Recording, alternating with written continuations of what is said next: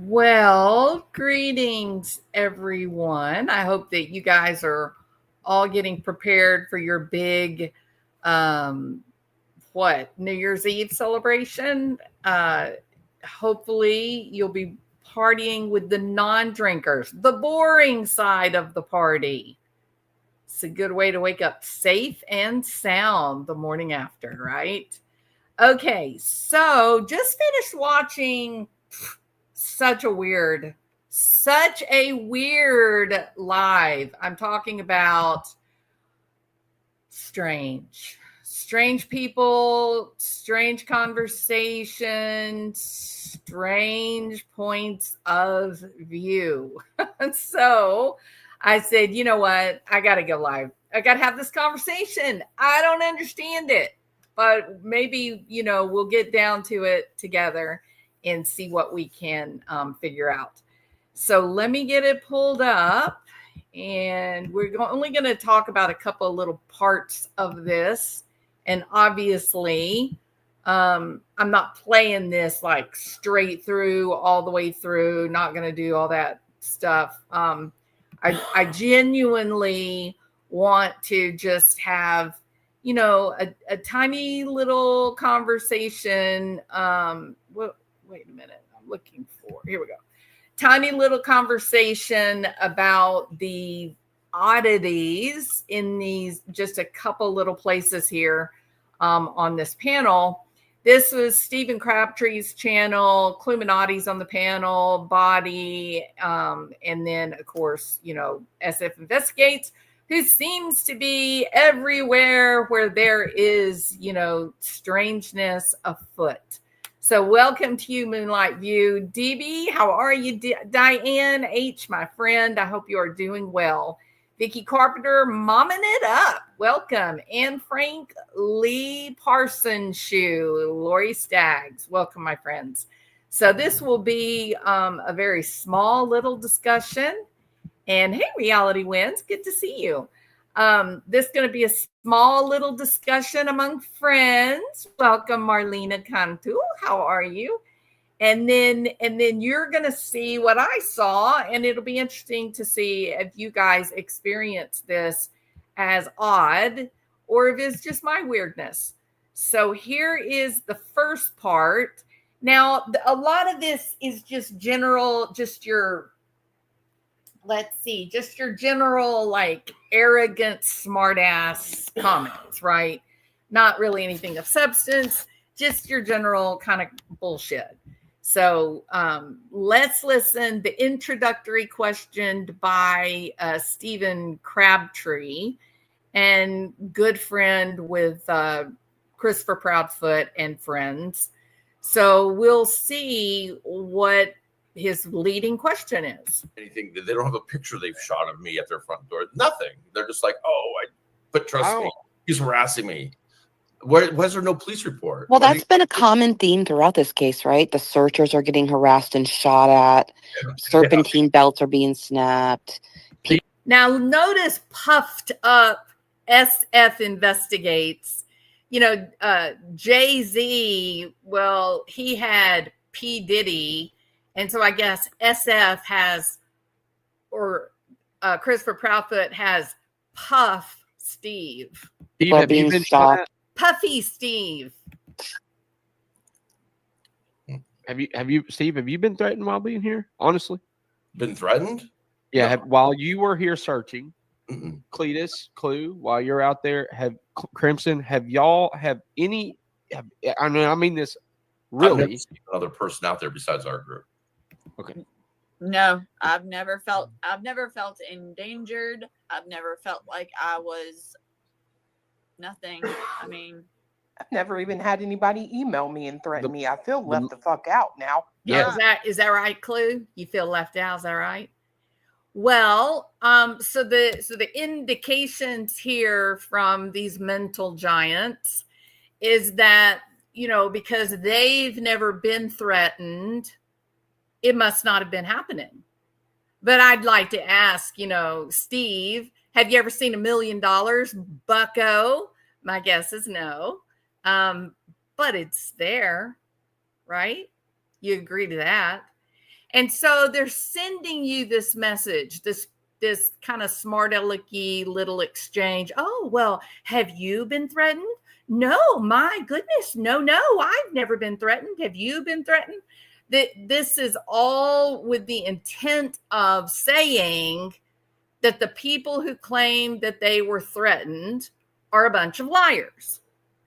And so my question would be for this group of esteemed YouTube creators would be, well, so do you believe that the Cajun Navy lied?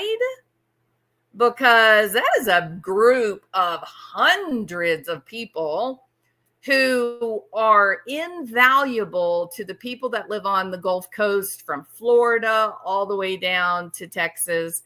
And they have saved countless lives. They're the first ones in the muddy water with alligators pissed off at the end of a hurricane.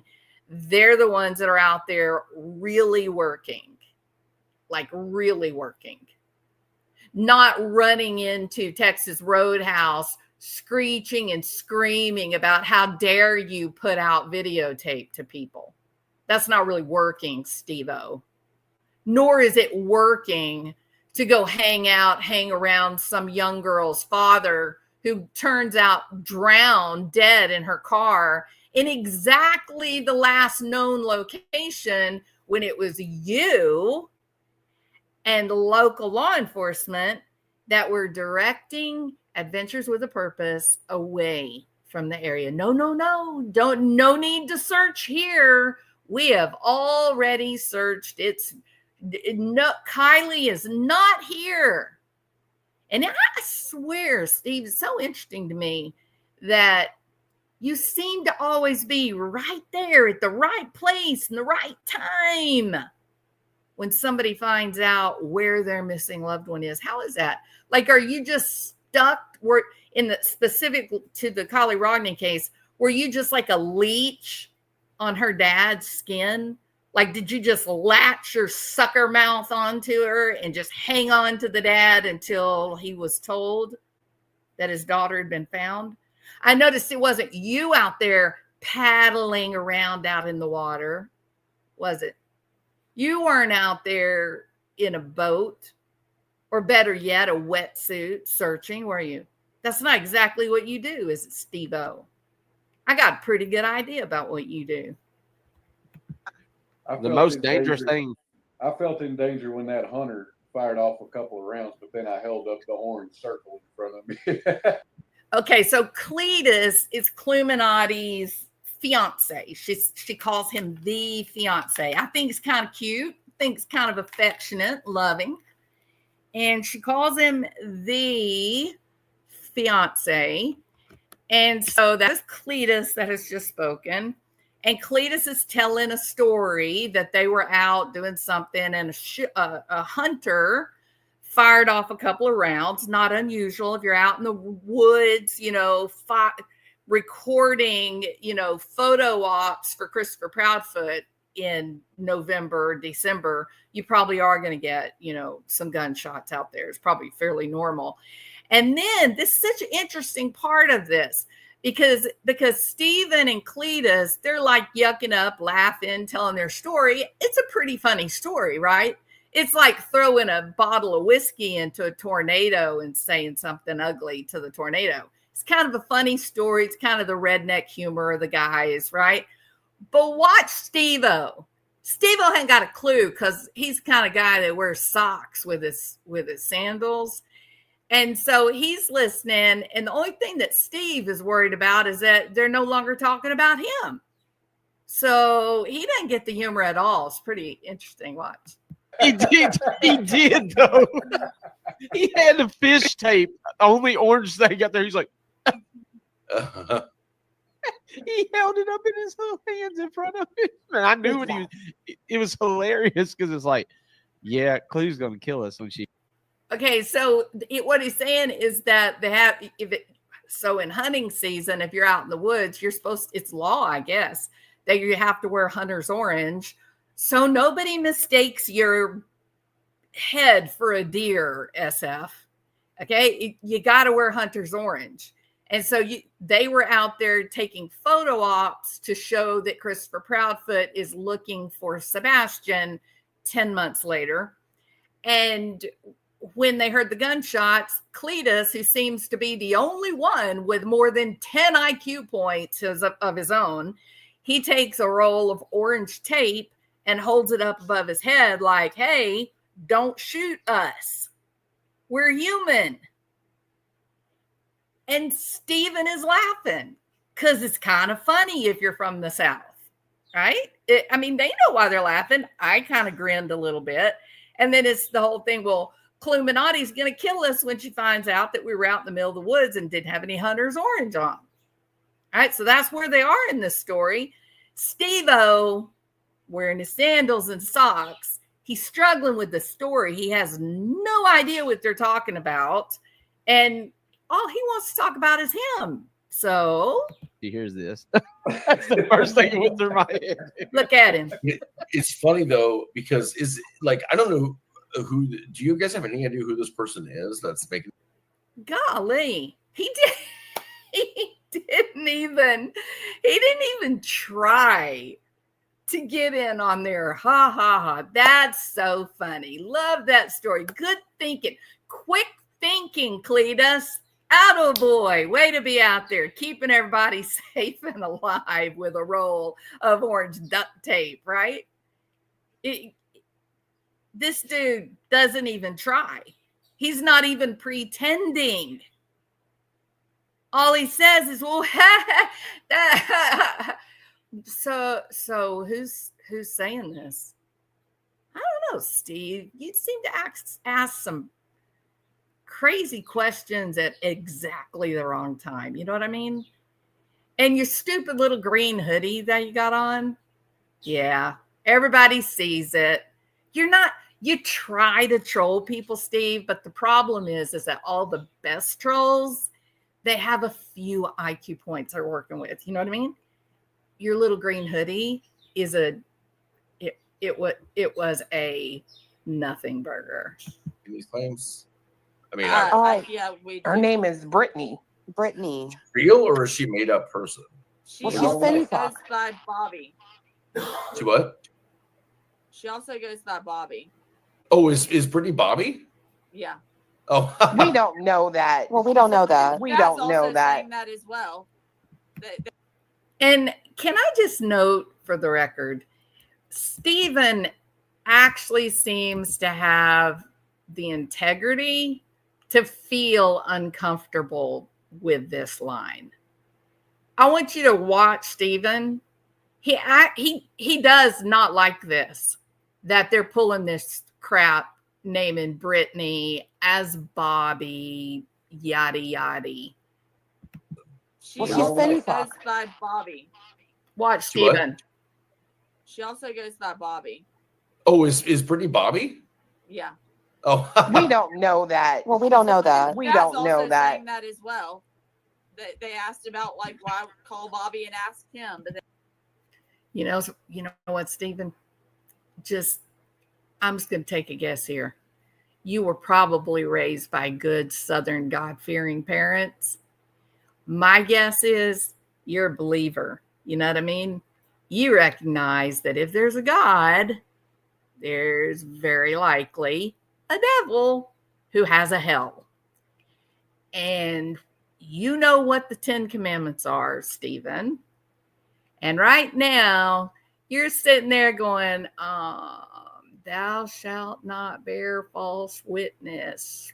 I'm not sure how I feel about being a part of this. Because part of me thinks, Stephen, you may not actually be on the inside, buddy. I'm thinking that you're on the outside and you're just being kept as the useful idiot. You're being kept as the guy that has the nice YouTube channel that people are going to go and watch and enjoy because there's good people there. But this little group can put their message out, i.e., they can use your channel to misrepresent facts. They can use you and your channel because you're a good person, got a decent heart and all that. They can use that as a tool for which to put out their misinformation. And that's why you're feeling a little bit uncomfortable with this line. Because you know damn well that Brittany is not Bobby. You know that. It's written all over your face, your body language. And these people that you're hosting, these people that will eventually destroy your channel, they don't care. They got a mission. And Stephen, while you go to bed tonight and you're laying there, you're talking to your wife, you might want to have a conversation about if these people may have alternative motives that you don't know anything about. They thought Bobby was a him and not a her. Huh. Yeah. She had an online persona. I figured it's either her or the person that claimed that they saw Sebastian living in the garage or something like that. Yeah. Up the street, you know. Listen. Okay, so all of this was to get to Bobby is a real person who is a neighbor. So they all know damn well that Brittany is not Bobby. Like they know this. They've just intentionally misled you guys on purpose. This is a disinformation campaign. It's contrived. They're doing this with the express intent of making you question even the things that are fact. They know who Bobby is. They're about to tell you they know who Bobby is because this asshole is fixing to say that he's listening to Bobby when she was interviewed with JLR, where she put her face out for all the world to see. Now, what kind of people would do that, I ask you? What would cause a person to want to do such a thing? Mislead you, try to disarm, try to destroy Brittany's reputation so that you don't believe anything Brittany says, when you know exactly who Bobby is and you know damn well that Bobby is not, in fact, Brittany, and you let it out because you're actually saying, we're listening to it. This is a bad group of people, folks. This is a bad group of people. Everybody has been extremely helpful. The only person that did not return my text message was Bobby. To be honest with you, she's the only one. But I've never encountered her in public. I did try to talk with her. She wouldn't. Her neighbors were extremely helpful. In fact, the most helpful. And now they're dehumanizing Bobby, and they're casting a shadow on Bobby that she's shady. She has something to hide because she doesn't respond to the amazing super duper poo poo scooper. Oh wait, I'm sorry. I got carried away. Super duper PI and doesn't call back. In fact, everyone who's anyone responds to me. I am SF Investigates, and when I call, they come running. The only people that don't come running are those with something to hide. I can always find the guilty ones. They're the ones who don't return my text messages. It's so absurd. You're so ridiculous, SF. Why does anyone in that neighborhood owe you a phone call? Why do any of them owe you anything? You're a nobody. You don't amount to a hill of beans. None. Nothing. They've all spoken to law enforcement. That's all that anyone has to do is to speak to law enforcement. Not you. I mentioned that earlier, Steve, if that was okay with you. I said, the only person I know that we ever had, and I said, I tried to mend the bridge there. I said, because Steve, in your defense, absolutely said, look, man, hey, we're trying to get to the root of everything. I want to hear everything. Yeah, get me in contact with her. And we tried, and she said that she would take the call and never did. So It doesn't matter because I know all their actions now because the neighbor surveillance input. So, but literally, like, Oh, Steve-O, you're so entertaining. Well, it doesn't matter now if Bobby calls me because we know all of her movements.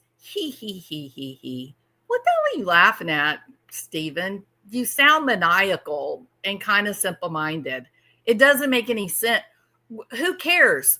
I hate to remind you of this, Steven. Bobby didn't break the law. Know what I mean? Bobby didn't do anything wrong. So what's Steve-O doing getting video of the neighborhood residents?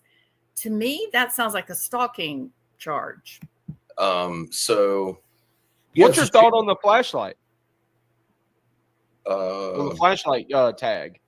If you Yeah. don't mind me asking, like, what are you? that was an interesting find. I'll tell you that. That was Oh, Steve Fisher has a find. He has an interesting find. He found out that some people were playing flashlight tag. Ooh. Okay, Steve. So people are playing flashlight tag, but don't you think the cops already know that? Like, do you have a crystal ball that the cops don't have? Maybe TBI is not sharing that information with you, or maybe that's just bullshit you made up so you can do just about what you're about to do right now. that was interesting. Yeah. Jay, I mean, obviously, I disclose a lot because I think information is key, but there is some stuff regarding the flashlights that I got to hold back right now. But Oh, he's got to hold it interesting. back. Oh, It's really it's so interesting. I better hold it back now. Why? Why? Who are you? Like, what's special about you, SF, that you stand around with your gut hanging out as a man is finding out that his daughter is dead in the water in her car, exactly at her last known location, that you and local law enforcement directed the divers away from for days? I mean, why didn't you know then? Like, what had you so cool then? Sky is yuck. interesting for me personally because you mentioned flashlight tag on way more than one occasion. Mhm. Then you're talking about your son being outside on the deck talking to a random girl, I guess, and he sees a flashlight in the woods. You guys don't call 911, right? Which if there's a kid missing and there's someone in the woods with a flashlight, that's not a TBI call in my opinion. That's a 911. Hey, there's someone missing. I think they may be in the woods right here. yeah. You know what I mean? And I don't know. This is it's off, right? I don't think it's quite as off as some of the other things that you guys have said. You know what I mean? Because it didn't happen the day after Sebastian went missing. It happened after all the crazy YouTube creators had descended upon Hendersonville. That's when it happened. Just off. Yeah, it's and And I hate to say this too, but one flashlight does not a game of tag make. You know what I mean?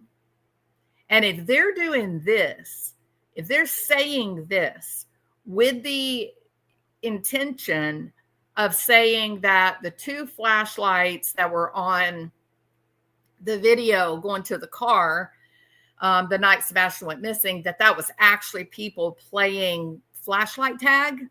If they're actually setting up that scenario, you might want to remember that your buddy Christopher Proudfoot went on Web Sleuths with Gray Hughes. So are you prepared to throw Gray Hughes under the bus? Somebody should rush over there and tell Gray that they're about to get him mixed up in a whole bunch of nonsense. I just, listen, I I was driving. Been on a search in Arizona, and I was driving back last night. It was like an 8-hour drive, and I was listening to the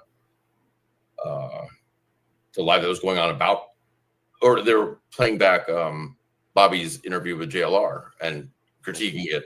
A lot of you were on that panel, and there's some things in there that just don't check out. Is I'll that tell you right? now, because Whoa. I can take those statements and watch them on video Whoa. from around several different angles and be like, that didn't happen. Wow. We also, whoa. You know what else didn't happen? The flashlights, according to your theory, where you recorded your video at completely the wrong angle. It's kind of like you don't understand physics or something. And maybe you wouldn't, since you used to photograph young girls or young ladies for a hobby or a career. I can't even imagine what makes a person go from photographing. Is it fashion? Was it fashion photography that you did? And then you said, hey, I got a good idea. Taking photographs of some young person in a prom dress. I think I'll become a private investigator. Why? What would give you a moment of inspiration to become a private investigator as you're photographing the prom queen? It's kind of curious. Seth, you joined late, but Jay, on Jay's panel last night, we started out with the audio dispatch. Is and Jay in compared here? it- She was earlier. I can send it to her. But Jay, we were on Jay's panel, and she was, or you can, I can see if she is okay with you playing the beginning of it. But, Bobby had said that she was asleep and her son was going to work by certain times. And then when you listen to when the Max was jumping into the pond, they weren't even awake yet. It's very interesting. It's really I apologize for struggling to follow your line of reasoning.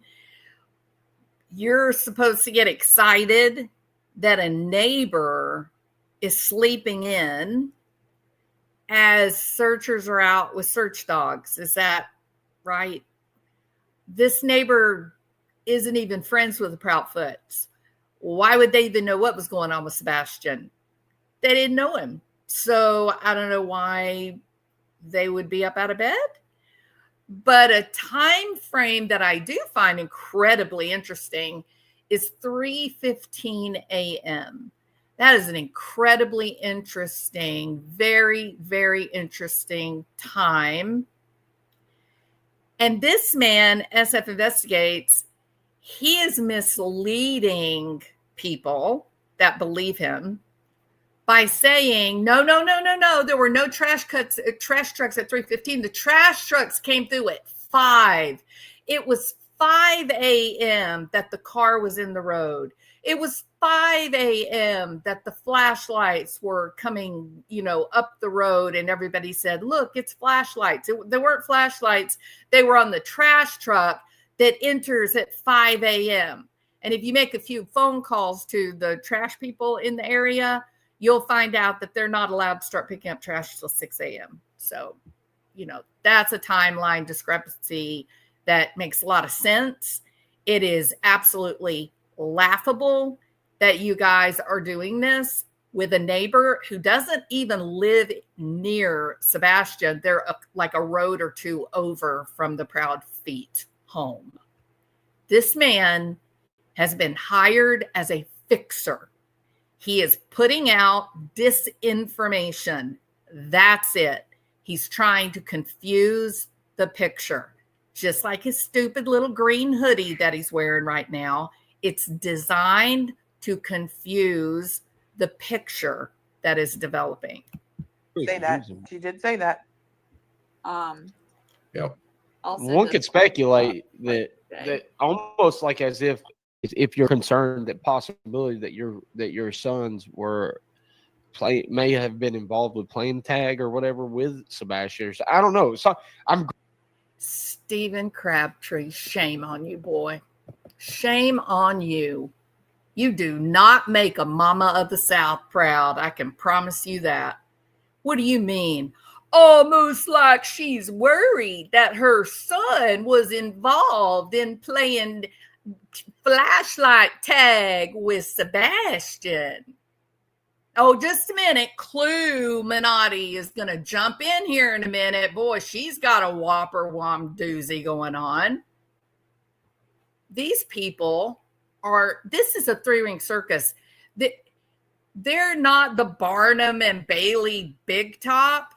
They're the Christopher and Katie crap hole. This is the most ridiculous mess I believe I've ever heard in any case on this YouTube true crime thing. This is the most obnoxious conversation I've ever heard. So they are now taking Bobby, a woman who was willing, don't forget this, she's willing to go on a camera with her face showing while JLR interviews her, and she's willing to put out honest information about what she, her family, her friends, her neighbors are experiencing during this intense time when Sebastian first goes missing. She's willing to do this. Okay, now this group of geniuses here, they suddenly decide that she is engaging in a cover-up because her child was out there playing flashlight tag with Sebastian, and Sebastian falls and hits his head and ends his life. That's actually where they're going here. I kid you not. Just listen to this circus. Grabbing onto this, man, because it's very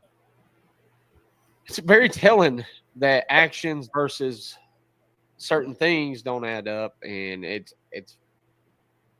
could be all of nothing. I remember hearing before I got involved in the case, I remember her saying, because I found it so odd as a search and rescue operator, I found it so odd, such an odd statement when she talked about her kids, like literally, essentially, like sounded like they were working with the canine handler, like tracking behind them, like blinkers or something, which canine handlers just don't allow to happen.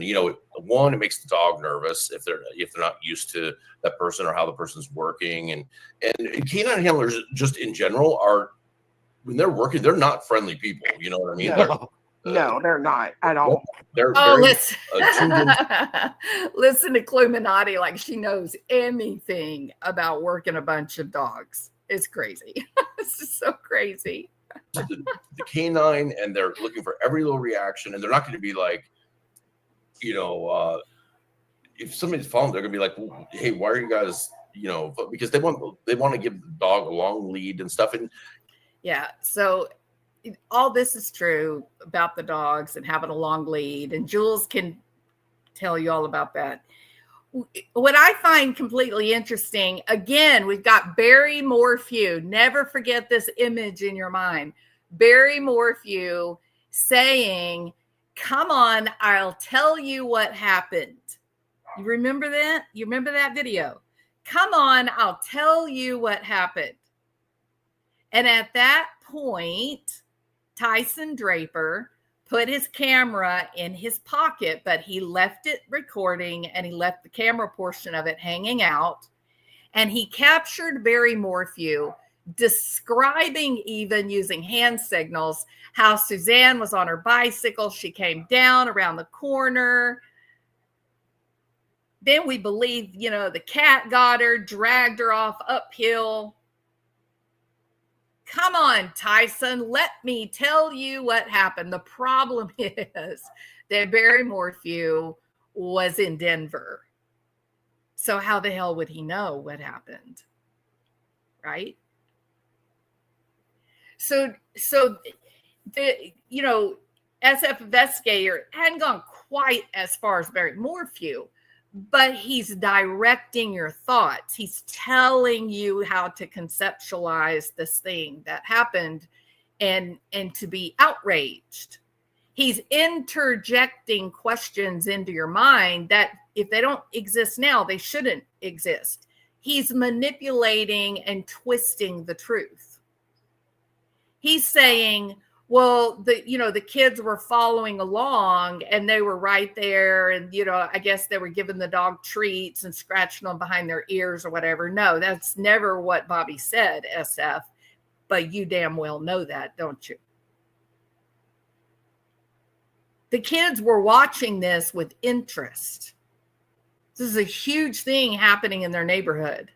It's a big deal for something like this in their home, in their neighborhood, their city. And they bring the dogs out and they're watching, right? They're watching. I'm sure they were standing back, kind of following along as the dogs were working, not right up on top of them, SF, but doing what kids do, finding a point to spectate, finding a hill that's a little higher ground, maybe going back to somebody's backyard where they can see down onto the street on the construction site a little bit better. We know what teenagers are like. We've seen them. But SF Investigate is painting a picture for you. He wants to be able to find a way to discredit and undermine anything that Bobby has talked about. He doesn't want you to listen to Bobby. When Bobby speaks, he wants you to roll your eyes and say to yourself, what an idiot. I'm not going to listen to anything she says. Who's the real idiot, SF? Who's the real group of people that all of we YouTubers should not be listening to? Yeah. It's just training, right? And you don't allow that to happen. And also, canines usually have flankers with them, and that on the search and rescue team, that's the flanker's job, is literally to be like, get the fuck away, And so that caught me as odd. But then I was like, maybe. What about the fact that happen? But then I see it on video, and I'm like, that's not what happened. what about the fact that one of them got in a Razor ATV and was? I haven't seen that. Wait, you said you saw it on video and that's not what happened? So you saw the dog jump into the pond? I did. I wouldn't say jump in the pond because there's a distance. You could definitely see shapes, I guess you could. What? Huh? What are you talking about, Steve-O? You just spoke with such authority, didn't you? But you always do. I mean, that's how come people believe you. Because when you speak, you speak with authority, like, you know what you're talking about. Oh, well, I was consulting with one of the investigator buddies that I have at the Tennessee Bureau of Investigation. I wouldn't be actually bragging about that, Steve. They hadn't done such a great job with Summer Wells. You know what I mean? They got a lot of problems finding missing kids, but you always show up. Somebody says, oh gosh, I haven't seen SF Investigates in a long time. Wonder where he is. You know what the answer is? It's sort of become a running joke. Wait for another kid to go missing. Steve-O will show up there. If you want to say.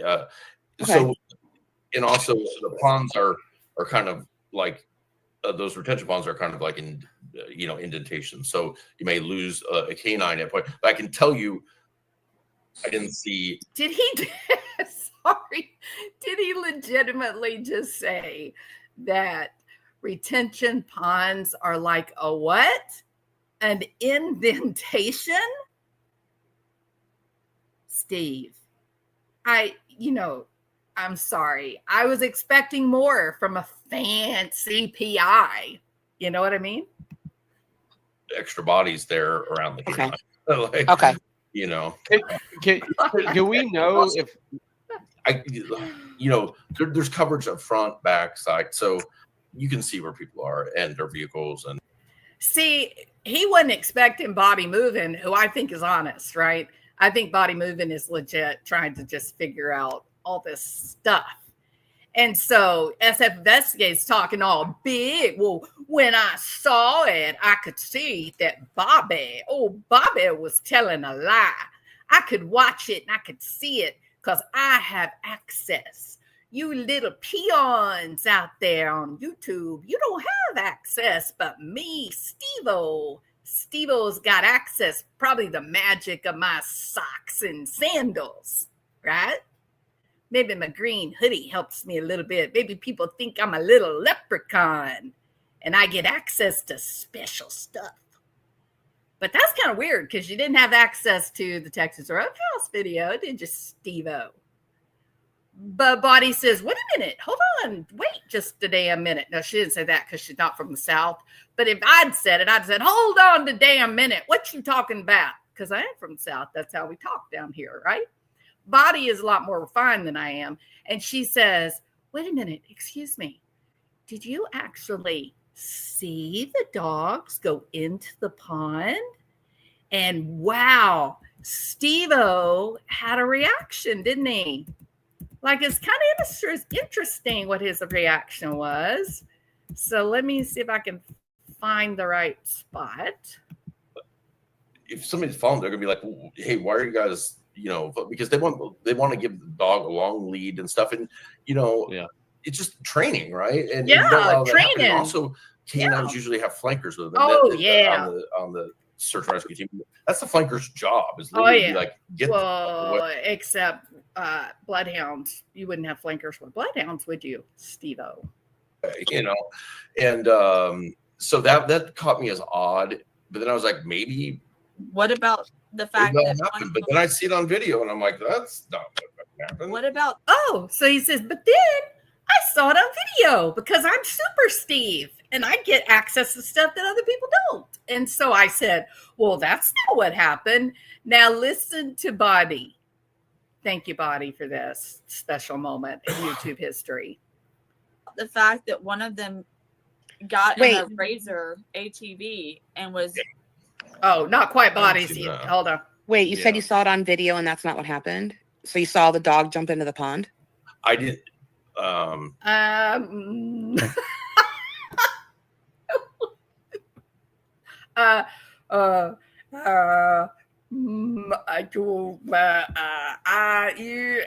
didn't. No, I didn't. I didn't say that. No. It's the best thing I've ever seen on YouTube. This moment right here. I'm going to ask you guys a question. Okay. Who's lying? Do you think it's Bobby, who spoke to JLR and had her face on camera as if she had no secrets and nothing to worry about? Was it Bobby lying, or was it Steve-O lying about Bobby lying? I'll wait. You take the K9 to the last known location of the missing person.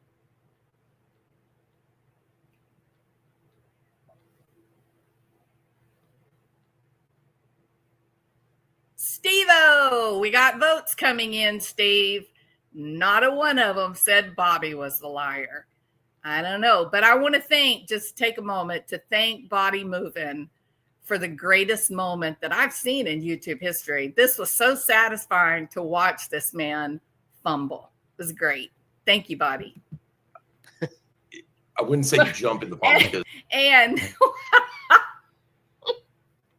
let's rewind it because it's so great. Hold on. Let's wait. Where is it? Okay, I think we're right here. Let's see. Like, get the fuck away, Oh, yeah. And, you know so much, don't you, Steve-O? Oh, you're so smart.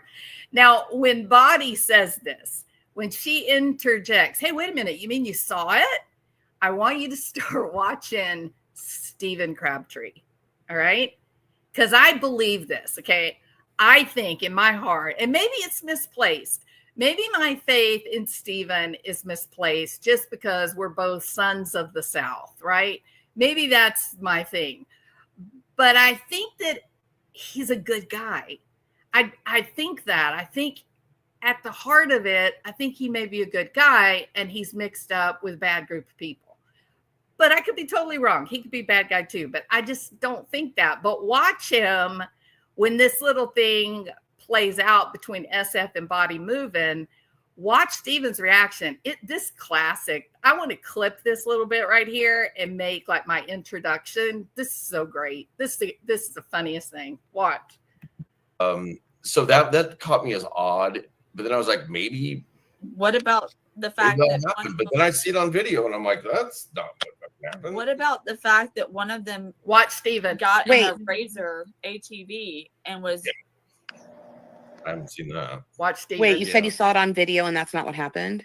So you saw the dog jump into the pond? I didn't. I wouldn't say jump in the pond because there's Okay. you definitely see. Even Steven knows that this was a putz move. This is ridiculous. You're framing a woman who's just like this, like housewife. She's just a mom lady. She didn't know anything about anything.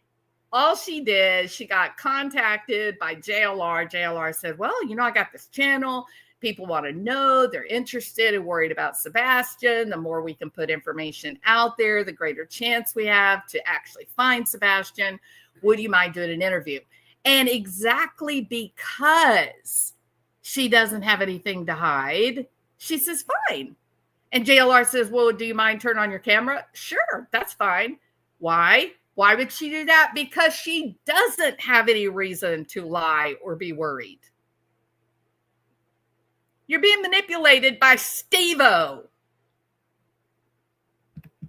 You could definitely see shapes. I guess you could. But you're speaking. Come on, Steve. Damn, boy. What's a euphemism for a liar?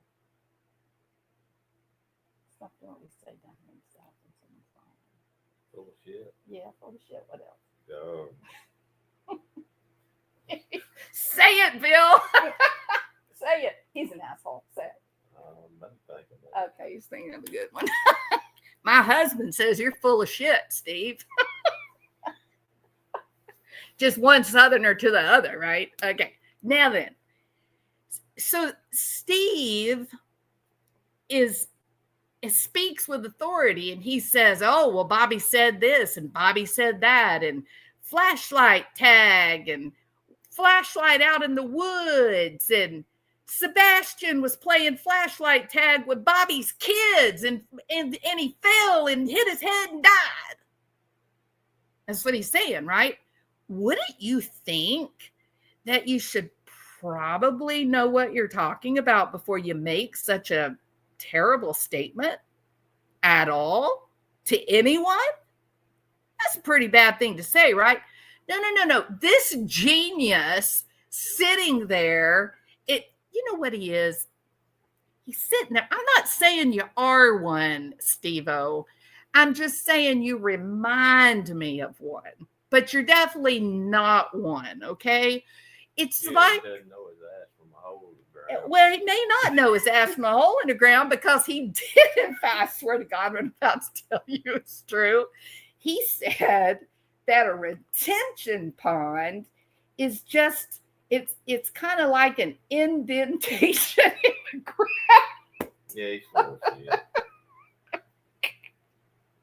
Okay, sorry, we had a little domestic moment there, people. Me and my husband had to laugh at Steve-O for a minute. So, Which one is Steve? well, you guess. I'll show you. Who do you think, Steve-O? Goober with the green hoodie. The pud knocker with the Yeah. green hoodie. That's right. Okay. So, but I can see where you'd say Goober because he's kind of like, like down on the farm, like goobers or peas, and peas are green. All right. Enough. No more laughing. It's not allowed. Okay. So Steve-O is sitting there misleading everyone. I think it's my opinion that it's intentional. I think he wants to mislead you. And the reason that I think he wants to mislead is that he wants to undermine the facts in the case. he wants to. That's beautiful, isn't it? Yeah. She's so smart. Sorry, I had to make a comment about my sweet daughter. And so he wants to undermine what is actually fact, what is truth. Like Katie Proudfoot left her home to travel 3 hours and 31 minutes, or was it 37 something, west to go camp at the Yogi Bear campground with her little honey, her little squatty body husband, her little roly-poly hubby. He was more important. He needed her more than her autistic 15-year-old child who was missing with no shoes on and no coat and 20-degree weather. And she didn't worry about if he came home while she was off camping with Squatty Body, because he knows the code to the door. Yeah. So if Sebastian comes home and she and Squatty Body are camping, it'll be okay. Sebastian will be fine. All he's going to do is come up to the door, stick the code in, beep, beep, beep, beep, beep, beep, beep, and walk into the house. And then what? Mom, I'm home. Yeah, Steve, that's actually a fact. Like what I just said was a real life fact. Not Bobby's kids are implicated in Sebastian missing. That is horseshit. What you're saying, Steve, is 100% verified horseshit. The color of the blobs of poop that are green. Oh, kind of like your sweatshirt. If you want to say it. Okay. So, and also the ponds are kind of like those retention ponds are kind of like indentations. So Ponds are kind of like indentations. Kind of like indentations. Why is anyone giving this man any credibility is what I want to know. What is it about him that you guys have decided is credible? This is fascinating. It's amazing to me.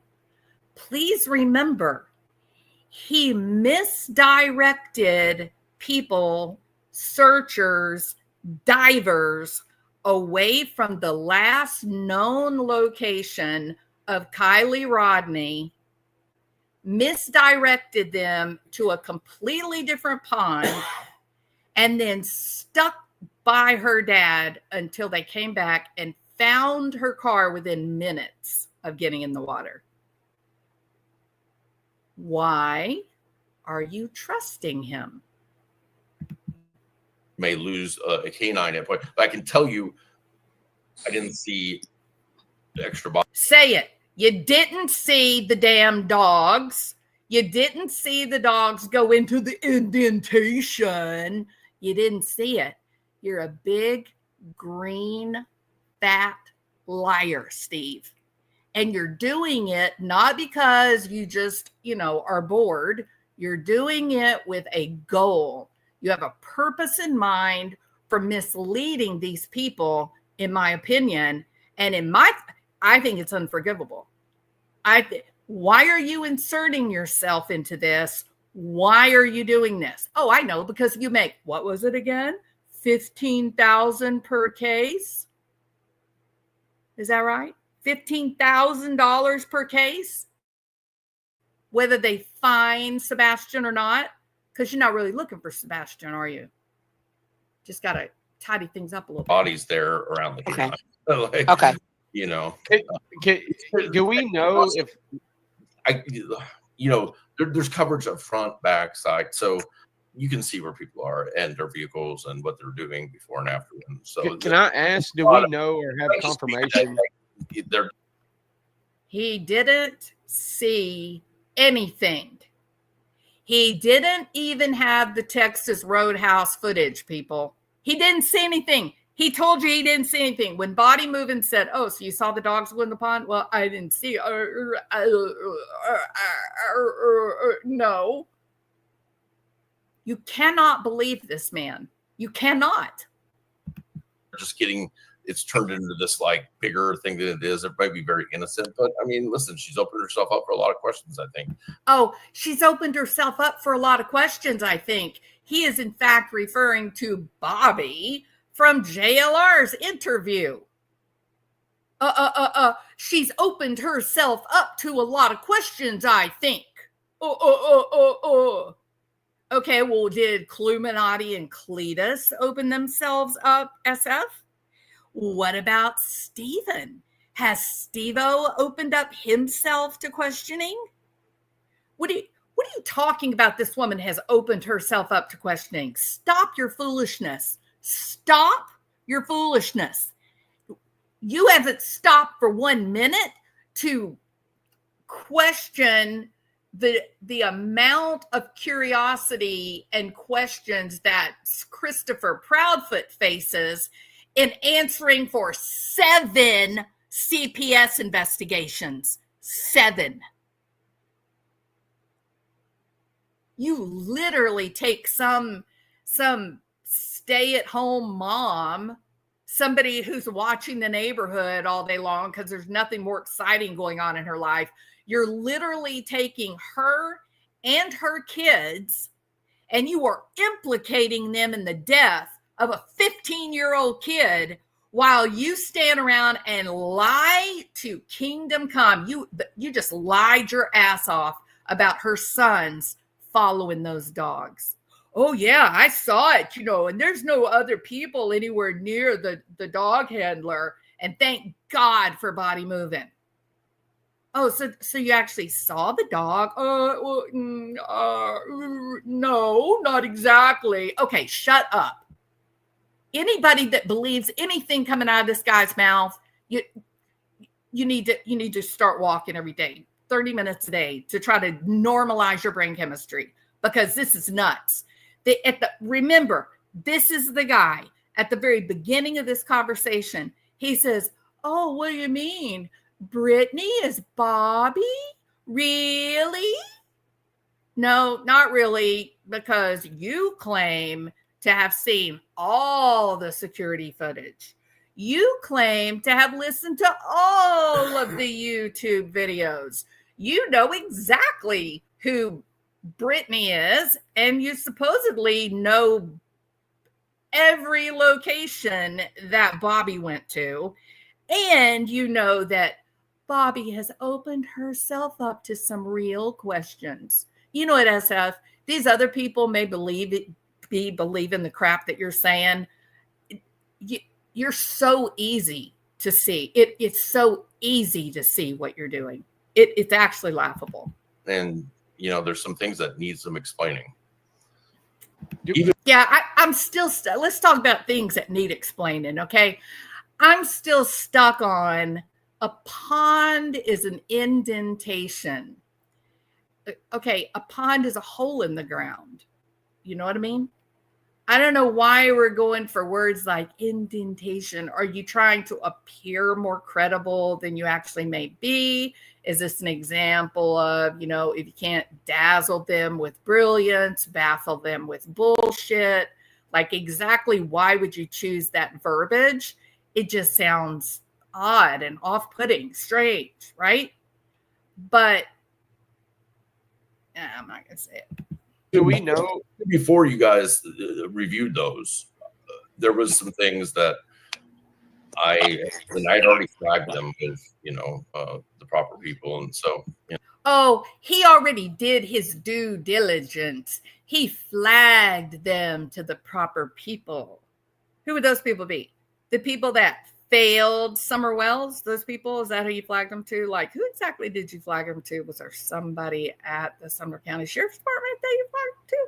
Were you saying this might be a problem? We might want to make this disappear? Like, who exactly did you flag them to, and for what reason? we'll see. Do we know if law enforcement absolutely did speak to her children, because it's been said that they have been questioned. She said they were interviewed. She said that they like violated her home or something. I can't remember what she said, Invaded. but invaded. Thank you. Like they. So I'm assuming. Now, let me say this. I'm not taking up for Bobby here. Isn't it interesting? The people in the neighborhood, Seth even, they talk about the aggressive nature of Sumner County deputies as they came into their homes, questioning, searching, tossing Sebastian's bedroom at Seth's house. Like they were super aggressive, right? Isn't that interesting? You don't want to know why, Steve-O. Because the last known location of Sebastian, kind of like Kylie Rodney's case, the last known location of Sebastian was his own bedroom or standing at the front door at his mommy's house, punching the code in as he stood outside barefoot, no jacket. But he did lock the door because he values his mom so much. And the one place that you're supposed to really, really focus on in an investigation, the last known location. Cops didn't do a damn thing. Nothing. No luminol, no kind of fingerprints, nothing. People coming in and out of that house, traipsing to and fro, did nothing.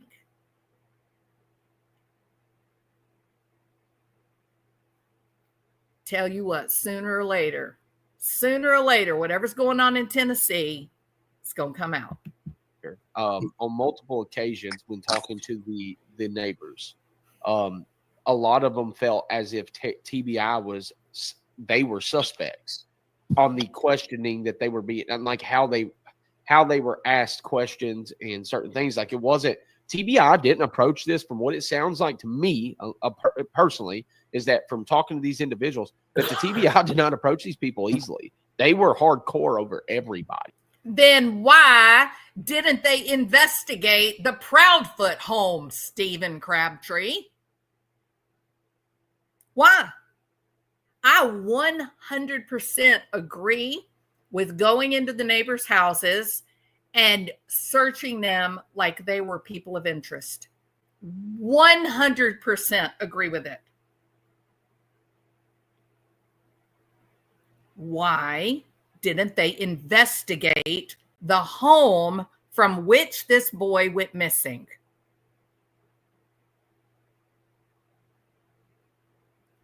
I'm hoping that the state of Tennessee is investigating this sheriff's department.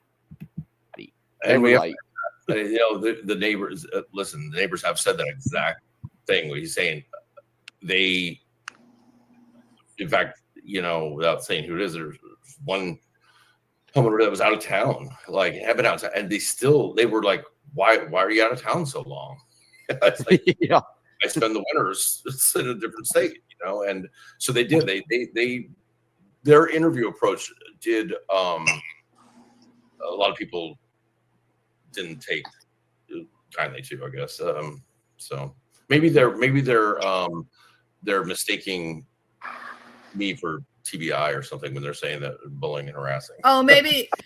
Maybe that's because you were identifying yourself as the lead investigator. Wasn't exactly honest, was it, Steve-O? Yeah. I feel like everyone and anyone should be suspect. You know what I mean? Agree. Yeah. Totally agree. And they were talking about, how that whole Slender Man thing came from creepypasta. And I think I'm a big watcher of kids who kill, right? And I prepare yourselves. What you're about to hear is going to make you furious. So just get ready, because this is a mental giant at work here, okay? She's put a lot of thought into this. Kids who kill. It's a kill, right? I think we're, to sit there and act like these kids, especially today, are not off the chain, if you will, is Right.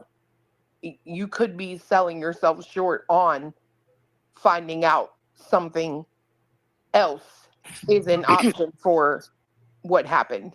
What Two goes on? 17-year-olds were just arrested yesterday or the day before of stabbing and disemboweling another child. I saw Yeah. that.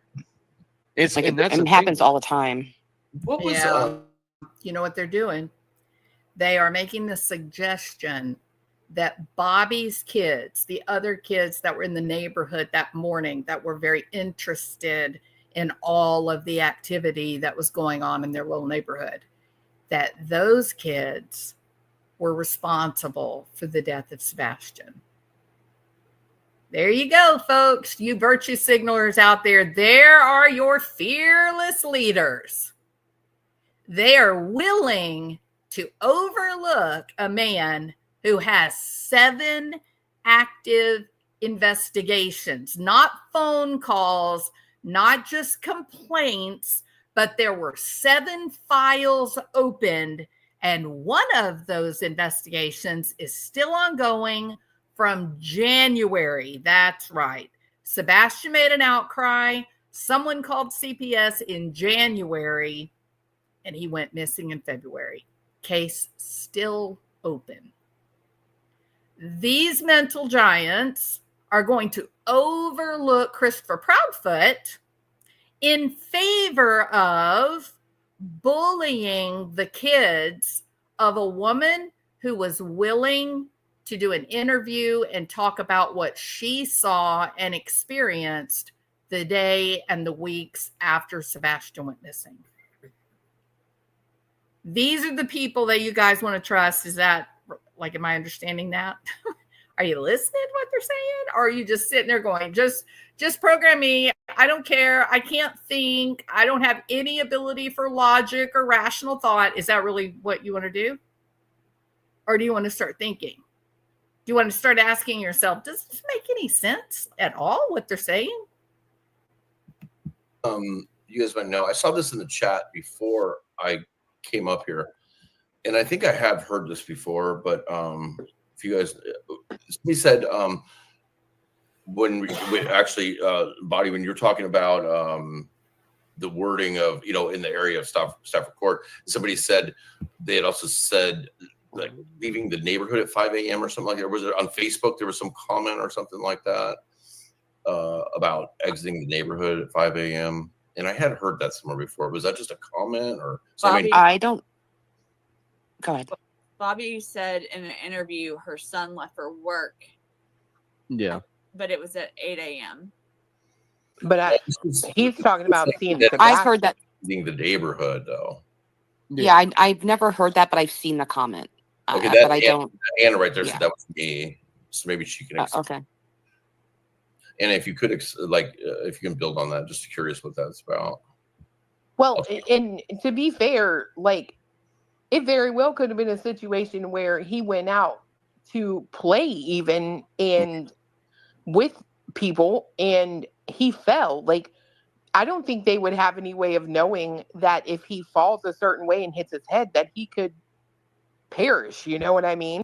Oh my gosh, that you are a mental giant, sincerely. The problem is he wasn't found, was he?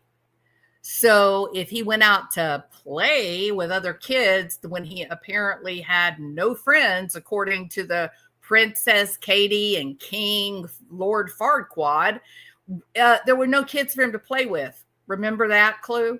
So if he goes out to play with the imaginary friends and he falls and hits his head and perishes, quote unquote, well, okay, so where'd he go?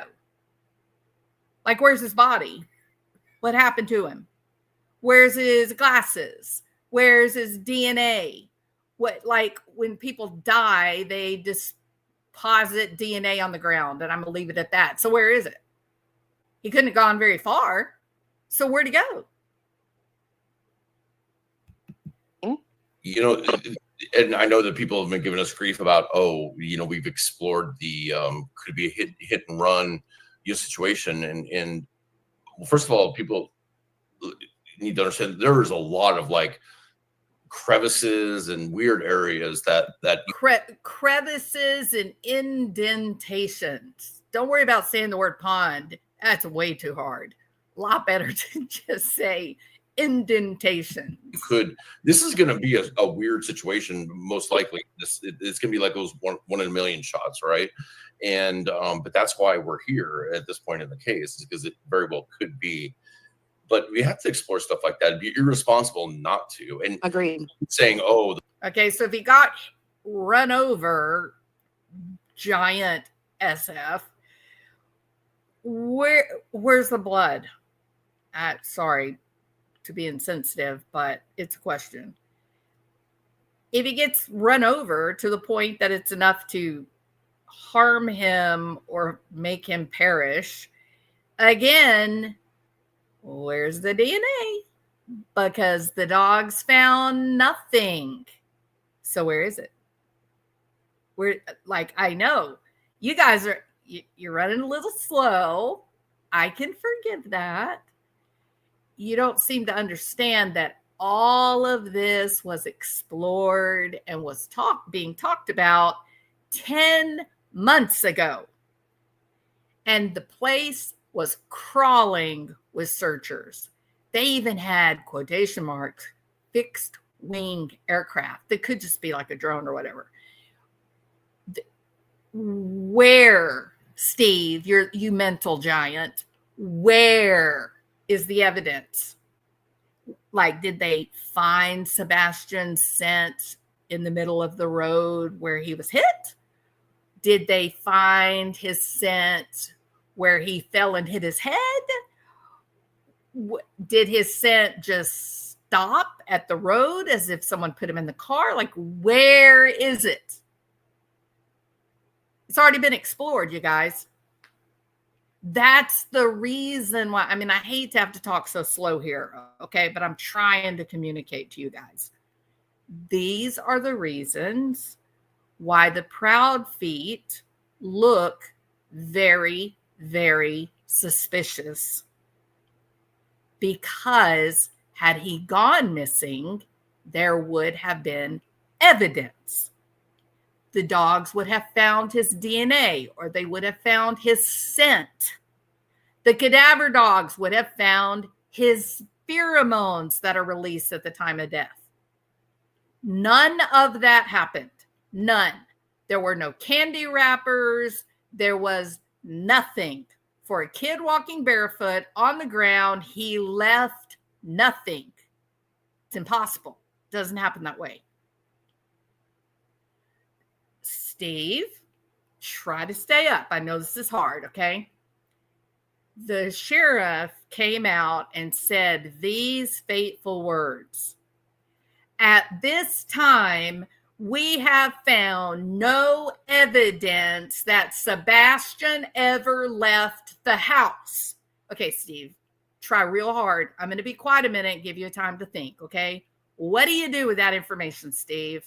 We found no evidence Sebastian ever left the house. He's thinking. Just give him a minute. It's hard. Right, Steve? Yeah. So these questions that you guys are asking about, was he run over? Was it a hit and run? Was it a bunch of killer kids on the loose? No to all of it. It was already explored. Didn't happen.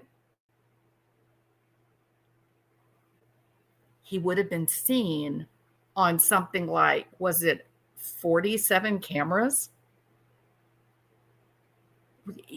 Where do you think guys think he went with cameras everywhere in this neighborhood? Everywhere. But I mean, gosh, Steve, you're the one who supposedly has seen all the camera footage except the Texas Roadhouse. The first, they did that the first 30 days. Then you've never done search and rescue. If you believe that an area is cleared just because a hasty team went through there. That is not the search and rescue is looking for a live person. They're not searching. Yeah, we know that. understand that, Steve. recovery. And so they don't dedicate those teams. And, it's just, so it very well, we need to clear those areas. And if it's a tragic situation where, listen, at this point, I think we're all hoping this is an abduction and somebody's got him alive, right? And Right.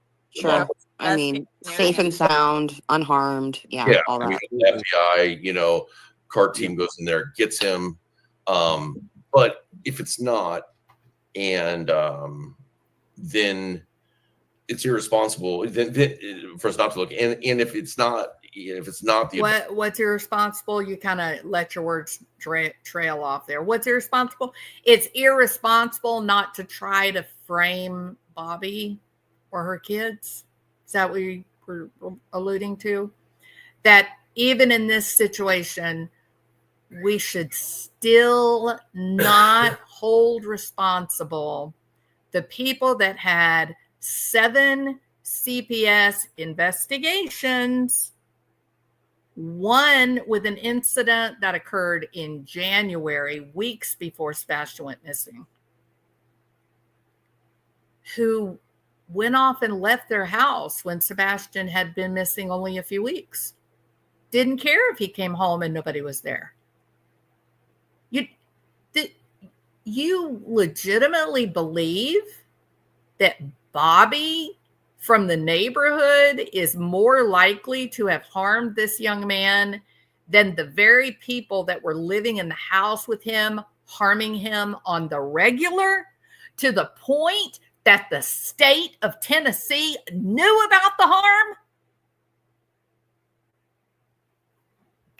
abduction thing, that I'll be still be willing to bet anything that he's within 1.4 miles of that house.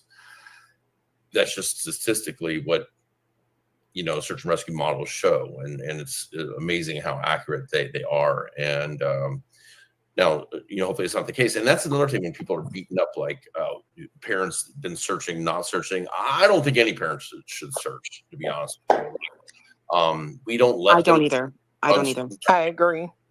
Yeah, on SAR teams, we do not let them out with us. We do not want that last memory they have of that family member or loved one to be them in the types of situations we find them in, And so I don't give Seth any grief not searching. I don't think anybody should get any family member should have to be out there and search because when we're at this point, this many months in, when we're searching in those words, we're not searching for a live person. And I don't think a family member should have to go on those searches and be looking for remains. And so I think it's very unfair of people to give them a hard time about not searching. And then when they do search, I think it's really crappy of people to then beat them up about that, It's kind of interesting though that Cletus and Stephen Crabtree took Chris Proudfoot out a couple of days ago for a photo op, literally staging so they could have Chris out there like pretending like he's searching, so that could be used in a court of law to say, oh no, it's not true, I did search, see, here's the pictures. So gross, so disgusting. Yeah. I have a question for you, SF. Sorry? I have a question for you. As a professional in this type of realm, if you will, mm-hmm. How does it feel when Bullhorn Betty talks about your member? This, to me, I'm going to tell you something. This young woman,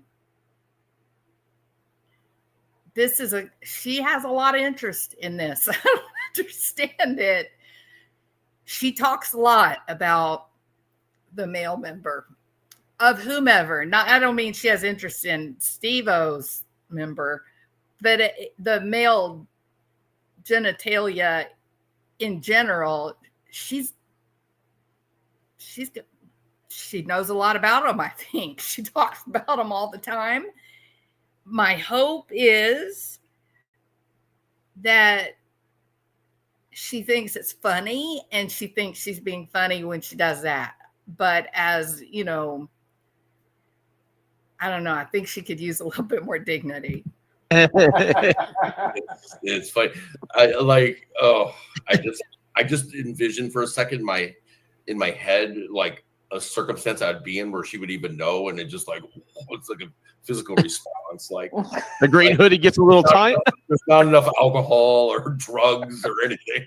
Like Now he's laughing. He did not find it funny when Cletus makes a pretty funny joke about gunshots going off in the woods, and all he had was Hunter Orange tape. And so he holds a roll of tape up, don't shoot us. We're people, not deer. That wasn't funny. But for him to make fun of a woman being sexually unattractive, he thinks that's a hoot. What's wrong with you, Steve-O? You misogynist? Or are you just a creeper? I mean, And with all due respect, I do think that he would not find Bullhorn attractive, or me, or any older woman for that matter. Because, I mean, he's a photographer of young women or young girls. That's truly what he did when Kylie Rodney went missing. So I'm sure anybody over the age of about 20 probably doesn't look very attractive to Steve-O. but it is funny. I will be honest with you. I don't actually mind that she does it. My girlfriend and I just laugh. Like we were in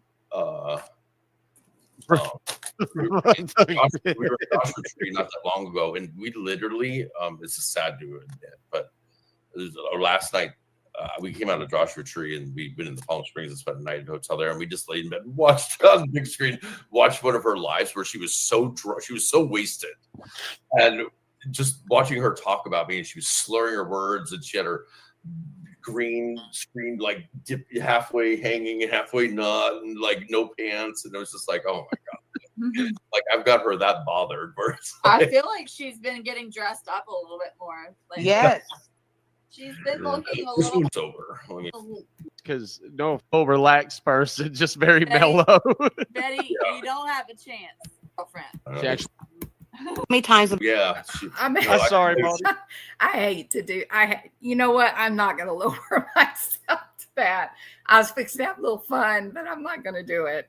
I'm sorry, you guys. I'm going to have to deny you that dark and scary place in my brain.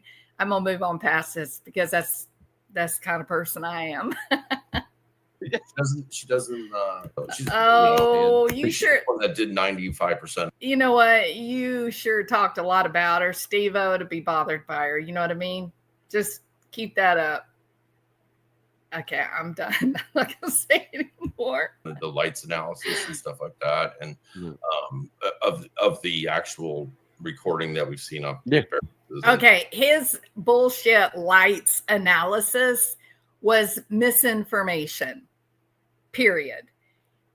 He needs to hire a physicist, a professional, someone who understands trajectory, kind of like Mob Crew. Mob Crew understands it. Mob Crew understands line of sight. So this joker in his stupid green hoodie, making fun of a woman's sexual appeal. I mean, can you get a load of this guy? How many of you ladies are ready to jump in bed with him? Okay. But he claims that his little recording that he made is accurate. Now, there's nothing but misinformation coming out of the Proud Feet camp. You got Gray Hughes white knighting for Christopher Proudfoot on Web Sleuths, putting up an overlay to prove that it was the trash truck. He's taking direction from Christopher Proudfoot, who misdirects him. But Gray doesn't question him. Why? So we got that. Then we've got Steve-O looking like a big fat green bean that we got to go record the video so we can prove that it's not flashlights coming out of the Proud Feet backyard. Problem is, it it was, wasn't it? And so he thought he was being cute with the angle of the recording. And thank God for principled, honest, truthful people like Mob Crew, who literally explained what they got wrong and how they got it wrong and verified his own work. So again, Mob Crew, thank you for having integrity, and thank you for having far more dignity than I myself am able to have when I'm addressing this ridiculous situation. That Sebastian Rogers was surrounded by this kind of people breaks my heart. He deserved better in life. And whatnot. And yeah, no, She does use her boots too. Like, if she's not afraid to get out there and no, she loves going out on searches. Yeah, such a great girlfriend. Why are you She's bragging quiet. about your girlfriend? You ever try to keep up with Steve and them? Steve They- outrun I their ass. think everybody up here has met her except for Bobby, actually. So Yeah. my last Sounds like I would, yeah. There's been a Crazy. question come up a few times in the chat about Bruce Castor's upcoming. Yeah. album. Yeah. What do you? I don't know what Thank they're you, Corey. talking I- about. I haven't talked to him. I've tried to. He's like, I believe I have a very firm grip on what's going on. I don't think he's their lawyer, and I don't think he ever He acts like knew he's his got name a was very being used, firm and grip I- on his member. have reason to believe that he's told other people's attorneys He something has to that effect. But reason to believe. When SF Investigate says, I have reason to believe, that's the same thing as mainstream media saying, unnamed sources report.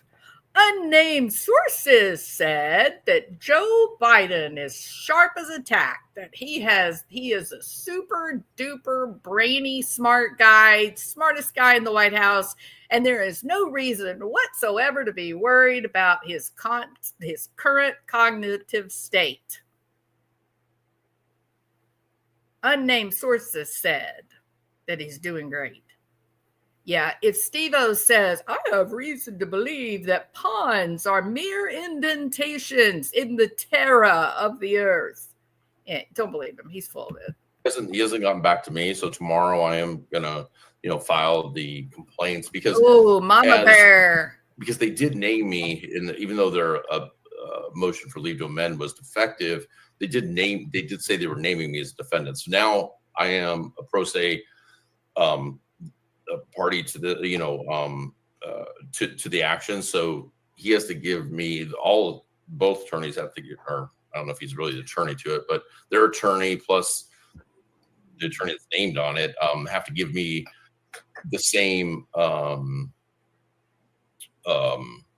information they give to the named defendants, attorneys, because I am counsel to myself on it. So, and they're dodging that right now because they know as soon as they send me that email saying I'm not actually a lawyer on this case, I've never was that. They know I'm going to screenshot that and make it public within 10 seconds of receiving it. So Why? My question is why, SF? Like, why are you motivated to screenshot that and then blast it all over the streets of YouTube? Is that going to help you find Sebastian? Isn't that what you've been hired for? Didn't Christopher Proudfoot give you $15,000 so that you could locate his beloved stepchild? I mean, perhaps he's got a few beatings left in him. He didn't quite get them all out, and he needs Sebastian to come home to work through that aggression. Could that be it? Maybe? Huh? Maybe? Because that doesn't got a damn thing to do with you putting a lawyer on blast. Oh, you weren't hired to find Sebastian. Oh, yeah. I forgot. What exactly is it that you were hired for, Steve? You guys know. You know what exactly what this group is up to. And oops, wrong background. The Donna Show. I got to find a background. Oh, there's an all-time favorite. It was always murder. Isn't that right, Christopher Proudfoot? How about that one? Okay.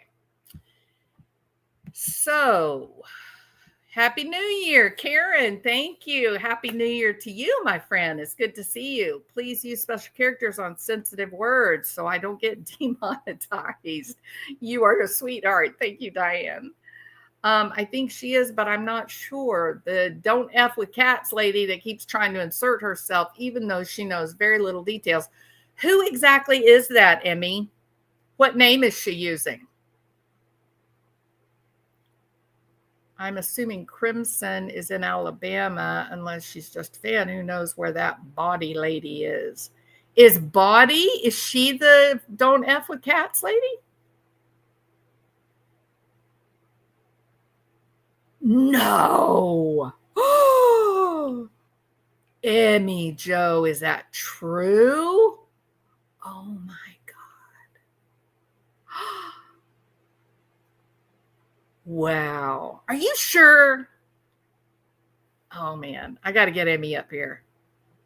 You got to come up here and tell me. I got to know these things. I may have something I want her to know. You know what I mean? But look, hey, if she's up there with SF Investigates, I don't know if I want to trust her. Should I trust her? I may want to keep my info hidden for a little while longer. Body is the lady. Don't Fuck with Cats documentary. She's from Canada. Man, you guys have blown me away. Can I see camera off just a second, Emmy? And then you can hide it again. I just want to make sure that I'm not getting in trouble. No? Hello? Emmy. Oh well, if we get porned, y'all get ready for anything. Can you hear me? Can you hear me? Am I connected? I can hear you now. Can you hear me? I can hear you. Yes, okay. I don't need to see your camera. I can hear your voice. It's me. I was like, okay, wait a minute. If I'm gonna get drive-by porn, I'm just gonna no, I wouldn't do a peen bomb. I mean, I don't have one like to on the ready just to. Well, you know what? For a while, there was somebody that was going around to the various channels, and he would like make himself look like somebody else's profile, and then when they came up on the camera, then he would, turn his camera on and shake it. Yeah, so I haven't been a victim of that yet. Yeah, it's always fun. It's always good for a little laugh, anyway. So, okay, so tell me, it's really the same lady. That profile, yeah, that one on the top that looks like Elvira or whatever.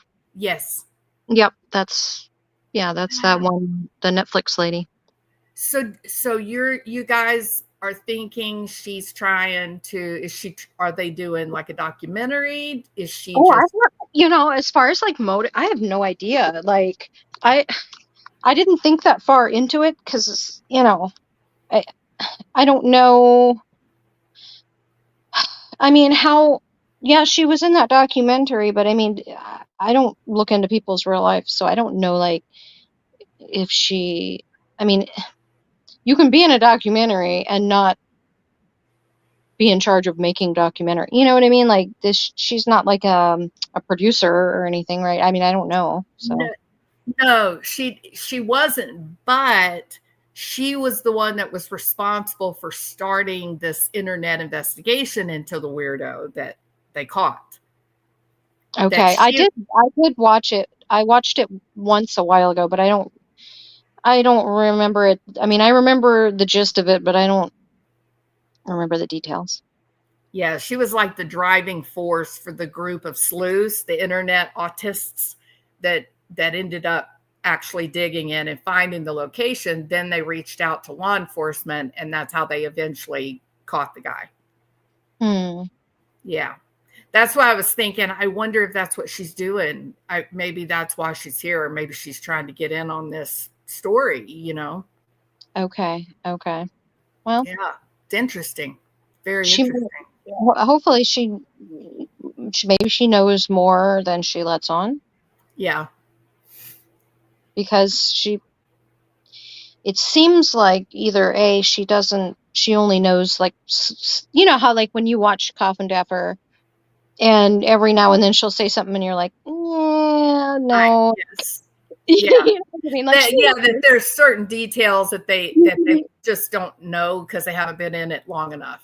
Yeah. yeah, or they've just been surface level, you know, they know some of the details, but it's certain things that are off. And so I think it might be either that, or she might be just purposely kind of playing naive. I don't know. I'm not sure. Yeah. I don't know. What do you make of some of the comments that Steve said about about Bobby and her kids? And I just got up here. I just got in here like maybe 20 minutes ago, and so I missed all that part. But the thing is, I've been hearing that like here and there on these streets, you know. Oh, and it's horrible. yeah, Horrible. I mean, I'm personally, I sit in the back row everywhere and I stay completely objective. I don't like go into other channels and then like hate spam their chat and all that. Like, Sure. but Yeah. I do like to keep a complete. Uh-oh. Can't hear her.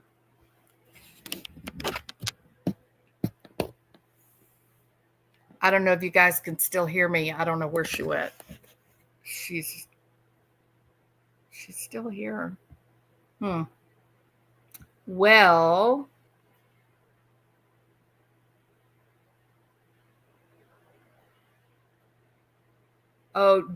Dame Defer, thank you so much for the super chat. I did not see it earlier, so thank you so much. I really appreciate you. Thank you so much, Dame. She did robot out, and you guys can hear me. Okay, well, maybe she'll see, she dropped off. I thought so. You went robot first, and then you disappeared. So sorry about that, Emmy.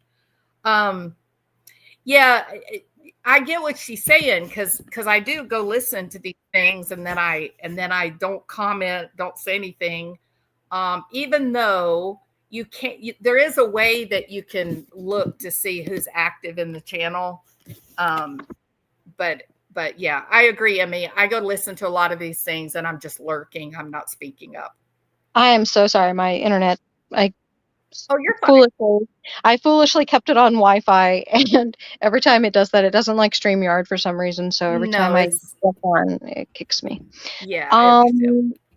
No, I won't be one of those people that don't know the details fully, like 100% every detail. I have to collect all of the information before I speak an opinion. But so many people do the opposite, and they're out there, the loudest voices blasting their opinion.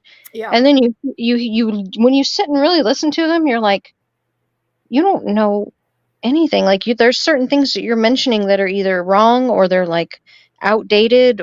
You know, it's just like, very surface level details, so you have formed your opinion off of nothing. That's what bothers me. And they do this in this video that we reviewed tonight.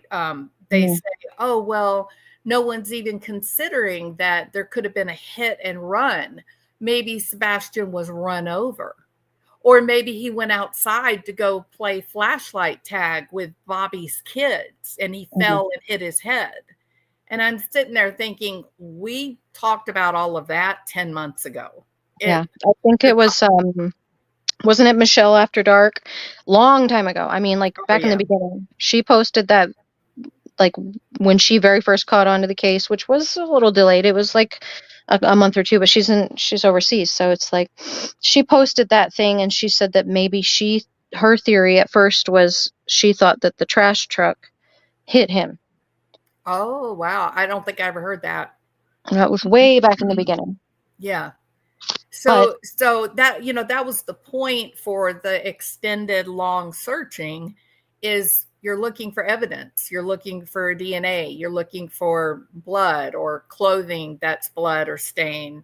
And none of those things were ever found. So those things didn't happen, or Sebastian would have been found. Mhm. So what, 1.5 miles from home usually is what the FBI says. So What do they think? What do they think they're going to find by searching that wooded area right by his house? Are they going to find him like naked and afraid, like hunkered out in the woods, like, Survivor I Man don't know, with a unless it's, campfire? Like, yeah, I'll tell you, I'm very skeptical. And the thing that came to my mind was this was simply a photo op. This was a Mhm. way to get Christopher Proudfoot on camera, because when it's time to go to the grand jury, or worse, they get an indictment and they have a trial, he's got to have some way of saying, hey, I was out, searching, look at me climbing this Mhm. hill. So, Yeah. but that's my skepticism, coming I out. know that's probably he's thinking, for all the bad evidence they have stacking up against him, he has to try to make his stack of good evidence, I think that's a great way to put it. Yep. to Because cancel it. how are you going to cancel out that that geofencing slip? How are you going to cancel that out? There's no canceling that. Well, if you're a defense lawyer, how would you try to cancel it out? Probably, technological error, trying to prove that. Maybe try to prove that, maybe try to find fault with the warrant to get the thing thrown out altogether, Mhm. but it's been supported so many times in so many cases. They'll never get it thrown out. Now, if So, we were talking like pinging off of cell phone towers, that's easy to get thrown out because sure. those ping, wrong towers all the time. But if we're talking about, MAC address and like ringing into the actual home network, what's weird to me is that if his argument, this is where I think the flaw in that is he's saying that was my truck, but He owned it. Yeah, he owned it. but the thing is, I think he's owning a lot. I think he's lying, because why would he? At that point, they're going to be like, well, okay, well, if that was your truck, why would that be an unrecognized device? You live here.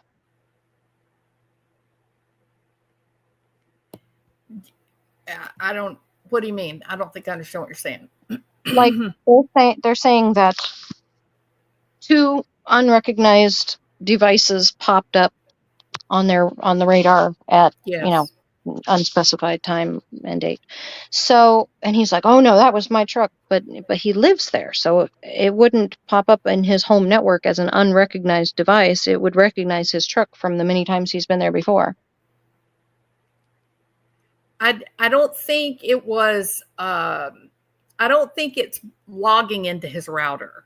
I think it was an open network. I think he has a satellite on his truck, a satellite connection. Hmm. And I don't know what the second one would be. I don't know what that would be, but I think it's incredibly difficult to walk back the comment that the dumb MFers didn't even know it was my truck. And then when there was questions about that, then he said that was at 1:00 in the afternoon that they told him that was his truck at 1:00 in the afternoon. But that's not how the geofencing warrants work. You don't just say, I'm going to watch for 24 hours. You can't, that won't be supported in a court of law because it's too general of a warrant. Can you pull it up on the web? Can you pull up like either an example or Google? How do they do the geofencing? Like, I'm just curious They have to go. they have to go to a judge, and it's just like any other kind of search warrant. They say No, I mean like the method of action. Like what I'm curious to see how they do it. Like what does it pull? It may pull up the RFID chip, any kind of telematics that the truck has, any kind of open internet connection there. And because he's got the camper, I'm thinking that he has his truck set up with a satellite connection that would allow you to watch your TV or whatever, even as you're going down the road. So it was strange that they called it an unidentified an open connection. Did they say 2 open connections? I think that was the wording that they used. So I don't know a whole lot about the technology for that, but I know that in order for them to do a geofencing net or a geofencing sweep, they would have been required to go to the judge. They have to name the location of a suspected crime. They have to give proof of what the crime may have been. And then they have to name the time. And they do have to have evidence for why they're choosing that time. They can't just say sometime on the 26th. The judge won't sign that because it's too general. It would never stand up against a defense attorney in court. So you have to name what time you believe that the crime happened, and then they give you a bit of a window, like 15 minutes before and 15 minutes after. Well, the only time that they have that could have been nefarious was the car that was sitting in the road during the security camera, which was 3:15, right? Yeah. Look what Mom It Up said. She said, my new van and our truck has its own Wi-Fi. We cannot shut it off. Also, the Starlink comes on when we have that with us. And I have a 5G hotspot for my daughter's iPad she uses. You're not alone. Yeah.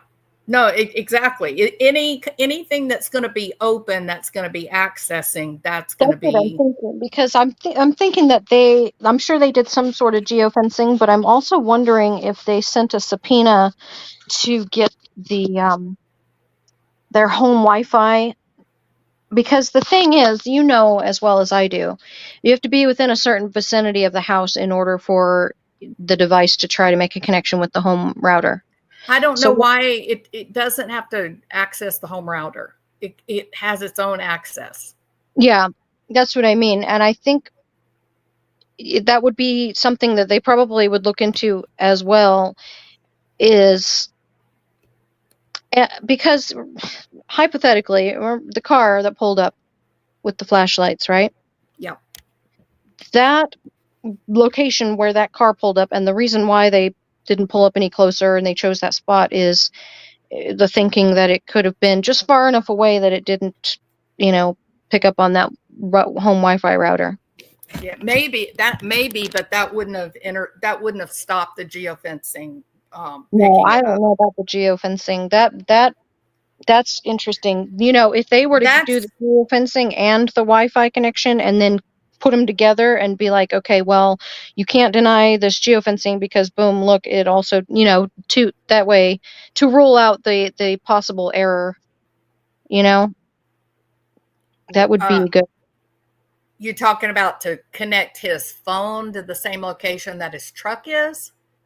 Yeah, assuming that, he has his phone on him in his truck. So, the geofencing picks up the truck Wi-Fi, and then at the same timestamp, a connection is trying to be made with the home router to his phone. If they were to connect that at the same time, then you couldn't deny one or the other. You couldn't brush it off as a error. Yeah, I don't know. The geofencing's that's not a mistake. Like that's a pretty big coincidence if you go to a judge and say, I believe a crime happened at this location anywhere between 3 a.m. and 3:30 a.m. And then Christopher Proudfoot's truck is there when he claims that he was in Memphis. What's he going to say? Yeah. Like Somebody he's said bald that. faced lied. Who's this?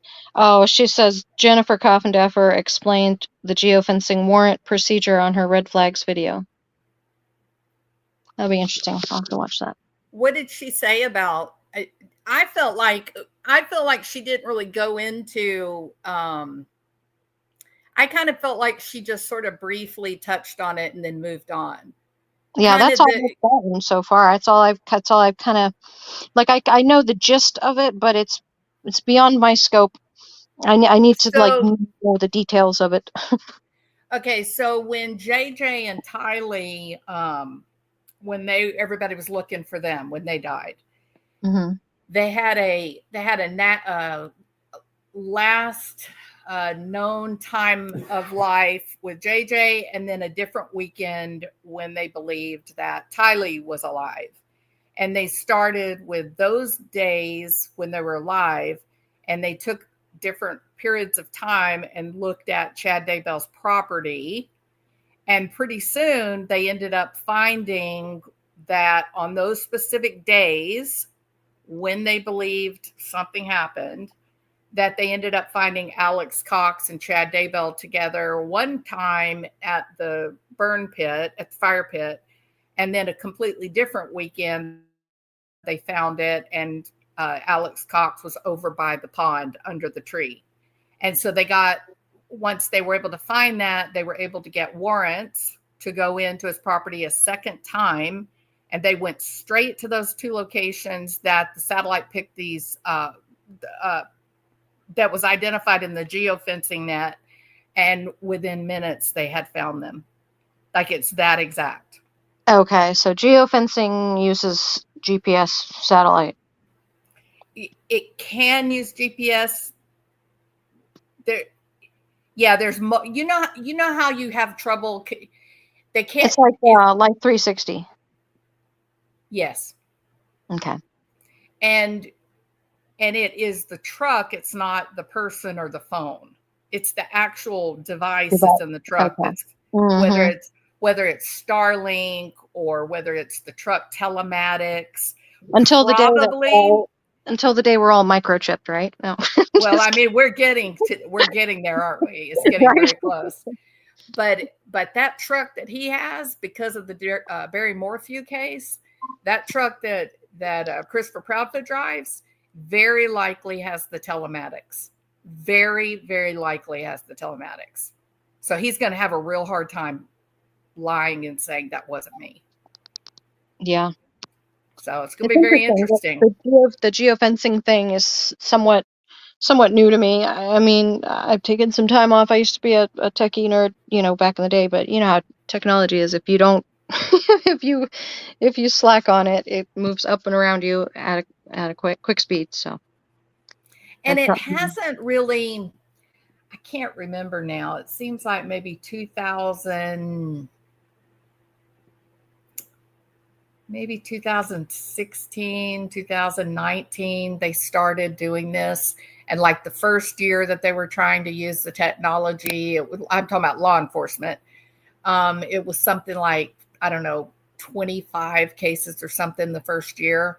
But then each additional year, it just exponentially gets more and more and more. In the past 3 years, it has been challenged hundreds of times in courts, and it's always stood because they were not doing this blanket, I need a 24-hour time period. What they're saying, here's the reason we think it's a crime, here's the time frame we believe the crime occurred, and then boom, there is the suspect right there at that known location and known time. Yeah. So it's pretty hard to get thrown out, according to the articles that talk about it. Mm-hmm. So find it interesting that he got so ruffled that he came up on camera and let it slip. It's very interesting. Yeah. Very interesting. So anyway, what is your opinion on this whole thing with the drama between the At Night and SF battle? Yeah, so I don't trust SF. I think he puts out a lot of incorrect information on purpose, or he just doesn't know. He's, like you were saying earlier, he's just one of those people that inserted himself, but he really doesn't know everything that is out there. He seems to me, though, like he's misleading people. If you go back to the beginning of this video that we're talking on now, if you go back to the beginning, I cover part of a live that they did tonight, and he says, well, who is this Bobby person? And then Stephen Crabtree says, oh, that's Brittany. And he said, oh, so Brittany is Bobby. Oh, yeah. Go back and listen. Oh, stop it. Yes. Yes, ma'am. Now you're like me and the don't F What? the cats lady. Are you Yeah. kidding me? No, they think that the neighbor is Brittany J. They never thought that. They just said it as like disinformation, right, for the listeners. And Like, then he goes, like public, and then like outwardly, like without even like they. yes, they said it outward. Yes, they said it right out. Yes. And they didn't think anybody would. They didn't think anybody would be like, no. What are you talking about? I don't know, but then they go right into after they have this conversation that Brittany is Bobby. Then they go right into Bobby and her interview with JLR. So Yeah. he knows exactly who Bobby is, and he knows damn well that Brittany is not Bobby. So right. they're just They've seen both. They've seen Brittany and they've seen Bobby. correct. Like that's Correct. what? So it is psychological warfare. They're engaging in a true disinformation campaign, and it's bizarre to watch because you think at this point, 10 months into the game, what makes you think you're going to come in here and change all these people's minds? They all have seen everything unfold. And now guys are coming out here with nonsense. Cluminati said that Sebastian went out to play with Bobby's kids playing flashlight tag. Yeah. And maybe he fell and hit his head and perished. They're literally talking about this as they're telling about Bobby's interview with JLR. It's crazy. And SF Investigator says on this video, he says, yeah, Bobby has definitely put herself in a situation. She's definitely got some questions to answer. Like she is suspect. Well, It's and then crazy. they said that there's that Brittany girl. Okay. Hold on a minute. There is another neighbor. And she commented on Justin's live the other day. She's in Brittany J's chat all the time, but her name's Brittany ANY instead of and she commented on what? On Justin's live the other day, the one where he had that phone call with Tony. During the phone call with Tony, Brittany ANY, who is a neighbor in the Proudfoots neighborhood, commented and said that people were coming up to her door and like yelling through her door at her and telling her that demanding her to show them her camera footage. Now that might be what they're talking about. That might be what they're talking, because there is another neighbor and she comes into BJ's chat all the time. And wow. Yes. And I was confused at first too, but now that I'm thinking about it, I'm like, wait a minute, I just realized it. So yeah, I don't know about that might be what they're talking about. But the thing is, they say that person, that Brittany ANY, is not actually a Proudfoot neighbor and that she's LARPing or pretending, so she's just a crazy lady. Yeah, but I probably believe that she is. I mean, I don't know for sure, but I mean, she might be really a neighbor. I mean, I don't have any proof that she's not or is or whatever, but. So they were not commenting that Brittany J is Bobby. No, I don't think so. Now that I think about it, there is that other neighbor person that if you look on Justin's live when he was on the call with Tony, she comments and he highlights it on the screen. That person, now she's been in Brittany J's chat a few times talking about how she's a neighbor there. She's never come out and done an interview or anything like that. So far she's just been in channels and commenting. Yeah, but yeah. So I don't know anything about about this Brittany or Justin. I don't know anything about that.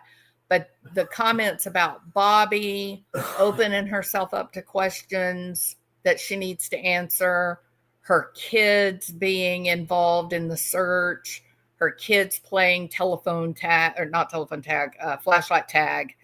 That was all about Bobby, not Brittany. They said at the beginning, he said at the beginning that Bobby was Brittany. I just assumed they were talking about Brittany J because of the, all the hoopla. When I first heard that, I'm like, wait a minute, what? Like, they had to be absolutely foolish if they were going to come out and just publicly state that on a live. Like, come on.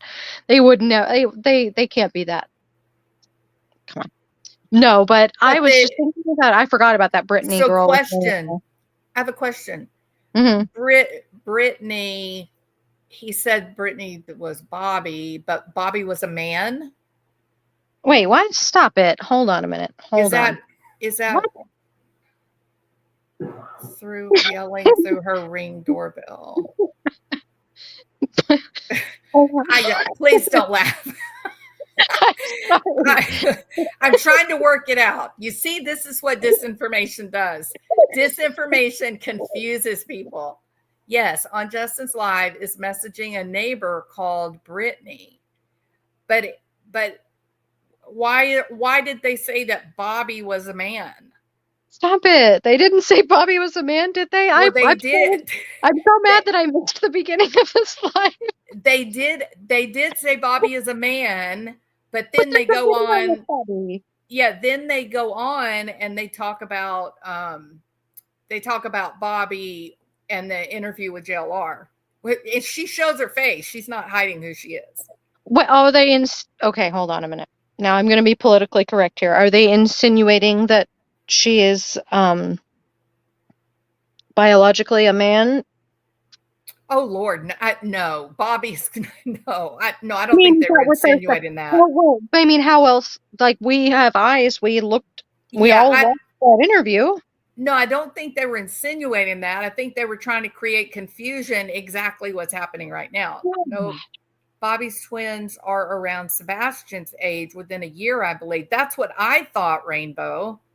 And then everybody started saying, no, they're grown adult, they're working. And I was like, wait a minute. I know she said that she had the twins that were out looking. As far as this is what I have gathered from Bobby. Bobby lives at the by the cul-de-sac up there, like a road over, right? Yeah, like fairly far removed. She's not like within eyeshot of the Proudfoot home. Yes. And she has 2 twin boys that are, I think they're a little bit older than Sebastian, if I'm being honest. I think they're like maybe seniors in high school. And then she has an older adult son who is in the military, in the Army, and he drives a Jeep, and his Jeep has green lights on the inside, and he has a girlfriend named Autumn, and his girlfriend runs the Facebook group with her mom. And I'm watching this, like I do, like I'll watch it. Like, I know that the hate channels are coming at it from an angle of like, let's blame this person, but I collect details. I have to learn all this stuff just so I can't very well be like, no, that's not true, because like I have to know the details. So I pay attention. So that's what I've gathered about Bobby thus far. Yeah, and Jules has said Bobby is also the TBI agent. Yeah, Bobby Simmons, right? Yeah, was it Bobby and Carter? Is that what yeah.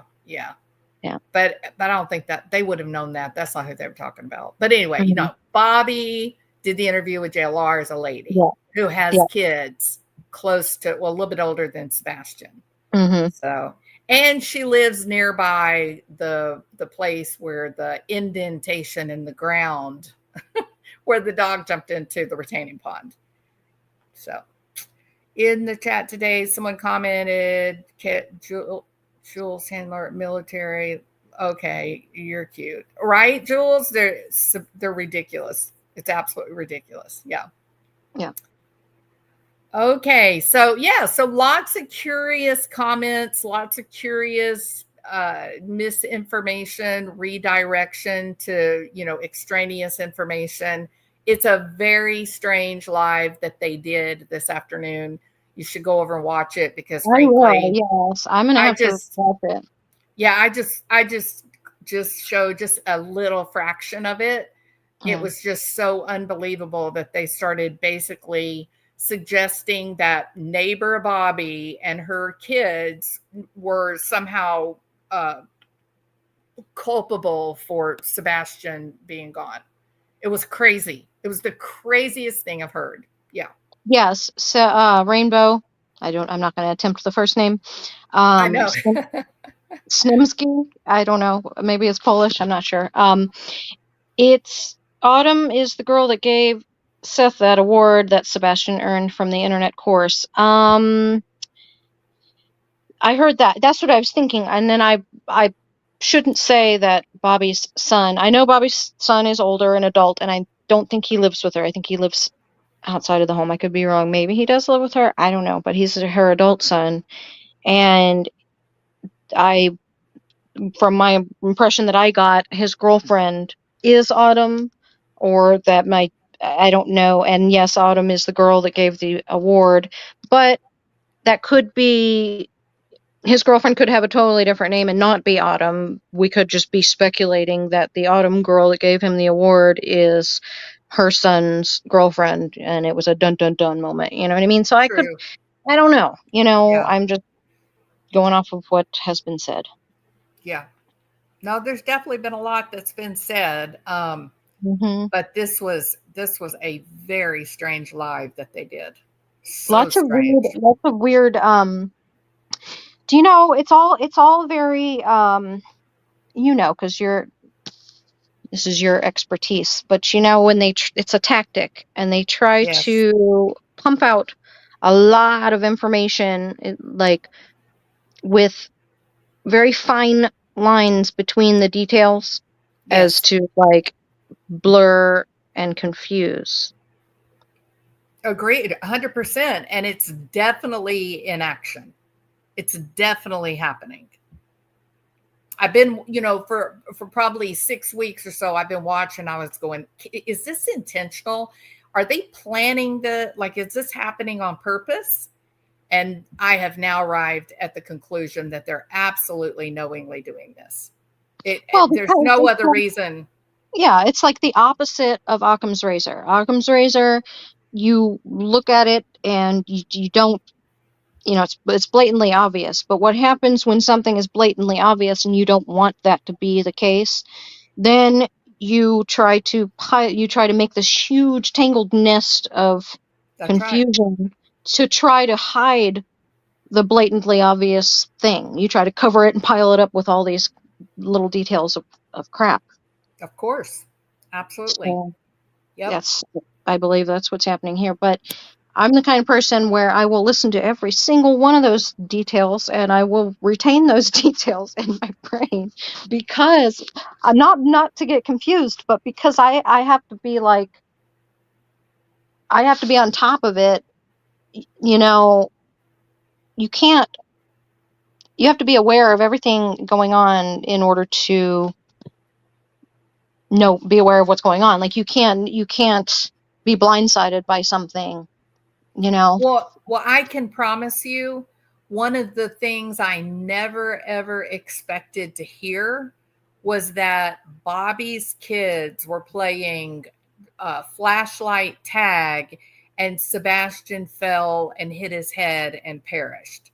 That idea was something I thought that's done. Like the first 2 months of the investigation, that's what they were looking for. They were looking for DNA evidence that something bad had happened.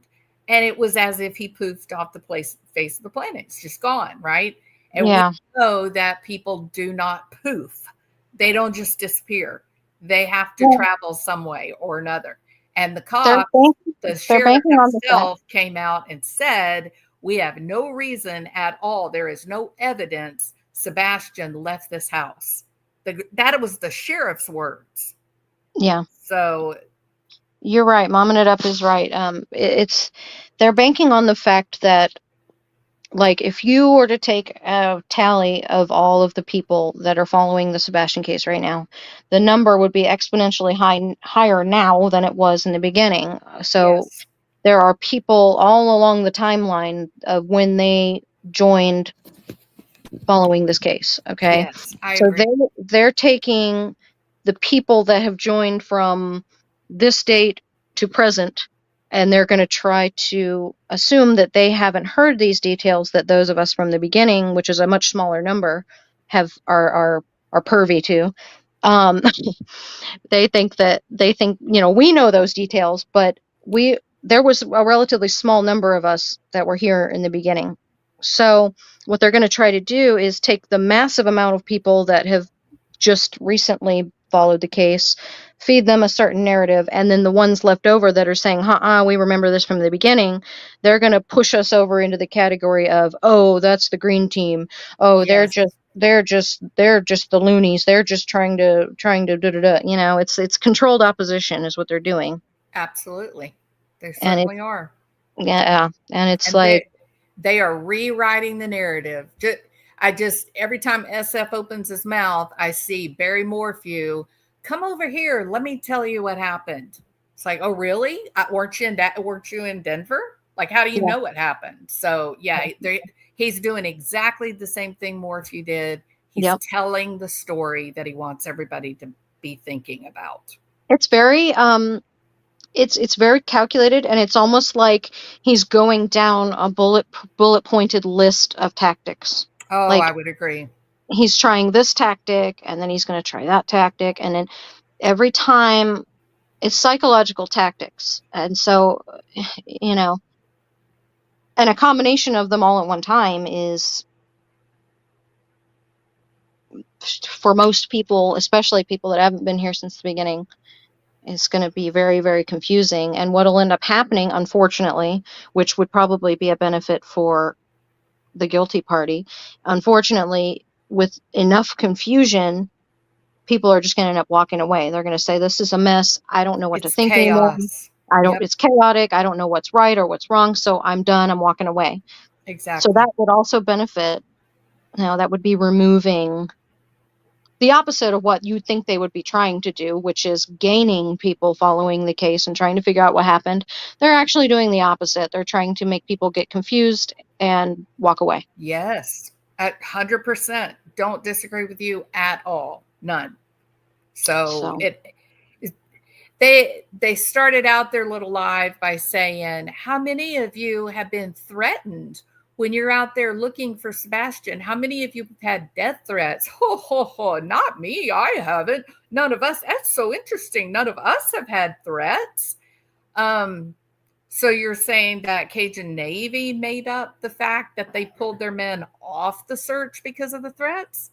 Because those are men that are well respected here from Florida over to Texas, Gulf Coast. They save tons of lives every year. So it's kind of crazy that they started out by ridiculing and minimizing what we all saw at play. Like, we all saw it happening when they first started the search. Not all of us, though. I mean, Well, a small number. A smaller number of us saw it than didn't see it. Yeah, the new people haven't, and a lot of that content has been taken down now. Yep, exactly. True. Exactly. So exactly what I'm talking about. So the small number of us that remember it and remember the content, now that it's been, wiped away, and what we're left with is it's probably like only 20% of the people were here in the beginning and remember it. And then the whole rest of the people, the other 80%, are new. And so that's what they're doing. They're tackling the 80%, and then the 20% can be just, brushed off as they don't know what they're talking about. They're misinformation. They're spreading misinformation. And I thought that it was always so crazy going back to the few 20% of us that were here from the beginning compared to people that have just come on in the past several months. I always thought it was so odd that Christopher Proudfoot seemed to have so much excitement about Riley Strain. he would get, so he would say, oh man, I can't imagine. It's like 6'4". He just disappears. I don't know I can't imagine what his family's going through. And my jaw dropped. I said, wait, you've got a 15-year-old that has disappeared. What do you mean you can't imagine what his family's going through? You're living it, buddy. What are you talking about? So it's so strange that he seemed to be almost amused when he would talk about Sebastian, but talking about Riley Strain, he seemed to be in awe of this disappearance and how amazing it was. I always thought that was so odd, so strange. And I thought, maybe because what happened to Sebastian. Well, maybe the most telling thing for me, I think, like as of today, the most recent post that At Night made was when they said that they think that when they said they think that Sebastian is still, I used to kind of not roll my eyes. I don't want to say that and be insensitive, but when they said that they think Sebastian's still alive, I've always been on the boat of, I personally, I did not. right. Just, I love Seth and I don't want to, hopefully he's not in here. I don't want to hurt his feelings, but I for the entire time, I have always thought that I thought it was like an accident and a cover-up, if I'm being completely honest, because I don't ever want to think that somebody maliciously did something until I have. I would agree with you about the whole accident thing. Yeah. And so, Yep. That was me for the longest time, but the reason why I'm starting to think that he may, unless the people at fault are just so completely black-hearted evil that they can know in their mind that they caused something and then act completely cool as a cucumber, which is that's strange to me. I'm starting to go with what they're saying now, as far as they have reason to believe that he's still alive, and they specifically said because of behavior analysis, and I think that they mean analyzing the behavior of the parents and how the parents are acting. Like, first of all, if your kid left and you had no idea where he was, 100% would not act that way. It's against all human nature. So that did not happen. That did not happen. Yeah, you'd be in a panic. If something happened on accident and you covered it up, you would still have some sort of like little bit of residual guilt that would show through in even if it's just a hint. And I don't see that either. I see happy smugness, laughing, prank phone calls. It's crazy. Weird. It does not. To me, it's just against all human nature that anything happened except for a planned out thing. Like they are so confident with themselves that they have to know what happened to him. I don't know. In my opinion. They have to, like, I just getting a vibe, like, of how they're acting. They don't act like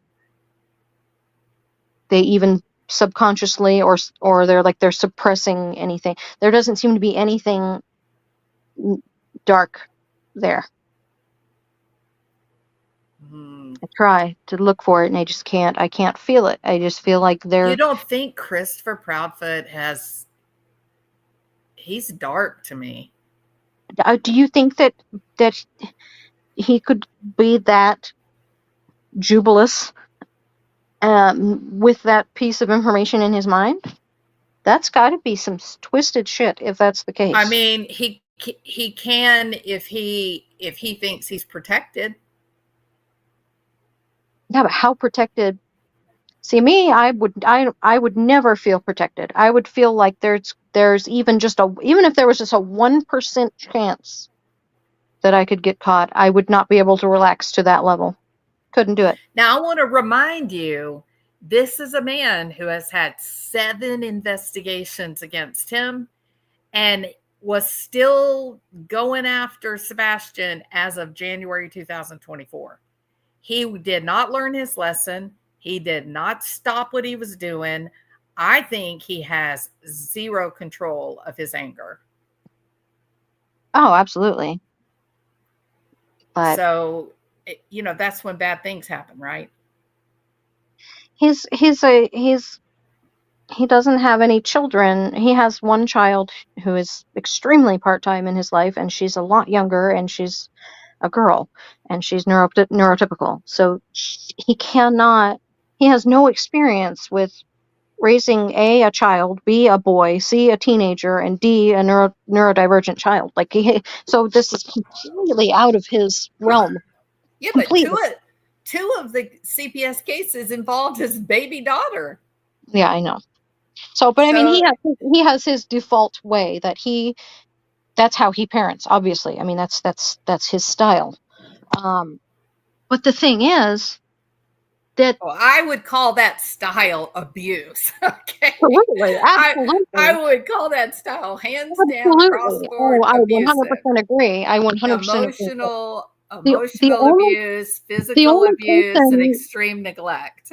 The only person that could possibly think that their gross abusive parenting style is appropriate,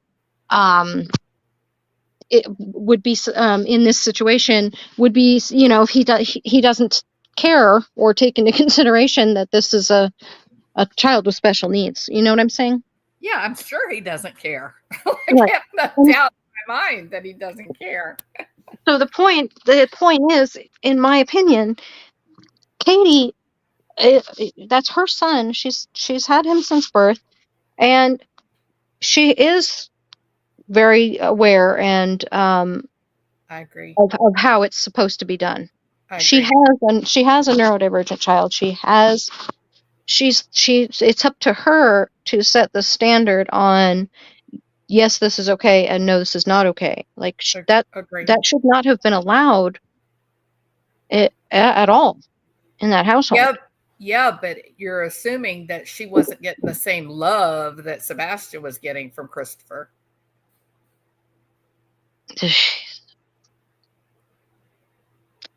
I mean, get up, put the dogs up, go to bed. That's pretty. You can get up, put the dogs up, and go to bed. It's like, what? I'll go. If my husband said that to me, I would laugh. I'd go, what? I'll go to bed when I'm ready. I don't know what you're talking about. Yeah. Or to say that my child, who is painfully thin, can't eat. That's crazy.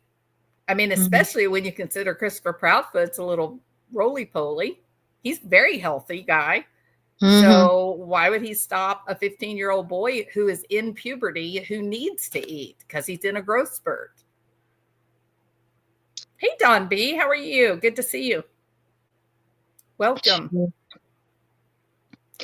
Yeah. It's just when you try to think about it from a standpoint, I know it's like you try to think about it like how could things have gone differently? Like you just wish that she would have, if she chooses to subject herself to that, that's one thing. But especially if she's also receiving that kind of treatment, she should make the decision.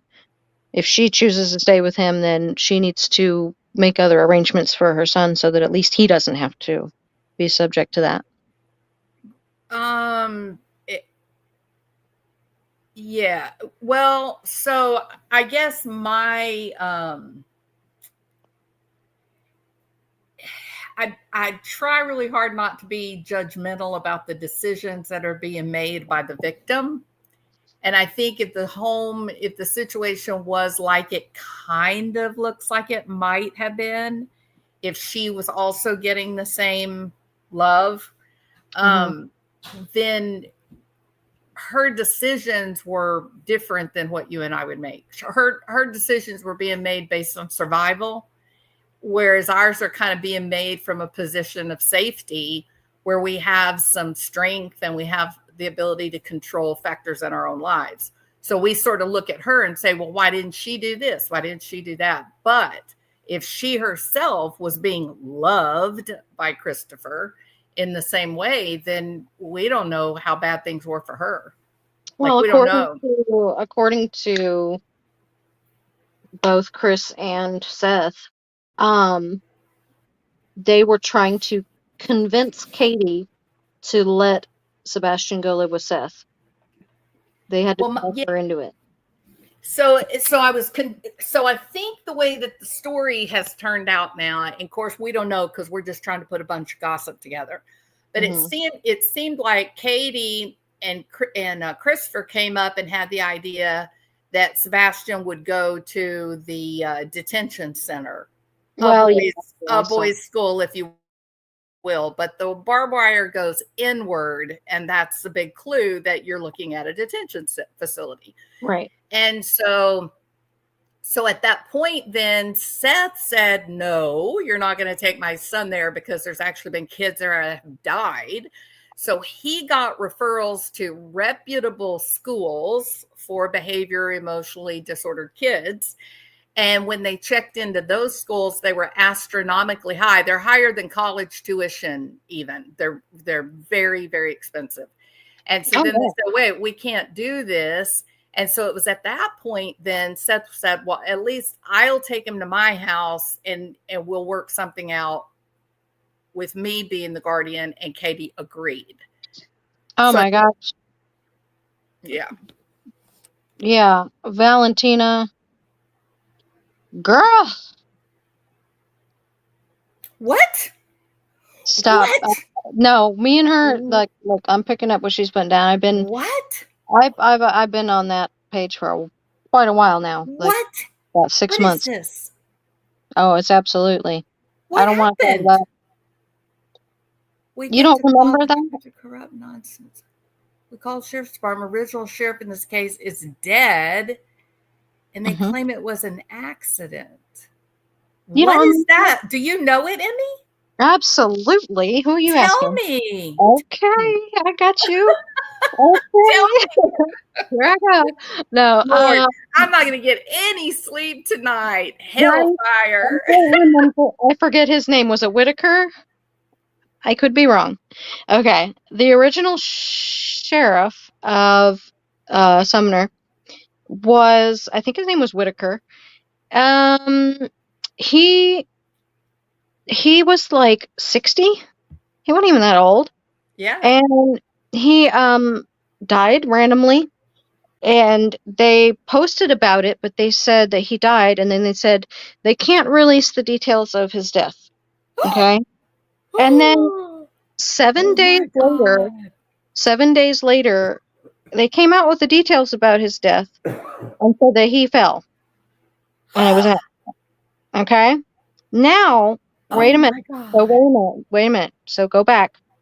The day when he died, it was like 10 days until election, like the opportunity for somebody else to become sheriff. Oh my God. And it was Christopher Prophet's Finn that got elected new sheriff. Weatherford. That's what it. Did I say Weatherford? Did I say Whitaker? I said Whitaker. Weatherford. That was his name. Weatherford. Thank you, Gina. I was close. You were very close. Okay. So he died mysteriously. Supposedly he fell and hit his head. But during that 7 days time, during this, like within that 7 days, while we were all waiting to hear how this guy died. Right. His wife, Whitaker, what wasn't it? Weatherford's wife was all over Craddock, like online, like what? Like oozy goozy about him and how wonderful he is, and writing letters of recommendation and blah blah blah blah blah. During that period, like after her husband just died, and I don't know, it was a whole weird thing. Struggle snuggles. Ooh. You didn't see that? No, but to be fair, I've had some big disruptions in my life recently. Lady, listen. Yes. Wow, I am blown away. Craddock posted, I think last year or 2019, he said, I don't like to call it grape. I prefer to call it the struggle snuggle. The snuggle snuggle. Yes, ma'am. But anyway, that was like 2019. That just goes to show The you. sheriff Yeah, calls credit. it, Mr. Handsome, yes. he calls it struggle? Yeah. Rape? Yeah. What Okay, so I'm not the are we only dealing one. with? What are I'm we not the, dealing with? I'm just, Oh my you- God. in a nutshell, in my opinion, small town people with a lot of money and a lot of roots, not necessarily just money, generational wealth and family tree with lots of roots, holding Oh, up and having a lot of pull and say so on elections and maybe a favor for a favor. You never know. lots of favors. There you go. Lots of favors. There you go. I have, Man. and if it's something along those lines, then it's like one thing that you want to try to untangle a nest of small town politics and money corruption. Good luck to you, because that's mm-mm, Look, the good old boys do not play nice. mm-mm. They don't. Yep. We had a lot of that political stuff in my little hometown. Yep. Mhm. They do Yep. not play nice. I told you, Valentina. You opened up the can. You want to open up that can? Remember? Wow. He was so funny. He said, "What?" He said, "Go ahead, Chris. Open that can." Man, I wish he would have. Damn. Valentina just opened that can. Thank you, Valentina. Thank you. Mm-mm. Wow. She opened that can. I was like, "Oh, funny you ask," because blah, blah, blah. I just word vomited that whole thing that had been. Well, I'm blown away. That doesn't happen very often. Valentina and Emmy, y'all have just freaked me out. Like I am. But it's That's all crazy. tinfoil. Hey, listen, it's all tinfoil hat. But you know It's what? crazy. You know how long I've been holding on to that? I've been Well, holding thank on to you. that for like 6 months. You Okay. said I'm gonna hold on to this till Christmas, and I'm gonna give it to Jules for her Christmas present. Right. Like, the reason why I held on to it is because I don't Wow. like to come out and speak about like tinfoil hat stuff. I don't. Yeah, but Because that's not tinfoil hat. That's true. The man died. yeah, Like, these it's- events are true. But I mean, the insinuation that it could be corruption, I try to refrain because I don't want to go there. I want everybody to form their own opinion. But the thing is, after you just going to sit up here for the last week and a half, going on and on and on about the wearing your tinfoil hat and Bobby's son and his Jeep and they think that her son hit him in his Jeep and Bobby knows it and they're covering it up. And if you're going to go there, I'm going to go there. Okay. Yeah. Like, Yeah. I'm not going to sit here and hold my tongue on what I think happened. And then you're going to just sit there and word vomit your crazy tinfoil hat stuff and possibly get somebody in trouble. You know what I mean? That's a complete innocent person. It's amazing. You can't. Absolutely amazing. So How in the world do they have the gall to say something like Bobby and her sons need to answer questions when this thing about the sheriff and Craddock, that hadn't even been, nobody's even touched on that. Oh my God. Of course nobody's touched on that. Why would, it's like, you know how like, it's just like politics. Like, you know how there's so many things that are like complete bombshells, like in the political realm. And you're like, why have we not heard anything about this? This would really ruin everything. Well, there's a reason why you haven't heard about it. And it's usually because it's the roots are reaching deep. I mean, it's like, there's a reason why you don't hear about it. There's a reason why nothing's done about it. It's all, protected. Well, that thing that went on with Nina and Faith, I'm Mhm. talking about the judge involved. Mhm. For that to have even happened, there was so much that went wrong with that. And not only that, but I don't know if it was the same judge, but what about the judge with the BHP court hearing? Oh, absolutely. Yes. Did Same he exact. really? Because I sat there and read the documents that they, all four of them, turned in, and their big paragraphs long essay of what happened to them. He didn't like. I just that had It to was have been nobody else. If it was anybody else, any other area, any other judge, totally remove everything out of the equation, that would have gone a completely different direction. But no, I totally agree. And there was the judge had just had a grandson that had died, and yeah, he was telling Proudfoot how sorry he was about the boy died, talking about Sebastian, which wasn't even real. That nobody thought that at the time. look at Willie. So Look at what Willie B. Look at what Willie B. just said. Willie B. Craddock wasn't actually voted into office. It was appointed by default. Wow. So he didn't even go through the election? No, Or I mean he was the only candidate.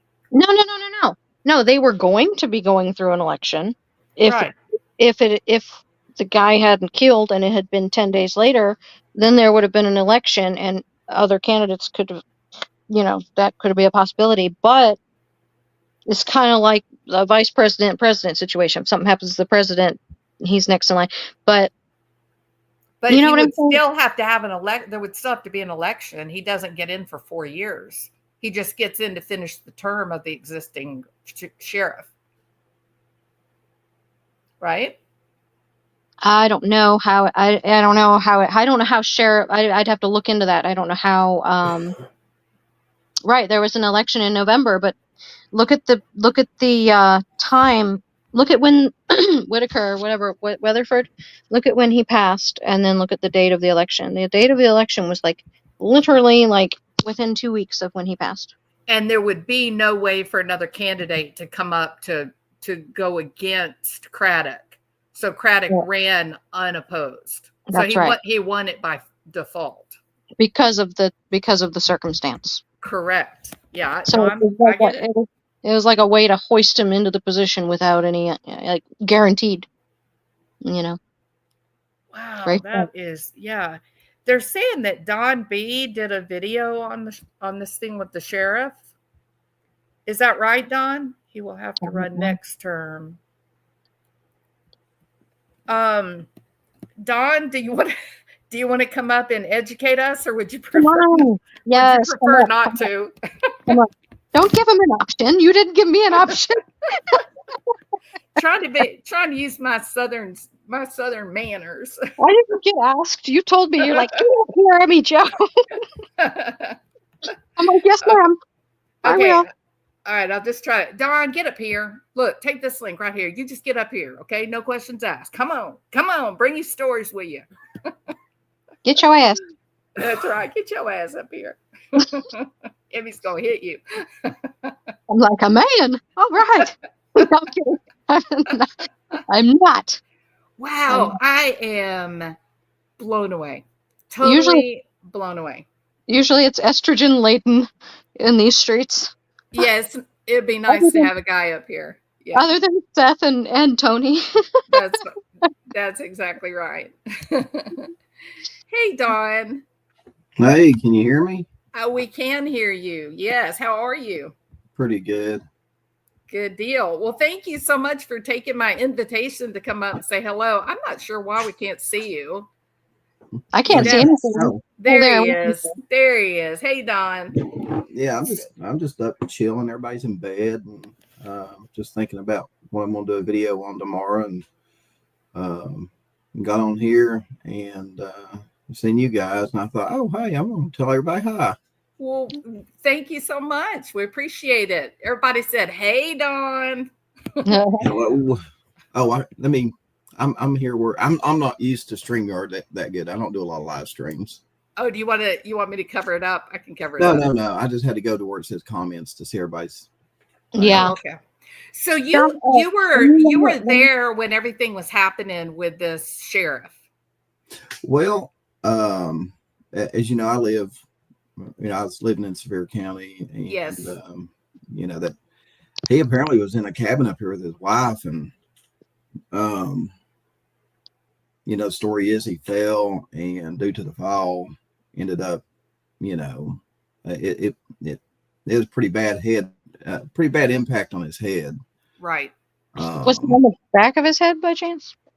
I don't know. It's pretty good. It on these cabins up here. Everything's like hard. They're hardwood. Yeah, I found it weird that they said that they weren't doing an autopsy. They were just going straight to cremation. That was another weird thing. God. Oh my God. Can you imagine falling down a bunch of hardwood stairs? I mean, it's different falling. I mean, carpeted stairs are bad enough, but can you imagine falling down stairs that are just, hardwood? How can they cremate him? They didn't. Yeah. Oh my God. No, I didn't follow it after that, like, the funeral stuff, anything like that. But I didn't know they cremated him or anything like that. Yeah, they said that they were, because I was waiting to hear. I'm like, what do you mean he died? He was only 60. Like, he's not like old and feeble. I mean, how did he, like, he looked like he was in pretty good health. And so then I was waiting to hear the result. Most people just like heard about it and then just kind of didn't check back to see the result. I'm like, no, man, I'm coming back to check on that. So I went in and looked back in on it. They released his cause of death or whatever. And they just said that I think they said the family asked they didn't want a medical examiner or anything like that. They just wanted a private cremation. Yeah, I mean, if the way it really works, I mean, if the medical doctor and the medical examiner and all the medical people, if they come into, I mean, if everybody agrees that it was the fall that killed him, that there won't be nothing suspicious about it, and you just go on just like natural causes, basically. Well, once you get that death certificate, and there's nothing suspicious or anything going on. You can have them cremated the next day. You can have, depending on what the funeral home can do, if they're not backed up or anything. Look what Mom and It Up said. Okay, so in Tennessee, there's an autopsy. It's required under certain circumstances. If it's a violent or suspicious death, which you said, Dawn, that if you have two people in positions of power, if they agree that it wasn't suspicious, then there's nothing that triggers an automatic autopsy. Right. Yeah. Or let's see, unexpected death, a death that occurs suddenly in an adult, deaths related to employment, deaths related to public health, deaths of prisoners, deaths related to abuse or neglect, deaths where identity is unknown. That is crazy. Yeah, there's plenty of, you hear it. It's sad, but you hear, in the South here. I don't know if you guys are in the South. I'm definitely in the South. Okay. Well, you probably hear it a lot too. There's a lot. It's sad, but there's a lot of hunters that die every year. They fall out of their tree stands. Yes. And, that's, like, so they go out there, they find them, the medical examiner's like, okay, obviously he's got a broken neck from the fall. He's right under the tree stand. They're not going to do an autopsy normally. Yeah. Now, if, they fell out of a tree stand and he had a big old gaping gash wound across his neck, then, that might, you know what I'm saying?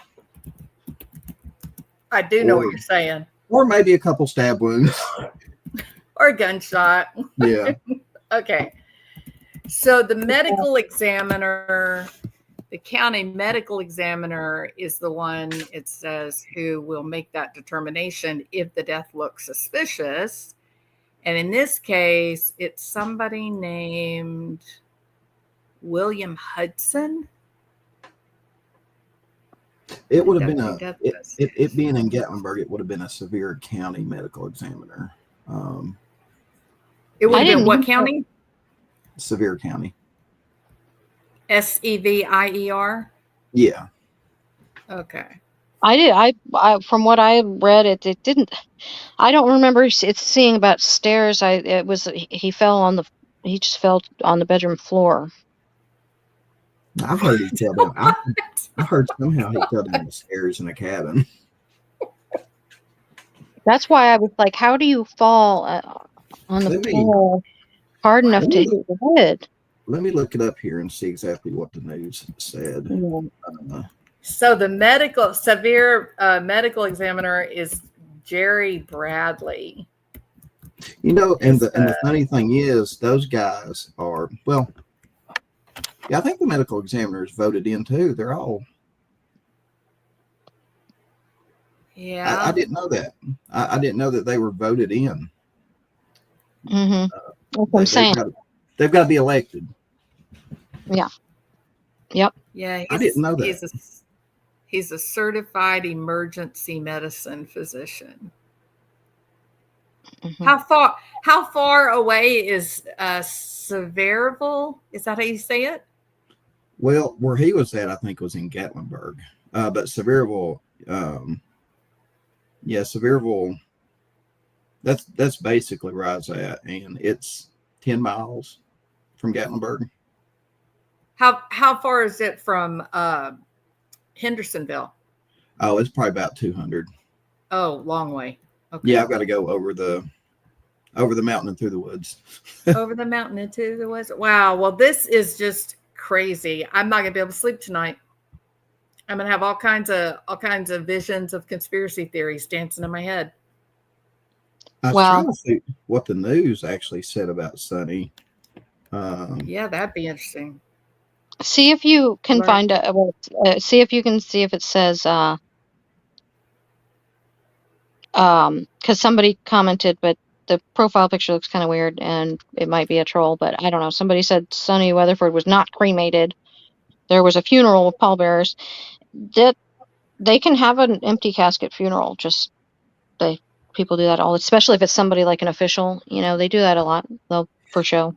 You know what I mean? I found one article here, the Tennessean. It says, in the wake of Weatherford's death, Chief Deputy Eric Craddock is now leading the Sumner County Sheriff's Office. Mhm. And more than likely, when everything came around, I'd say nobody ran. I mean, and if nobody ran, I mean, he probably just had it, Yeah. handed to him. Unopposed. Yeah. No, there were others running. I looked at all. He was the Republican candidate, and then there was several others. So was Weatherford planning Oh. on running for re-election, or was he out? I don't know, but listen to this. Okay, so it says Sonny Weatherford took a fall and a severe head injury while attending the Tennessee Sheriff's Association conference. So that's why he was in Gatlinburg. There was a sheriff's conference. Yeah, he was at. That's what I read. He was at like an Airbnb.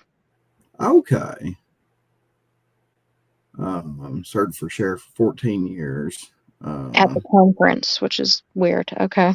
Now, I used to see him up here about every other month, and he would be driving a Sumner County vehicle. Mm-hmm. And the first time I seen it, I thought someone was transporting someone from Sevier County back to Sumner County. And the second time I seen it, I thought, man, they're transporting a lot of people from here to Sumner County. And then come to find out, I was like, oh, they're just up here for, I don't know if some of the other counties in Tennessee get discounts or perks, like the share, like, Ronnie Lawson in Hawkins County. I mean, he may get, how you every other month you can come up here and stay a weekend at one of the cabins or something. You know what I mean? Yeah, I do. But I was just like, at first I was like, man, they're transporting a lot of people from Sevier County back to Sumner. What is up? Yeah. And then I found out that it was, other stuff. It was the sheriff coming here for this and that, and Yeah. Yeah. Wow. Interesting. Very interesting. What a hornet's nest.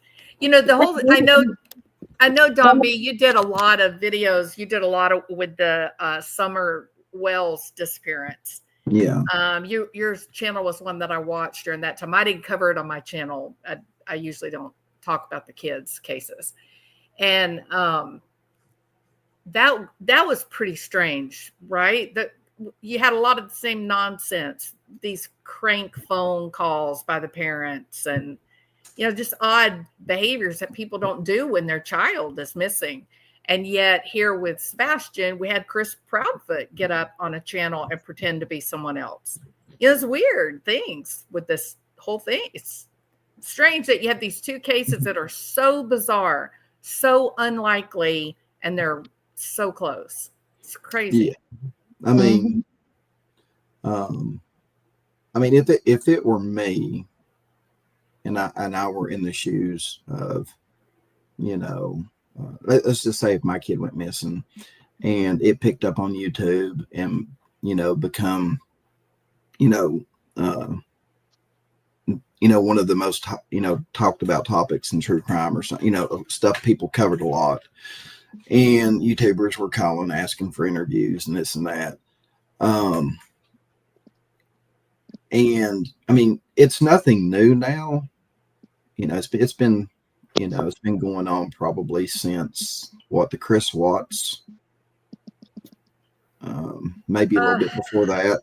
Well, I mean, with the Jodi Arias trial, there was a lot of this kind of commentary and discussion. So Chris Watts maybe is when it got really big. What do you think, Emmy? But I mean, if I had YouTubers calling me wanting to do interviews, I couldn't do it. I couldn't, and I couldn't, get on, during a live stream, I couldn't pretend to be somebody that I wasn't, and just acting shady. Agree. I mean, number one, it would, if I lost a child, number one, it would be all I could do to do an interview. I don't care with who, the news, it would be all I could do to do one. So you wouldn't see me, on social media much. Well, I mean, you'd probably see me on social media where people are filming me out looking and this and that. And I had someone say something interesting too. They, about my last video, they said, because I was talking about Katie not searching. And they said, well, what if Katie was to find Sebastian's remains and it would traumatize her? I mean, I was thinking, well, that's a good point. But at the same time, no matter who finds, if Sebastian's not with us no more, no matter who finds his remains, it's going to be traumatic when they find out. Right. Absolutely. So, it's going to be traumatic either way. But my thing is, well, at least if I'm the parent and I run it, because they were like, well, you don't want to contaminate the scene. I'm like, well, you've got, no matter who finds Sebastian, if he's not with us no more, you've got the chance of someone contaminating the scene anyway, no matter who finds him, unless it's law enforcement. You know what I mean? Sure. I mean, the average Joe wouldn't. I don't know. So, Emmy. Huh? I was going to ask so what would you be your position? I mean, this is a good question. If you would involve the YouTube or the social media influencers, if you had a missing child or someone you cared about went missing, would it be worth it to have their face out spread across, or would you be more like Dawn and feel like, nah, I wouldn't want any input from us? Well, I would probably handle it just like I handle it now, just as a person. Like, you're going to get all these people coming out against you or whatever, but who gives a shit? It's like, I don't care. Like, at that point, if my child is missing, that's literally above all else in my mind. People having their opinions and making videos and this, that, whatever would mean nothing to me. That would be nothing. I wouldn't even have a care in the world about that at that point. I mean, I would, it would be a blessing for people. Like if I had a missing kid, if I was in their shoes, it would be a blessing for YouTubers and social media to spread the awareness, right? Yeah. I just wouldn't want to take part in the The interviews discussions. Yeah. and stuff like that, Agree. Yeah. And if I had, if my kid went missing, there's not the stuff to dig up on me. Like, I don't supposedly have 5 CPS cases on me. I don't have none. You know what I mean? Right. I don't even have any parking. I'm as boring gets. Yes. So if my kid went missing, it would be like, okay, people start like, did Dawn do it? Did Dawn have anything to do with it? There's nothing there for them to grab hold of, but I see what you mean. so you take it's that just like, versus someone that does have a history of bad stuff. It changes the way social media perceives and puts out, the stuff that they do. Sure. I would agree with that. Yeah. Because we're all looking at these cases, the ones that we choose to cover, we're all looking at them like, is there a reason to believe that a parent could be involved or a husband or a wife could be involved? Right. And when you find 7 open, or not open, but 7 CPS investigations, that is a huge red flag that there's a whole lot of anger happening at some point. Yeah, I mean, even one CPS investigation, Yes. let's just say it was one and it was very close to when the child went missing, that would be alarming too. Yes, absolutely. What do you think, Emmy? I think, sorry, I was reading chat. It's just, I mean, to me, like I said, I mean, if you know that you didn't do anything and you're 100% innocent, then I would compare it sometimes, not to always be political, but it's like the election that we just had. One side knocked on doors and handed out flyers and did mailers, and the other side went on TikTokers and podcasts and this, that, whatever. And it's blatantly obvious who made the bigger impression. So if you treat it similarly to that, all of this 10 months in, searching in the neighborhood still and printing out flyers and handing them out, that's archaic, in my opinion. That's not very productive. I think the biggest thing to do is to be seen and heard, community outreach, national outreach. And the thing is, in order to reach out, you have to be seen and heard everywhere possible. You have to exhaust every single option that will have you. And the thing is that, if you don't want to do interviews, like this is what I suggested, make a little Barry Morpheus style commercial of yourself, like a little, 30-second, 10-second, however long you think it should be, professional looking video of you, as usually the mom is the most convincing and person, sit behind a camera, show a picture, say this is him, this is where he was last seen, this is what he looks like. If you have any information, here's who you can call, and make a little blurb, a little commercial, and then reach out to every single YouTube channel. I don't care if it's about needlepoint, if it's about cleaning, if it's a political channel, everywhere. Just spam, spam, spam, spam, spam. Every channel has their email in their description. If you email that video to somebody and say, hey, can you play this like a commercial at the beginning of your video? Please, my son is missing. 80% of those people are going to say yes, and then boom, there's your face and your son's face all over the damn YouTube. All over. Agree. Mhm. Totally agree. Yeah. I would do it. I would do it. And it don't require interviews and No, it doesn't require interviews, but it's like it plays like a commercial, at the beginning of and I would blanket not just true crime, because that's limiting yourself to a small, base. I mean, I would be reaching out. I would just be going on YouTube and just every channel I could find. I would probably not go to bed that night without sending 100,000 people my little clip. Like that if you blanket the whole YouTube and get that out there, that would feel much more productive than printing flyers and sending flyers. I mean, no, not knocking the Yeah. flyers, but that's a little. But you know, it's there's also not, I mean, we feel like, YouTube is the world, but not everybody sits and watches these videos. not Right. videos, but they watch some kind of videos. But everybody stops to put gas in their car or buy a Diet Coke. And everybody watches the 6 o'clock news. And everybody watches the news. Yeah. So I totally am with what Emmy said to make use of social media, because so many eyes are out there. But also, especially a rural area like Tennessee or Kentucky. Well, in addition, I'd like put you it have to look out. at it. Yeah. In addition to, I mean, you could blanket. You have to cover all demographics. No offense to the older people. You guys are older. Are watching the news and going and getting a Coke. I'm not going and getting a Coke. I'm ordering my shit delivery and I'm looking on YouTube. I don't watch the news. So like, I just, the younger people, you could get it out to on TikTok and on YouTube and on, everywhere, like where young people view media.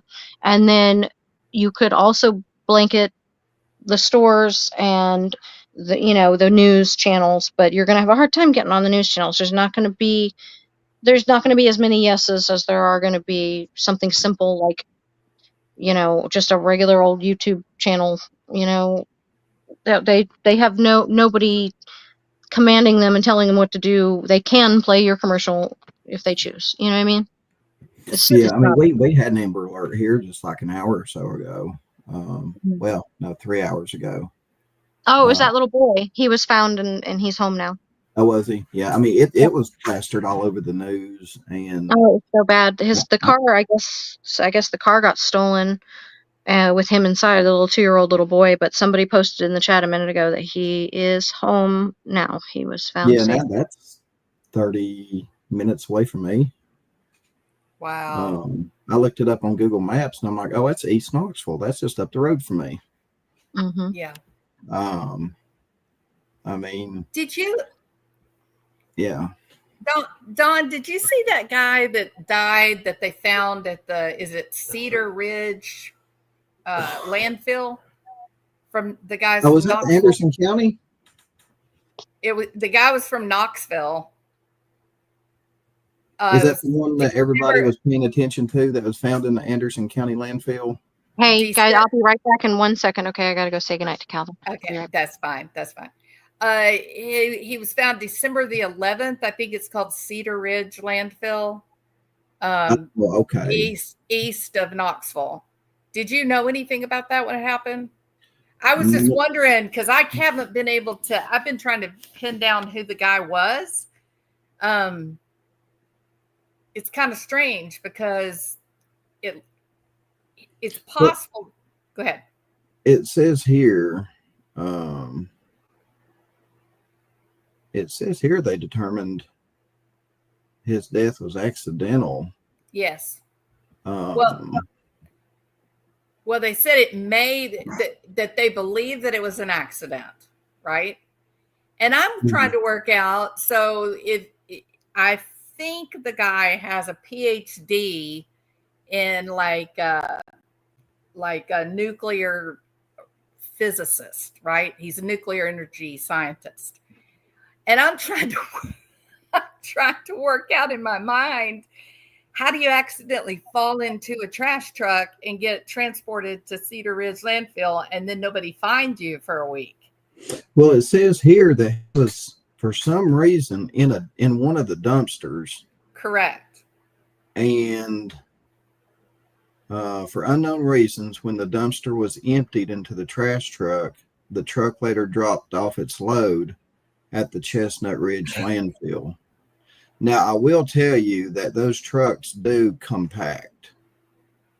Yeah, but why would a nuclear physicist be in a trash bin? I don't know. It's very strange, isn't it? Was he homeless? Well, no, he was working for the government, the United States government. Oh, was he? Yeah. It's a crazy story. Nobody's talking about it. And I'm like, well, am I wrong? Like, is it? So I just thought maybe you'd heard something about it since it was Knoxville. I'm looking here.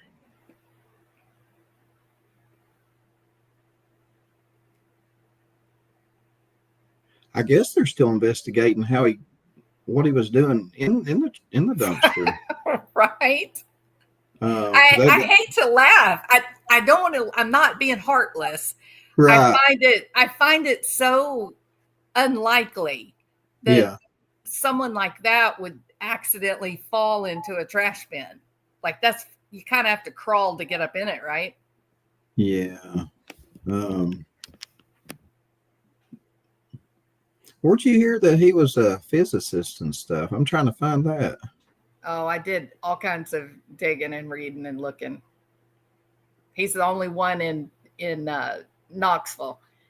What's his name? Are they in that article? Are they giving his name Webster? Something Webster? Let's see here. I can't remember his name now. It says body identified. Yeah. Let's see here. Daniel, is it Daniel Webster? I don't know. Mark. His name is Mark Denton. Mark Denton. I wasn't even close with Webster. Yeah, Mark Denton. That's the name. And I spent about 5 or 6 days digging and doing some of the, the paid for background checks that you do. Mhm. Apparently Mark Denton is a very common name. There are hundreds all across the United States. There was something like 12 in Tennessee alone. And then in the Knoxville area, I was able to narrow it down to 2. One of them was like an 80-year-old man. And then this was a 48. And then this other guy, the nuclear physicist, is like a 48-year-old guy. And when I ended up tracking down where this man lived and worked and all that, they had already removed his profile was black on the website. So it's very curious. I mean, it's a curious story, right? Yeah. Especially with all the drone conversation and stuff. So I just thought it was interesting. Didn't know if locals were still talking about it. No, I mean, it's kind of old news now here. Yeah. I'm back. Welcome back, Emmy. I hope he's ready to go down for a long nap. I'm gonna go over to Brittany's though because she's live and that's my one from day one. Of course, absolutely. Well, tell her I said hello. Listen, you got it private. This damn video. Everybody's gonna be all over this crap. You did it, girl. You put it out there. I didn't. Oh my god. You're gonna be in trouble, not me. I'll be in trouble, but you know what? It's no different. If everybody else wants to sit up on their panels and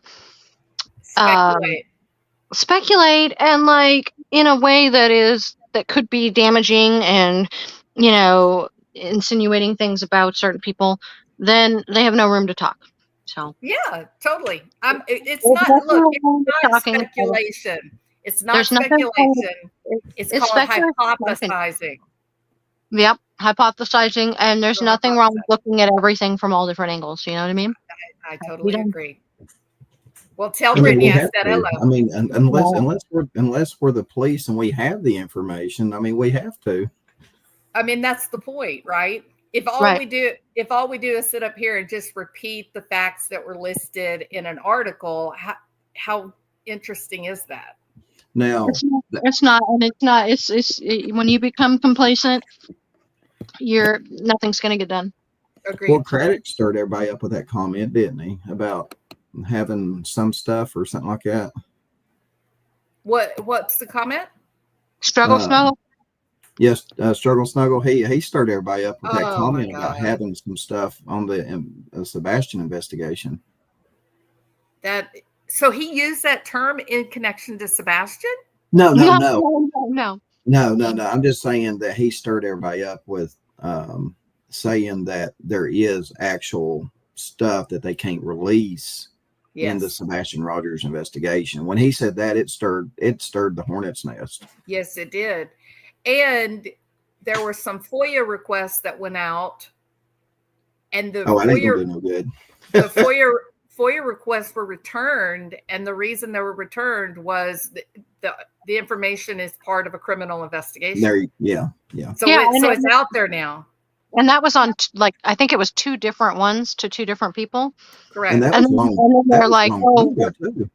they backpedaled. They're like, oh, we're sorry, that was a typo. It's not a criminal. I'm like, you made a typo twice? Like, come on Yeah. now. Yeah. And All that right, was you're good. that was months ago, too. Yeah. You're No. doing geofencing. You're getting geofencing warrants. Of course there's an investigation. Of course. Yeah. Landfill I warrant. mean, but unfortunately, it's all going to come down to, whether the DA has enough evidence to, take somebody before jury or some people. Yes. It's definitely going to be digital. This is going to be a digital case for sure. Like it'll be in the digital details. mean, Because there's a case- physical, we've already dropped that ball majorly when, I don't even want to give my opinion on that, but physically it was a fumble, but digitally they might still be, because that doesn't erase. There was a case in Hawkins County where the friend shot the other friend, and it took TBI. I mean, it was they were close friends. One friend killed the other friend. It took them 8 years to solve it. Was it malice or it was an accident? No, malice. Yeah. TBI. Wow. After they arrested after 8 years later, after they arrested the friend, they just said, everything pointed back to her. So we arrested her and tried her for the murder. But it took 8 years. It's crazy, isn't it? It's so crazy. So it could take 8 years for Summers. It could take 8 years for That's Sebastian. what I'm thinking. It hasn't even been a year. So I think what we're all doing is we all kind of have a poor taste in our mouth because of the Summer Wells thing. So on one hand, it's like the angel and the devil on our shoulder. On one hand, we're saying, well, it can take X amount of time. But then we're like, but that's what we said about Summer Wells. And here we are still. And Michael Monkey Vaughn. One thing is Snemski wants to ask me a question. She said, before you go, can I ask you a question? So I want to acknowledge her. I don't know her. I'm assuming I could be him. Hi, Poco Sue. How are you? So, I forgot my question. I was going to ask you a question, Don. Okay. So Summer Wells, do you think that'll ever be solved? Do you think things ever going to happen? I do, but it'll be a while because the DA doesn't feel like what they have right now would be enough for a jury to convict them. Especially for if the information was given before a grand jury, because the DA said, in a case like this, it will more than likely go to a grand jury. So they know what's going on, what's involved. They know who's involved. They just don't have the evidence to present it to the grand jury. They have to have it because they know that these people have money and standing.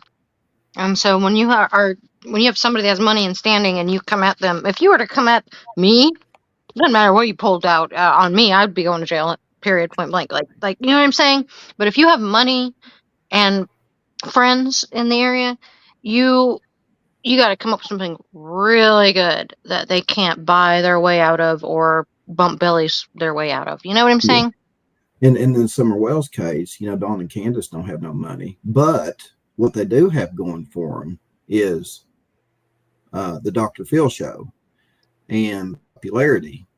Yeah. And just think, if you're the district attorney, you go, okay, I think we got enough, right? I'm kind of feeling like we've got enough. Go ahead and arrest them.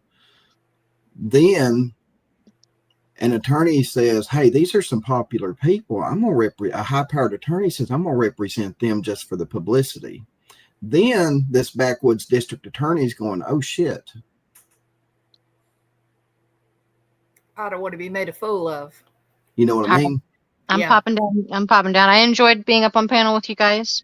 It was great to talk to you, Emmy. It was great to talk to you too. I'm around. I'm always around. Okay. Well, It's tell Brittany I nice said chatting hello. with you. I will. Maybe see you Bye. over there. Bye. But I mean, yeah, I mean, it's just like, the district attorney, Dan Armstrong, that represents the district that he's in. He's a district attorney, but he's also he would be in Nashville as the district attorney if he was that good, right? Right. Ronnie Lawson, I probably make more money than Ronnie Lawson. It's just, but the thing is, it's like a lot of people that don't know the justice system and the legal system and all that stuff. They're like, and people to this day are like, why don't they just arrest these people? Oh yeah. Well, you can arrest anybody you want, but then you got to take it before a judge and a jury. Right. That's the hard. I mean, the easy part's arresting people. The hard part's convicting them. Correct. And there's a clock that starts the minute they're arrested. Yeah, I mean, it was easy to arrest. What's that girl in Florida that killed her daughter? That we think killed her daughter. It was easy to arrest Casey Anthony, but look how that turned out. Yeah, exactly. It's crazy. Absolutely crazy story that she And wasn't. same thing could happen with Dawn and Candace. Same thing could happen in the Sebastian Rogers case, because now it's high profile. Yeah. A high profile defense attorney can say, hey, I want in on this. I'm going to represent them. Yeah. And then, the little old country district attorney's going, well, maybe we need to bring in a special prosecutor. I mean, we kind of saw a little bit of that with Lori Vallow. There was some really basic mistakes that were made by the prosecutors in that case, and I'm convinced it's because he was just nervous over his head. Was number one, such a crazy story, right? It was an overwhelming story, but then all of the attention that it was getting, he made some critical errors and ended up putting the lady in charge. Can't remember her name now. But really, really, basic mistakes. But like you said, if you live in a little town your whole life, maybe you've seen one regular old murder, a cheating wife or cheating husband, and the other one pulls the trigger. That's pretty simple, but nothing like that mess that Lori Vallow and Chad Daybell did. Yeah. Nuts, and I mean, let's say you're the district attorney in Nashville. Yeah. And let's just, for just theoretically speaking, okay. Theoretically speaking, let's just say they arrest Chris and Terry Bowersox. Okay. We'll just put those two in there. You know, they found out, she didn't have nothing to do with it, yada, yada. So they arrest Chris and Terry. And the DA is like, this slam dunk. We've got so much video. We got this, we got that. And then because it's high profile, you've got this, what if a high profile attorney from California, New York, or somewhere says, you know what, I'm gonna take this on. I'm gonna get some publicity off this. And this high profile defense attorney comes in and represents Chris and Terry Bowersox. And it's going to be like, okay, we didn't see that coming. You better hope you got a case now. Yeah, for sure. See, it's these high profile cases are not like your car theft cases, you're breaking and entering, a lot of times in these high profile cases, these really good defense attorneys, I mean, just like Casey Anthony, didn't that high profile defense attorney represent her pro bono?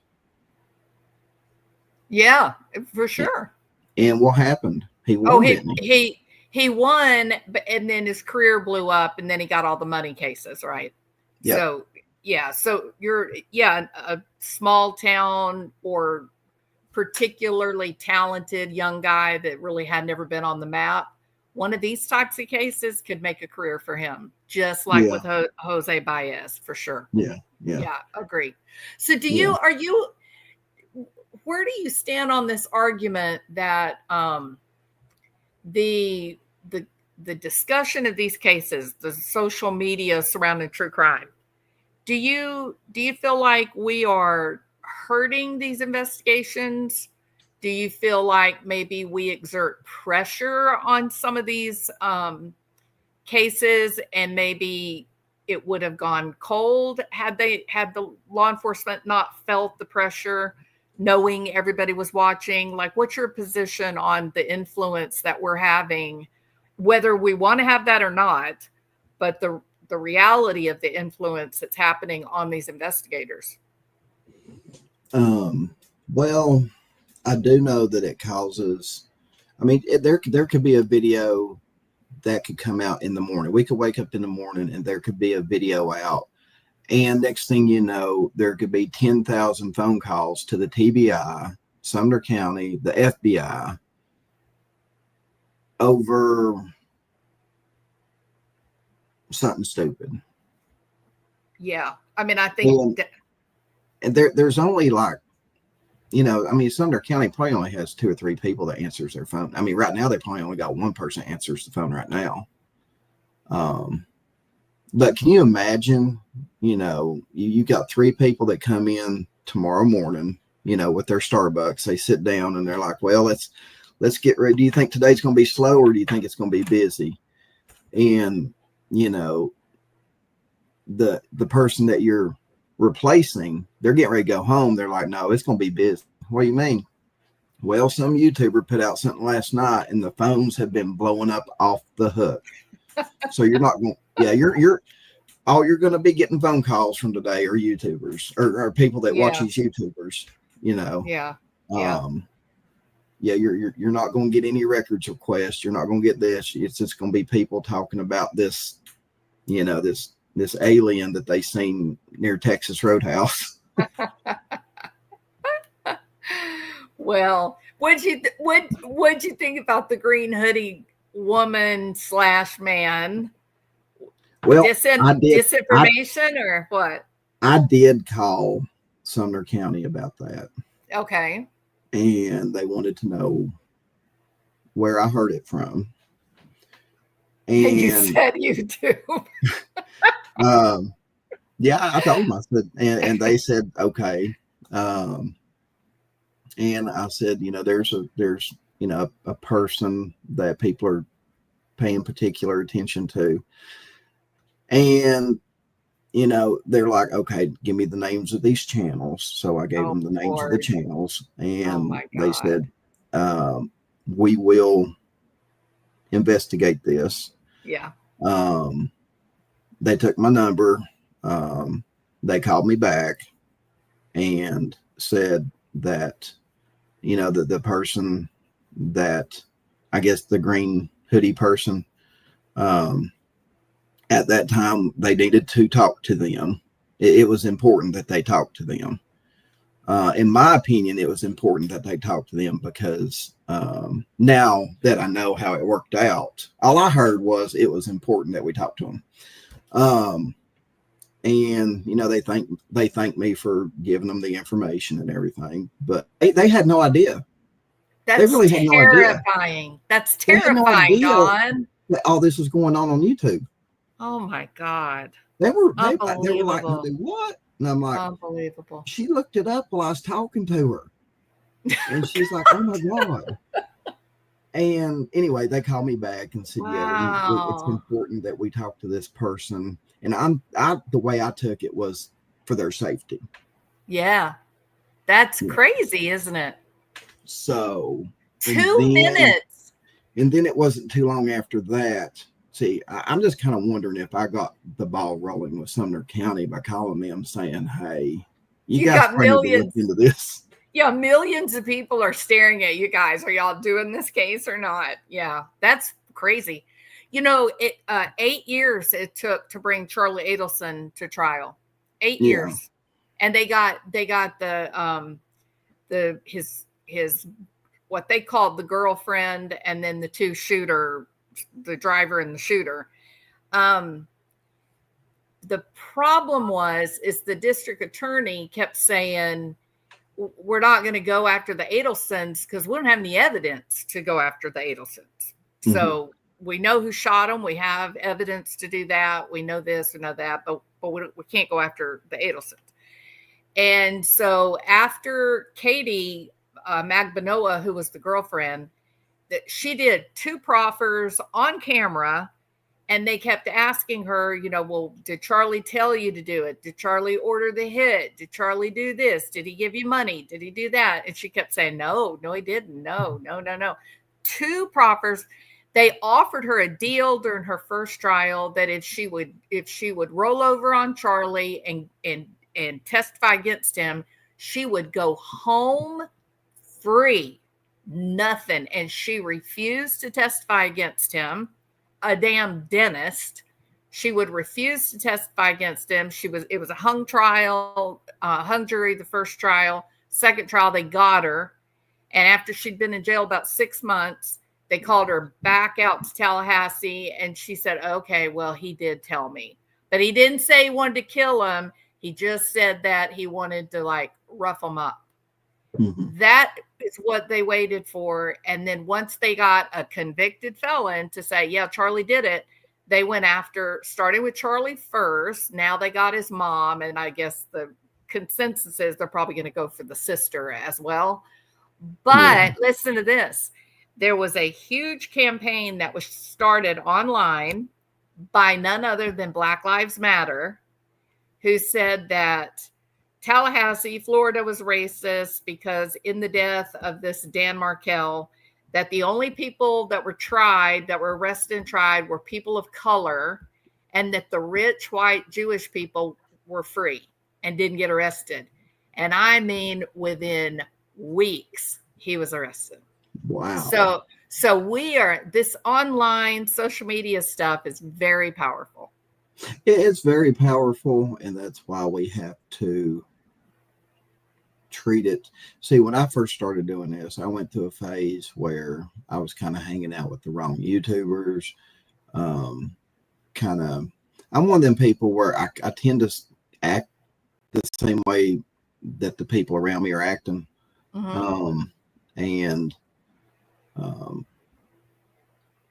Then I started, slowly, I guess, as you would say, maturing on YouTube, watching, real, I would say real true crime YouTubers, like, the big ones. The big boys, yeah. And girls. Was 18, what's that one? 18 to Life? Or is it 10 to, I know what you're talking about.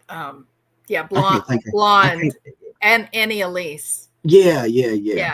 I remember one time she was talking about the Summer Wells case, and she kind of hinted around at at the group of YouTubers that were covering it. I was one of them, and a couple others, and she was like, we're not even going to talk about them. Like, and you were mortified. I was just at that point I'm like, you're like, wow, oh my God, I'm a clown to her. Oh, I'm sorry. And it, that stuck with me. Yeah. And I'm like, it really opened my eyes, and I'm like, I guess I kind of need to watch who I hang around and associate with, and I didn't know that YouTube. It took me a while to truly believe that YouTube reached the whole world, and it does. Oh, it absolutely does. Yes. Yeah. It took me a while to realize that, and then once I realized that, I've behind the scenes, I've had multiple celebrities reach out to me, just saying different things, and it's just weird, you know. Yeah, it is. I'll tell you my weirdest experience with this whole YouTube experience. I went to the Barry Morphew preliminary trial and all that. It was not on TV. You couldn't see it, right? And I was so invested in this whole, searching for Suzanne and everything. And I was like, I got to go because I can't. They had the arrest affidavit on lockdown, so nobody knew the story. Nobody knew what they had, and I couldn't stand it. So I got a hotel room, got me an airplane ticket, and off I went. To this thing in Colorado, and so I'm sitting there. I met this other girl from the true crime community, and so we're sitting in the courtroom listening. And there's nothing like this experience that you can ever know. I'm sitting there, and the FBI agent Johnny Grusing was on the witness stand, and he's talking about this conversation that he had with Barry during this investigation, and he's recounting the story that Barry told him, and the story that he's recounting is exactly something that happened on my channel. And I was sitting in the courtroom, and I kind of looked at my friend, and she looked at me, and we both kind of looked at each other. Like, holy shit, is this really happening? It was so surreal, Don. I'm telling you, it was so surreal. And then from that moment on, I keep that in my head all the time. They're listening. These guys that are involved in these various crimes and whatnot, they're watching everything we're doing. Oh, everything. Yeah. So I'm glad you mentioned Barry Morphew because, when people think, what's the police waiting on, right? Yeah. Why don't they, you hear it. I mean, I really started getting into true crime around the Gannon Stout case, which ain't too long ago. Terrible case. Terrible case. But you have so many people that are like, can't they just arrest these people? And, I'm glad you mentioned Barry Morphew because now they found Suzanne's body. Yeah. And look how long it's been since they found Suzanne's body. That's exactly right. And they still hadn't rearrested Barry Morphew. So there's a lot behind the scenes that it doesn't get much discussion in the true crime community. I'm not really sure why, because it's absolutely fascinating. However, long story short, Linda Stanley was much more interested in trying to be famous. She wanted to be a TV attorney rather than a real attorney to put people in jail. And once they arrested Morphew, the investigation itself was just a comedy of errors. I mean, it was just, they literally were not getting to court on time. Literally. And of course, Morphew hired this hotshot defense attorney, two hotshot defense attorneys out of Denver, super lawyers. And they mopped the floor with Linda Stanley and her band of merry attorneys. It was shockingly bad. I mean, the same thing could happen in the Sebastian Rogers case. Absolutely. And so when you talked about, small town, not really used to dealing with these kinds of complicated or high profile cases, that was the perfect case to see it in action. These prosecutors were so outclassed by these two hotshots. It was really sad to sit and watch. It was really bad. Yeah. So and now, I mean, well, they can still get him. I keep saying they'll probably be arrested by February or March. I think they're still going to get him, especially now they found her body. And he admitted, I mean, you can't make this up, Don. He admitted during his interview with Grusing, one of the interviews with Grusing, he admitted that he had the BAM, which was a bear tranquilizer. Yeah. That he had the BAM, that he got it from a veterinarian friend in Indiana, and that he brought it with him to Colorado. And he was, listen to this crap, that he was shooting the deer, sawing the antlers off the deer and then letting them go. So, I mean, he could have caught charges for that. Yeah. Anyway, so he had a lot of crazy stories. He said he was shooting chipmunks around the house with, Yeah. It was a crazy story. But Yeah, but it's like, explain to me how these chemicals got in your wife's body, though. Exactly. And there was a needle cap in the dryer with his shorts and his daughter's sheets. That's all that was in the dryer. It was really, really crazy stuff. The prosecution definitely had to do a retreat and regroup thing, and yeah. Hopefully. So Linda Stanley was disbarred. She was severely she's done as any hope of ever being an attorney again. And some of the prosecutors got in trouble, public state sanctions for their behavior during the so-called, prosecution. Yeah. But we'll see. The people there on the ground they promise me that this is going to trial. Like they. Yeah, it will. It's just I mean, I don't know. I don't know what it is. I mean, up here where I live at, I can meet Dolly Parton tomorrow, and as big of a star that she is, I would talk to her just like I'm talking to you. Sure.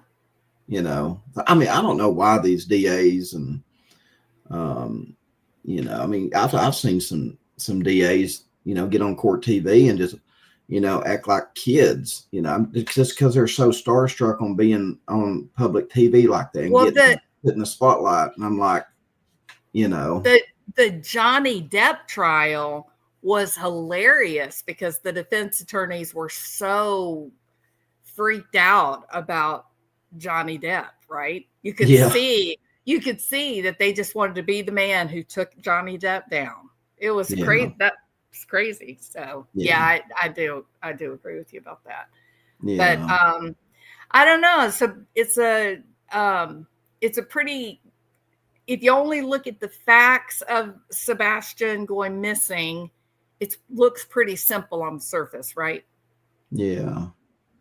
And again, there was a little girl up here that went the same exact circumstance. She was autistic too. It could just a couple months, this past summer. Her family lived in a cove up here on Douglas Lake, and they got up the next morning. The door was open. She was gone. Yeah. They called 911. 911 got there. Jefferson County deployed canines, immediately picked up her scent coming out of the house. There you go. I'm telling you, immediately picked up her scent. There you go. Tracked her through the woods down to a boat dock at the lake, and then everybody's heart just sank. Right. When that dog stopped at the boat dock, then they put the boats in the water and found her. Yes. Terrible. But why was there nothing like that in Sebastian's case? Exactly. Nothing going to the road, nothing going, Because he only ever left his house through the garage. That's why. Because every time he left or came home, he was coming in and out through the garage. He was getting in and out of his mom's car in the garage. And that's why there was no scent out in the yard. I mean, Bobby, who did the interview with JLR, she said the kid was never outside. So everybody knows the truth. I think what we do not know is how it happened, right? You don't know if Chris lost his temper. You don't know if it was just a terrible accident because he had severe medical problems, right? You don't know how it happened, but there's really no other possibility. Yeah, I mean it could be everything from, like Seth said. I mean, it could have been she could have accidentally given him too much whatever, could have been, someone flipped out. But we know, but the thing is, you know, if we were the cops and we were the investigator, the actual police investigators, you know, you've got to go past we know, and you've got to get the proof, and you've got to, you know, be able to present that to a jury. Exactly. Because you can't go to a jury with a bunch of, well, we think this and we think that. Yeah. They did this and they did that, and we have the evidence to prove it. Well, that's what gets a conviction. And that's why the geofencing information, that's why it's so shockingly notable that for them to even get the warrant to do the geofencing net, they would have had to have said, this is the crime we think. Here's where we think the crime happened. Here's our evidence.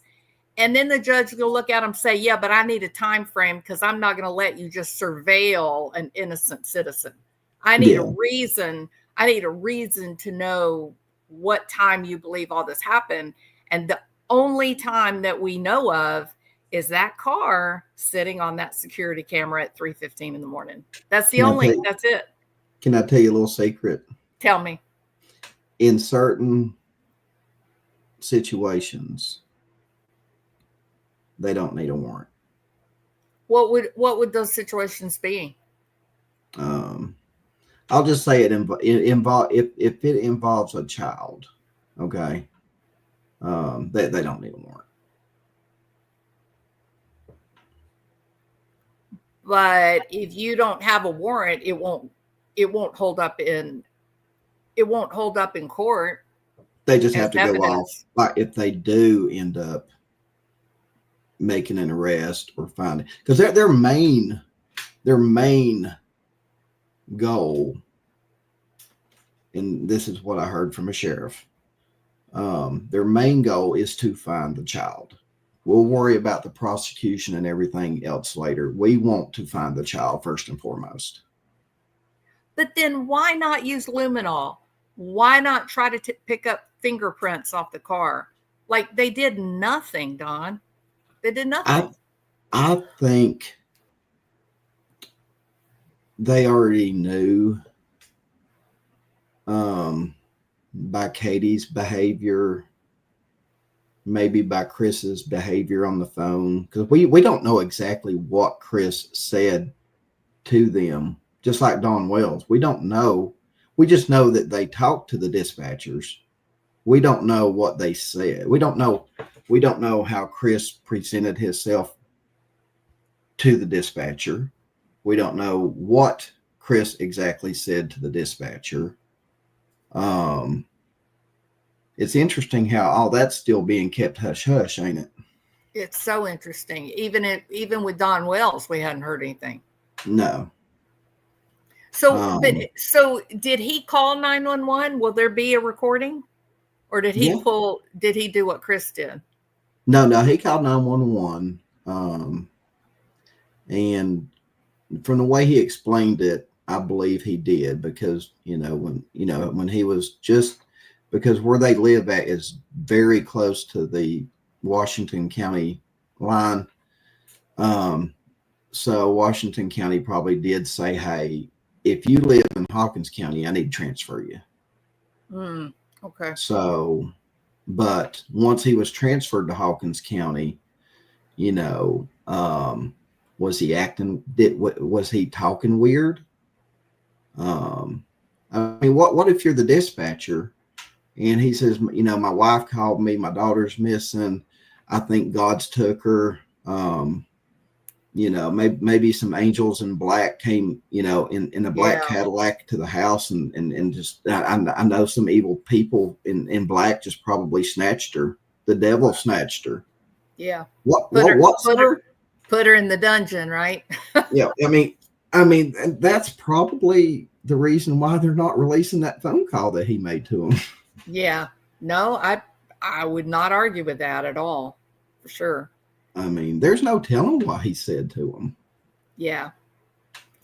Well, Um, I mean, so do you feel like Chris's phone call was calculated, or do you think he was legitimately responding to the fact that they were out of the 911 range? Do you think that's true? well, okay, here's the thing. Okay. Where was Chris at when he called?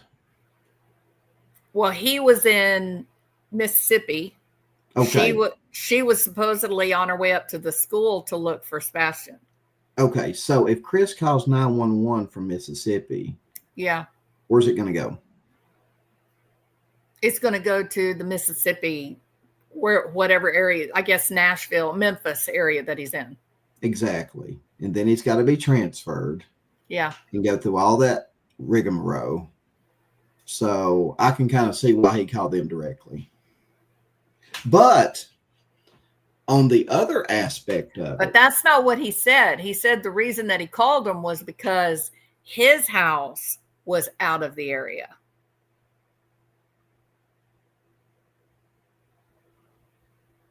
He didn't say anything about himself being out of the area, which I found interesting. But I didn't give it a lot of thought, right? yeah. But here's the thing. Katie should have been the one to call 911 because in a missing child's case, seconds matter. Yeah, for sure. Chris could not give a description of what he was wearing. Chris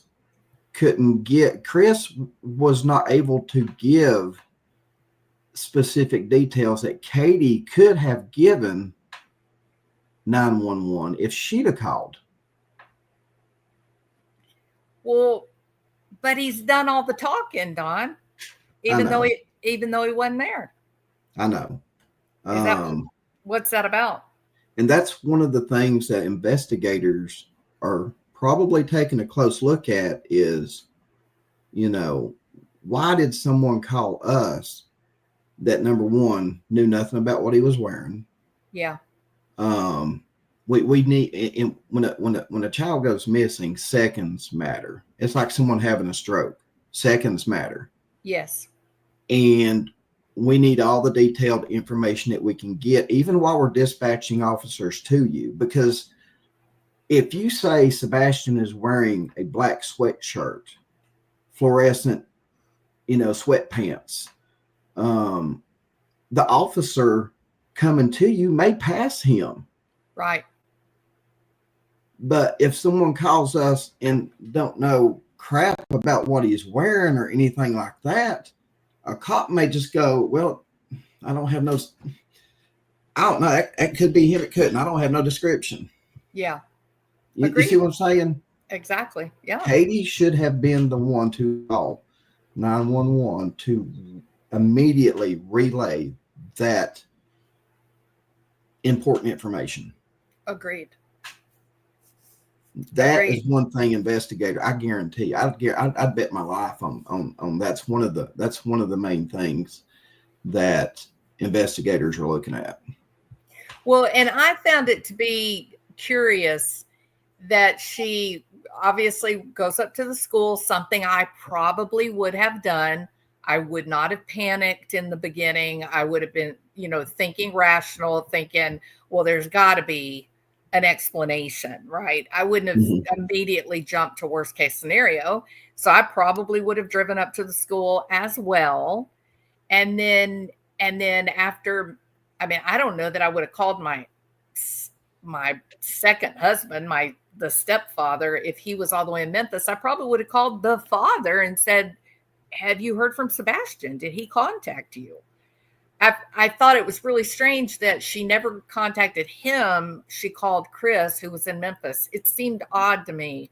It's a strange way to reach out, right? Mm-hmm. And she's ex-military. This isn't really a shrinking violent, it seemed odd to me that she made that choice. And if we theoretically just assume and speculate that Chris and Katie have something to do with this, all Chris would have to do is, because he said what they talked up until like midnight. Yeah. Okay, all Chris would have to do. Okay, I'm gonna put my cell phone right here on the couch in my Yeah. RV, Yeah. and I'm gonna drive to Hendersonville. I mean, that 3 hours gets you there and back, doesn't it? Yeah, I mean, And- you're 30 minutes off, but pretty close. yeah. And then when the police say, "Can we see your phone, Mr. Proudfoot?" Sure, it's been here all night. I Yeah. haven't, but it has. Yeah. But not his truck. That Now- truck's going to get him. The telematics on the speak- truck now- is going to get him. Speaking of his truck is new. Yeah. Okay, Fancy.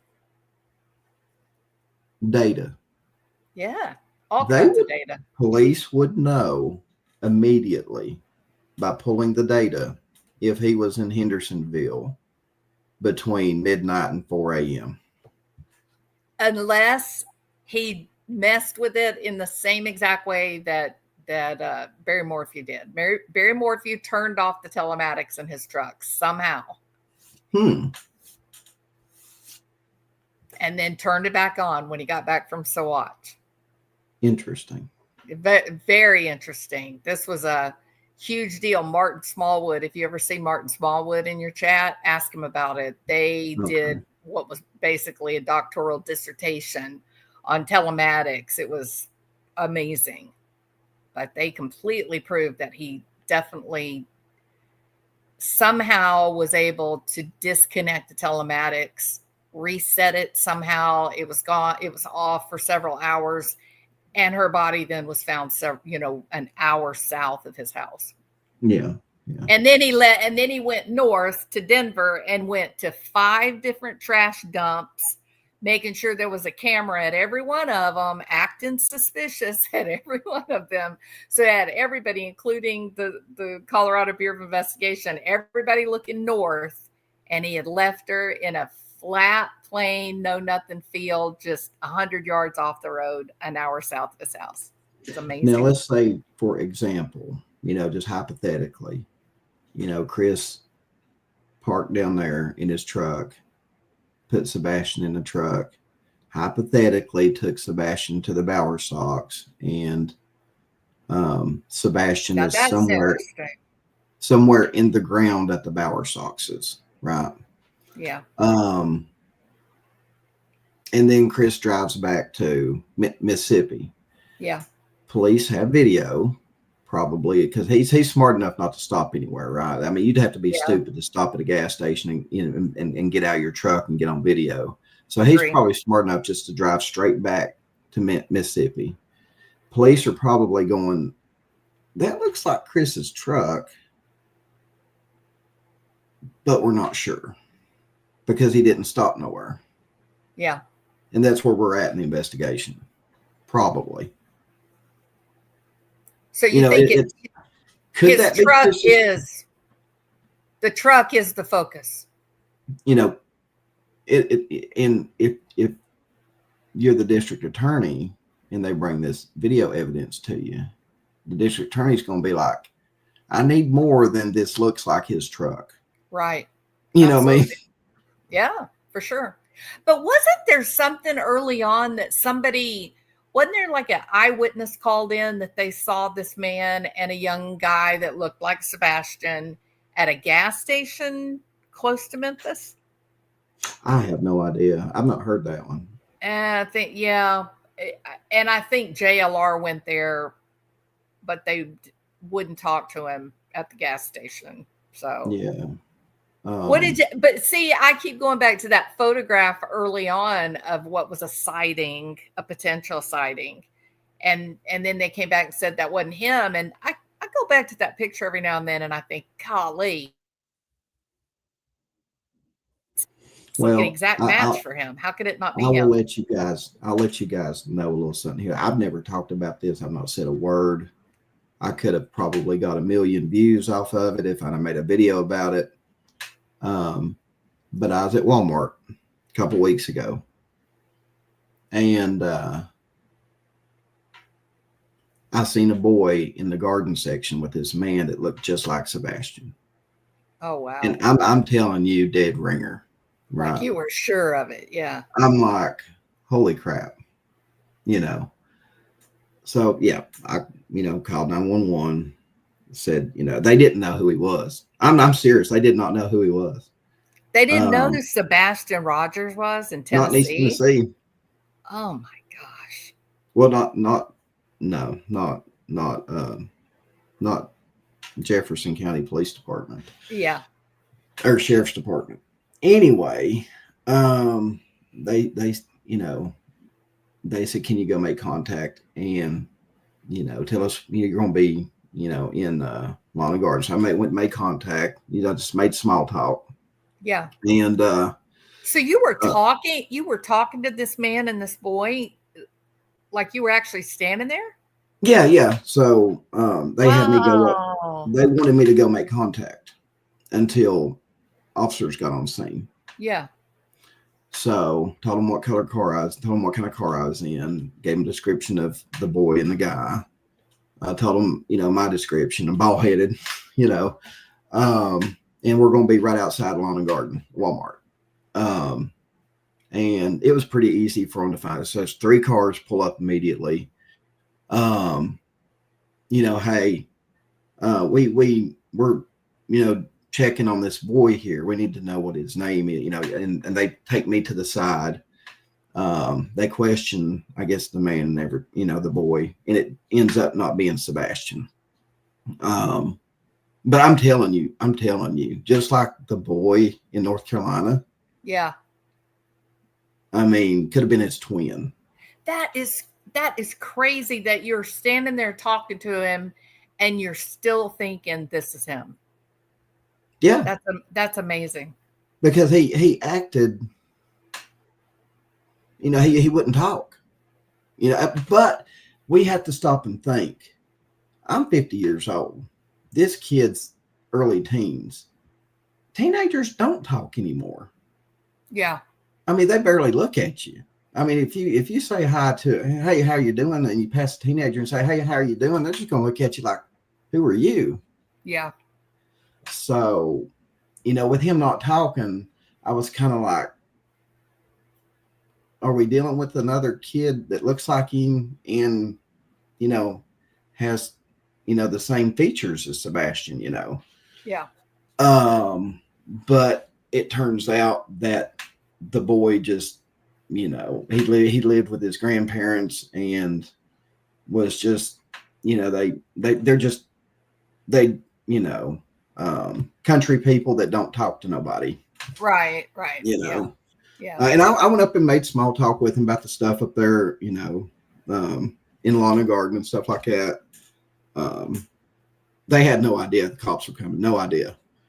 And when the cops pulled up, it was just like, it was weird, but yeah, it sounds that it's easy to see someone and go, wow, that looks just like XYZ. But then when you're face to face with them, then usually you're like, no, not really. They favor it. But even in this case, you like it will look like him, even as you're all he would talking. do is look. All he was doing is looking down at the, the concrete sidewalk in front of Lawn and Garden. Yeah. He wouldn't look up. He would just look down. Yeah. Which is kind of worrisome too, right? Yeah. And I'm like, yeah.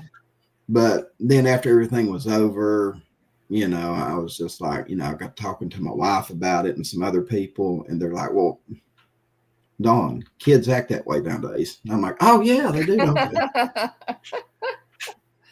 Well, I joke with my husband all the time about being in this weird upside down world of, true crime on YouTube. And sometimes you see things, so Mm-hmm. yeah. And I mean, there was one time I seen a red Toyota pickup truck like the cops were looking for at a McDonald's. Yes. I was right behind the darn thing, had a ladder rack. The only thing is, it was a little bit newer than the one that was, that had been put out in the Summer Wells case. But I mean, I don't know exactly what these things look like from year to year, Of course. All I know is that it was a red Toyota Tacoma. It kind of fit the description of an older one. Yeah. And it had a ladder rack, and it had it had a local county tag, and it was kind of beat up too. So I mean, now I did make a video on that one. You know, Did they ever find did anyone ever come forward and claim the red truck? Say it's mine? I don't think so. That's interesting. Very And it's funny every time I see a red Toyota truck now with a ladder You rack. look. I think it's somewhere else. Right. Yeah, absolutely. Yeah, I think with Sebastian, I think the Texas Roadhouse, but my big takeaway for the Texas Roadhouse video that was released, Mhm. my big takeaway was, you know, she gave these photographs to the police of him as a younger kid. It's clear when you look at him on the video, it's clear he's been through puberty. His neck is bigger, his shoulders are wider, and he looks much different than the pictures that were on the wanted or the missing poster. Yeah, and that could be a camera angle too. That could be the lens and all I that don't stuff. know. I don't know. I looked hard at that Texas Roadhouse. His jawline is a lot more defined. He has an Adam's apple. It is very different than the photographs they gave. And she took a couple of photographs of him sitting at the table. So why didn't she give the new photographs to the And the police? thing I talked about in one of my videos, I talked about that in today's video, was like, you know, she can go out, she can take her 2 little feet and run to Texas Roadhouse and fuss at them for releasing that video. Yeah. But you won't see her with Chris out there searching. Yeah, it's so odd. The whole her behavior is very strange. And I am the very first one to say people grieve differently. Mhm. People experience anger differently. Mm-hmm. But it's odd when you can't find a single behavior that seems to fit the norm. Mhm. That's very strange. Her entire behavior from start to finish has been completely outside of the normal range of emotions in a highly stressful situation. I will let you know that, and I've not told nobody really this until now, but I've got, I don't think I have, but I've got like 25 years of reading people under my belt. And Katie's been traumatized. Oh, absolutely. Yeah, she's pretty detached. I don't know what it is, but she's traumatized by something. Well, so the interview with Nancy Grace when they're in the camper, she looks like to me that she's furious. She looks really, really angry. And you can't, you know, of course you can't say why she's angry or with whom she's angry. But there's other videos where she had an opportunity to make eye contact with Chris, but she intentionally averts her eyes so that she doesn't make eye contact with him. To me, she sort of looks like she's really pissed off at him. I think Katie, from the get-go, she knew and didn't want to be talking. But Chris wanted it. Interesting. And in my opinion, that's what you're seeing there. So what do you make of that? Why do you think he would think that was a good idea? Just his arrogance or what? Yeah, his personality. And if they are involved, it would, you know,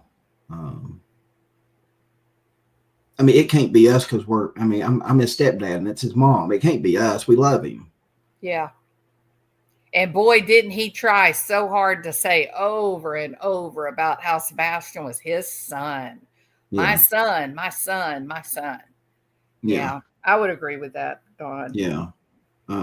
yeah, I went back and looked at their interviews and just studied their behavior, you know, everything. And Katie, and now there's a few places where Katie kind of comes out of her shell, or her, you know, that wall that she's got up. I'll call it a wall, because I do think she's traumatized by something. I would agree. And I think it's got to do with Sebastian. And you know, she you know, and everybody just kind of they really went off when she giggled or laughed or something, you know, with Chris on one of those interviews. Yeah, web sleuth. They sounded like they were drinking, maybe.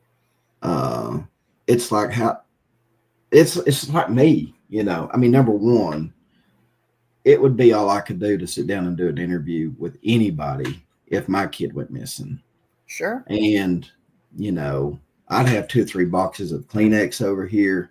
There would not be one smile unless, and let alone a laugh. Now, I might smile if I'm thinking about a good, you know, a good memory. Yeah. It'll be short-lived. It'll be a short-lived smile. If I could even smile. But there's no way in hell I could just laugh, you know, for a split second if my kid was missing and I thought there's a possibility they could be, you know, dead. Yeah. Yeah. Well, you know, I would agree about the potential for some potential complex trauma, maybe. Mhm. But the other part of it too is there's been some rumor about her time in the military. Some of the training that she had too could be being used right now as well, because that when you do watch her videos, I mean, it's almost like she's an actress playing a part.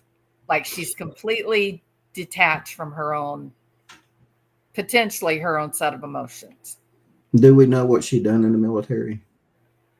Yeah, she did. There were communications and security. She was on a ship. So she had like top secret clearance. Mm-hmm. So she had interesting, you know, and there's lots of rumor. You don't know what is real or not. I mean, she could have been a cook. I don't know, but there were some documents. I need to dig into my computer and find it. There are some documents that came around, and she was listed in those documents. And I think that was where the discussion came from, that she was that she was involved in communications with that certain level of communications experience, and that set her up for the job she does now. That the security installations that she's putting in are for large companies like banks and stuff, not little home network security. So it's kind of an interesting, interesting thought, right? It's hard for me. It's hard for me to believe that if that's what you do, your time in the military, if that's what you do for your job, at your home, why would you not have a security system on your $300,000-$500,000 house? Right. That's a little hard to understand. I mean, I do. A lot of people don't know this too. Well, some people do, but you know, I've got electronics background, and I've got a lot of unique toys, so to speak. And I can make drones land. I can take out cameras. Yeah. You know, it costs quite a bit to get a hold of these things, but all you gotta do is get a hold of it. Did you hear that some of the cameras in the neighborhood were behaving strangely at 3 a.m. that morning? Yeah, I mean, all you got to do is send. And you ever heard of an electromagnetic pulse? Well, only a great big one. I don't know that you can do a small one neighborhood wise. Yeah. Yeah. Okay. Yeah, they So- make they actually, if you can get your hands on them, they make rifles where you can point them. Oh, and wow. You can do everything from take out a camera to bring down a drone, That is cool. disable a vehicle. That is very cool. Yeah. So yeah, so there was some there was a lot of curious things happening in the neighborhood at 3:15 in the morning. yeah. And Now, I'm not saying that's what was done, but no, I totally agree. We're just talking. That's all. yeah. But yeah, I don't know. Here's where it all rests. Beyond a shadow of a doubt, Sebastian did not walk out on the front porch and poof. Right? Human beings don't just. He didn't go out there and say, "Beam me up, Scotty." He just didn't happen.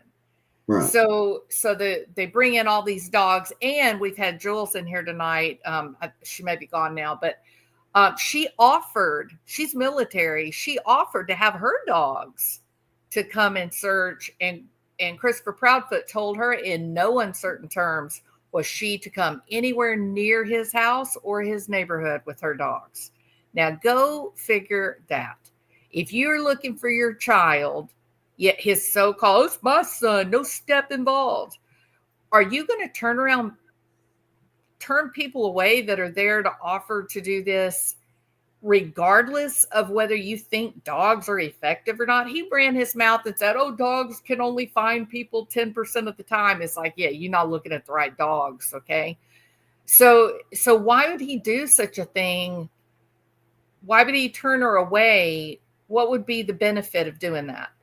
How would it harm anything? She didn't want to bring the dogs in the house. She was just going to start there at the porch and see what happened in terms of, did he walk out of here? And he would not let her near 25% accuracy, according to military dog trainer right here.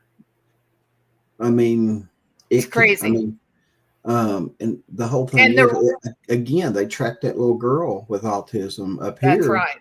That's immediately exactly out right. of the house. And listen, Don, the way these dogs are able to track is that we have bits of skin, if you will, that is falling off all the time, right? Mm-hmm. So even like if we get wet, you'll actually get more sloughing of DNA if you get wet. So they're saying, they're putting forth the story that this kid walked out the door, did not have a coat on, did not wear shoes on, didn't have his shoes on. And yet, even walking down his stairs, even walking down the sidewalk I'm talking about on his property down to the sidewalk along the road, no scent. You don't pick up a single scent from this kid who's got no shoes on. That yard, that place he was walking should have been full of his DNA from his feet. Full. Wouldn't it be, now this is just theoretical. Wouldn't it be interesting? Also, it'd be horrific. Because that house is big, right? Yes. It's probably got a pretty big, we'll just say, attic. Sure.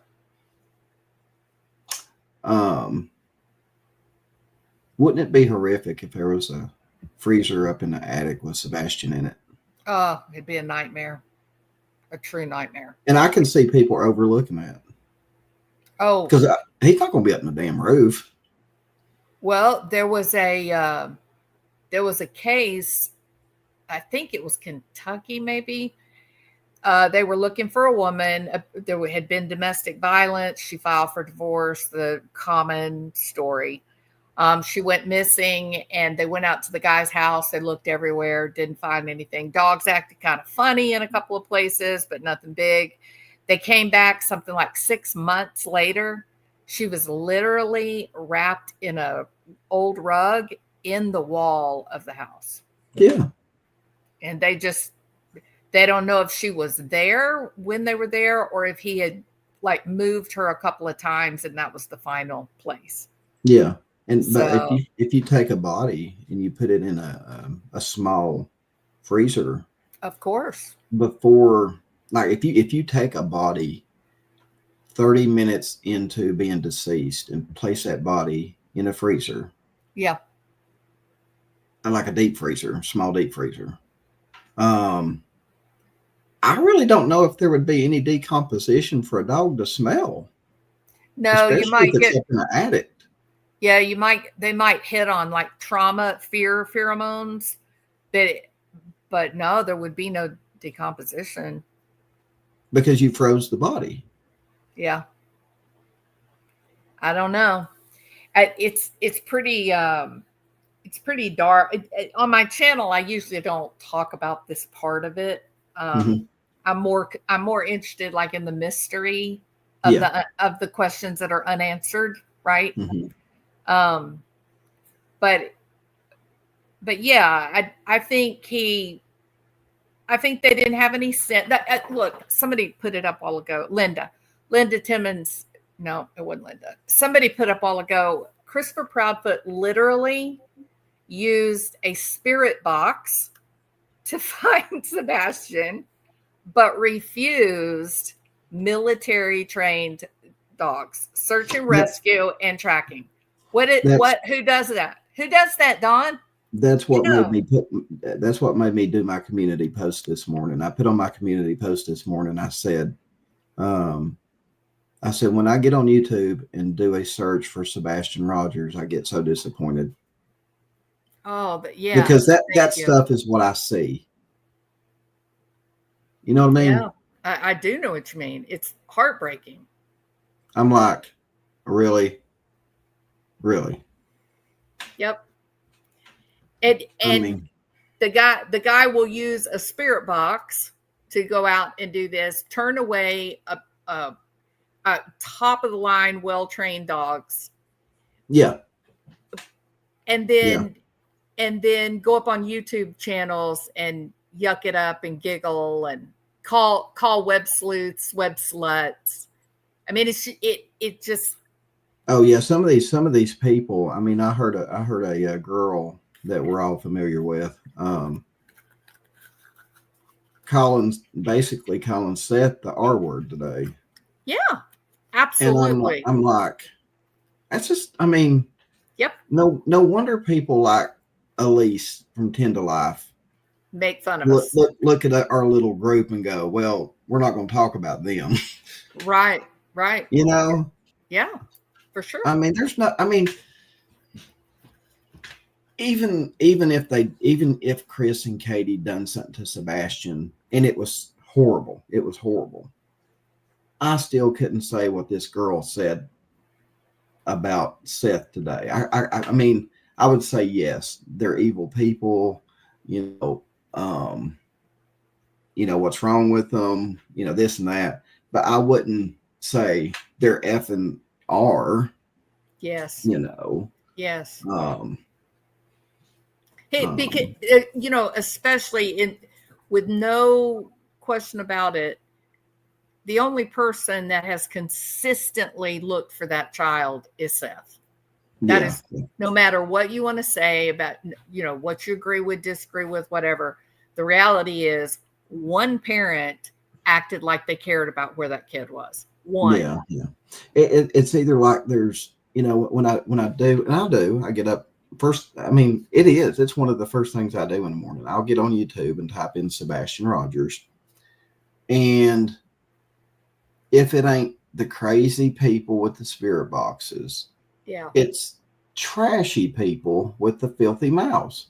Oh, the mouths are really something. Yeah. And I'm like, this is a disgrace. I've learned things I'm way too old to be learning right now. I'm like, I'm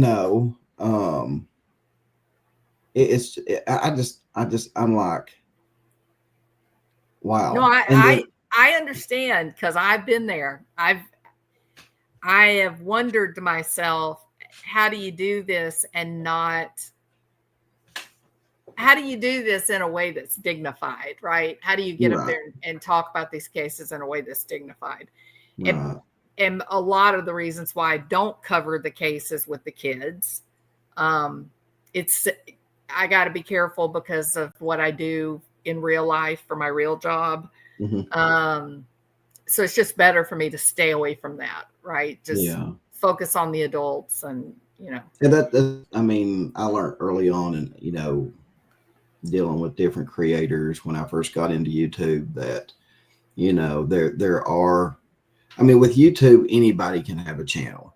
Okay. Yeah, sure. Someone, I mean, if they give crazy people in the mental hospital access to YouTube, they could have a channel. Some of them have. You know, so I just made it a point about a year or so ago. I'm just going to kind of associate just with, you know, certain people that Yeah. are mature. Yeah. Yeah. No, I get it. And another thing you run into is drama cells, right? Mhm. People right now, we were having this nice conversation, you know, talking about the different facts and whatnot. And somebody came in and said, "Oh, you should go because this creator is, you know, attacking this creator." 3/4 these people would be out of here. Mhm. They'd leave and go watch the screaming and yelling and cussing and, you know, Yeah. everybody loves what is it? Everybody loves a train wreck, right? So I think Yeah. it's unfortunate. I think it's, you know, sad. And I think the trolls or people that are kind of the gatekeepers, that they're trying to keep YouTube tied up for themselves. There's a lot of creators now. It's harder to get the views. Yeah. They do go around and kind of do some bullying or try to disrupt things, but I just hit the block. I block so fast. Like I don't care. Yeah. I just block them fast. Yeah. So. Yeah. Yeah. I made it. Let's see. I think it was 2 years ago. I made a New Year's resolution. I think it's 2023 going into 24, 2022 going into 2023. I made a New Year's resolution to totally be away with the drama and Good. have a mature look at these cases. And I'm still hesitant. A lot of people want me to interview some of these people. Oh but gosh. What's your thought on that? I know. I just, you know, I just, with me saying, well, that's the last thing I would do if I had a missing kid is do an interview with a YouTuber. Exactly. I can't do it. You know. Yeah. You know, it'd be like, you know, the kettle calling the pot black or whatever, however you say that, you know. Right. I would just, you know, so I can't do that. Now I will talk about the cases. I'll give my opinions about them. You know, in certain situations, I can give my professional opinion about stuff like electronics, surveillance, what law enforcement does behind the scenes and stuff like that. You know, because not everybody, it's just in this world we live in, you know, we watch TV, we watch Law and Order, we watch all these shows, and we think that everything should happen. You know, someone should be arrested within an hour. Well, You know? I don't think they should be arrested within an hour, but I do think if you're dealing with a 15-year-old who, you know, is special needs, I think that should be treated as a potential crime scene. They did that in the Suzanne Morphew case. They shut down the house and collected real evidence, and they've kept it. So, you know, that's available. That's there for if and when the day comes. No, But I will tell you, they were probably, a lot of people are giving the cops kind of a bad rap. I'm But one of them. I yeah, will admit that I have, and it's not anything personal, Yeah, right? yeah. There's nothing wrong with it. I mean, if they messed up, they messed up. Yeah. But there were probably a few that were already like, okay, mom's acting weird. You know, they can pick up on things. You know what I mean? Especially when a detective gets out there. The detectives are what I call specialists Of course, yeah. because they've been trained a lot differently than your patrol officer. Right. They've seen behavior that patrol officers don't encounter. Now patrol officers are getting that training because they encounter it before the detectives do. Yeah, but are they getting information on how to recognize dissociative behavior? Are they getting information on a mom whose son is missing, but she's completely detached? Do they Yes. recognize that for what that is? I think, and not every police department is doing this, but I think going back, you know, when kids were being left in the hot cars and dying, Yes. going back to that a few years ago, I've noticed that a lot of police agencies were like, okay, we need to just train everybody on recognizing when something's not right. Yeah. And that way, you know, when the call goes out, we've got a missing kid that disappeared from the house.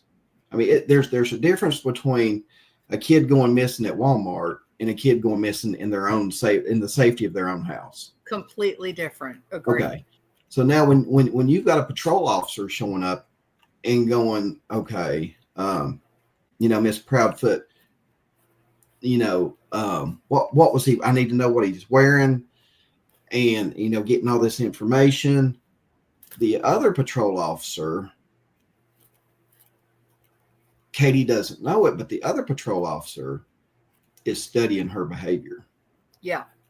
So you've got one patrol officer getting the detailed information. The other patrol officer is doing body language stuff, looking at her behavior, going, okay, you know, because everybody's showing up. The kid's going to get looked for. Don't have to worry about that. He's going to get looked for. But we need to multitask in case this is a crime. And I noticed a lot of agencies started training that way a couple years ago. That's great. That's So, I mean, you wonderful. won't even know. I mean, you'll think it's just a patrol officer that's used to writing speeding tickets all day. You know, that's probably what Katie was thinking when they showed up. I don't know. Maybe not, because they know people in law enforcement locally there. But, you know, there was probably someone there immediately studying Katie, her behavior, going, okay, you know, like Seth said, he was, you know, how Seth said she held up the phone and was just acting Yeah. weird. Yeah. That's one of the things a detective or an officer would pick up on and go, okay, girl's acting a little weird here. Right. Right. You know, so they're doing this and they're doing that, but as Seth said, unfortunately, if it's true what Seth said about, you know, everybody coming and going, That's bad. yeah. And I cannot get over that they did not luminol after the stories that Proudfoot told. I guess technically they could still do it, although I'm sure by now they've had time to get new carpet and stuff. But I don't know. Somebody with that much anger, bad things that happen in those kind of situations. And the one thing that here's one thing that I'm picking up on with my knowledge of things. Maybe they knew they didn't have to do forensics on the house Because of CPS reports? because of something. I don't know what it is. Just like they knew to go search that landfill. We don't know why they went and searched that landfill. Yeah, I thought, yeah. That was no like Christopher Proudfoot made it out like it was like routine. That was They not didn't- routine. They didn't do it in Summer's case. No, they didn't. There's a lot of them. They haven't done that. Yeah. I'm thinking they ran across something, and this is what Sheriff Craddock was kind of throwing out there, that I forget what he said. You remember what he said? That they've got something.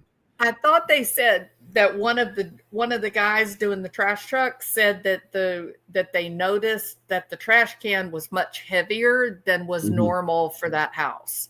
So Yeah. apparently they had some kind of like telematics on the trash truck that weighed the trash or something.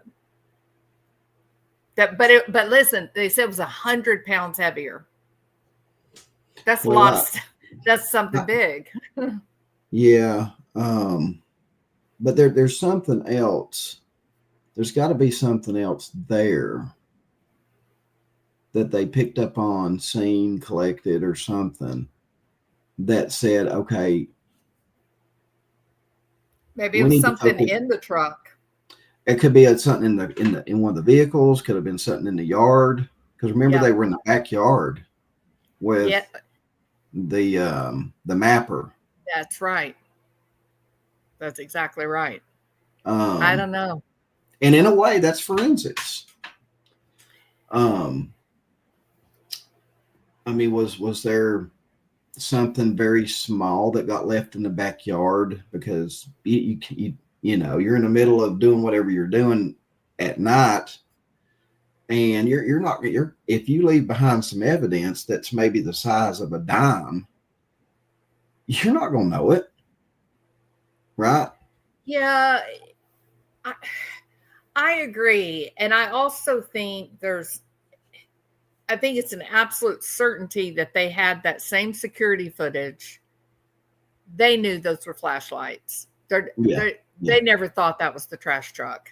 Yeah, that, in my opinion, is 100%, because I studied Craddock's behavior and the way he talked about that.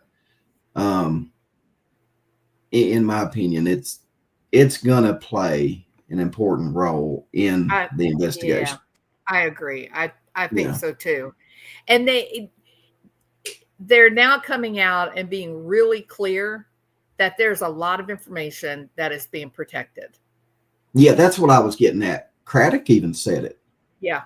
in that last interview with Nick Barris. So And, you know, I think everybody's jaw dropped when he said that. I mean, And I'm going to say this. The sheriff's department, even in the Summer Wells case, I think, just going on what I know, normal policy is, because these departments they've got other stuff to do. After maybe 3 months, the TBI just takes it over. yeah. They just completely take it over. Now, So legally, the sheriff's department is still over it. I thought But- I thought sheriff's department had to ask for FBI or TBI to take it. Don't they have to ask? Well, I mean, they can. I mean, they can. And that's kind of like a, you know, TBI takes on I mean, if you think about it, how many sheriff's departments do you think there are in the state of Tennessee? Oh, how many counties you got? I don't know how Right. many. I don't know how many count. What, 30, So how many 50 cases do you counters? think TBI takes over to help these agencies out? Of course. Well, I will Right. tell you this. I'll tell you this. So two of the agents working on the Barry Morphew case Mhm. were actually on the Chris Watts case. Mhm. Yep. So yeah, they're definitely taking over They're doing the grunt multiple work. cases. Yes, Yeah, they're they're- doing the investigating, the tests. and Yeah, stuff. TBI and sometimes the FBI. Well, they're- Secret Service is doing a lot of the digital forensics. yeah, but when it comes to like surveilling Chris and Katie, doing surveillance on them, Yeah. the TBI's, Sumner County's not doing that. Yeah. I mean, they wouldn't even have no idea how to even power up that equipment. Really? No, Even, yeah. even their detectives? No, their detectives do not get trained. I'm telling you right now, Detective Pruitt and the detectives at Hawkins County. Yeah. They probably barely know how to turn on the radar on their cop cars. let alone, like if they got if you handed them this $250,000 surveillance equipment and said, here, I want you to surveil Dawn and Candace for the next 36 hours. Where's the damn power button, dude? Yeah. How do I do it? You do know I work for Hawkins County, right? I mean, I eat biscuits and gravy in the morning. I don't go to Starbucks, dude. Yeah. Yeah. I'm doing good to operate my smart TV, okay?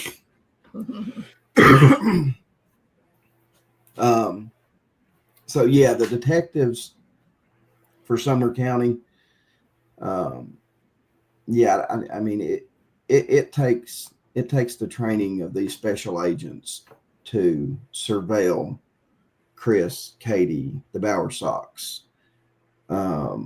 Elvis Presley that came down in the UFO.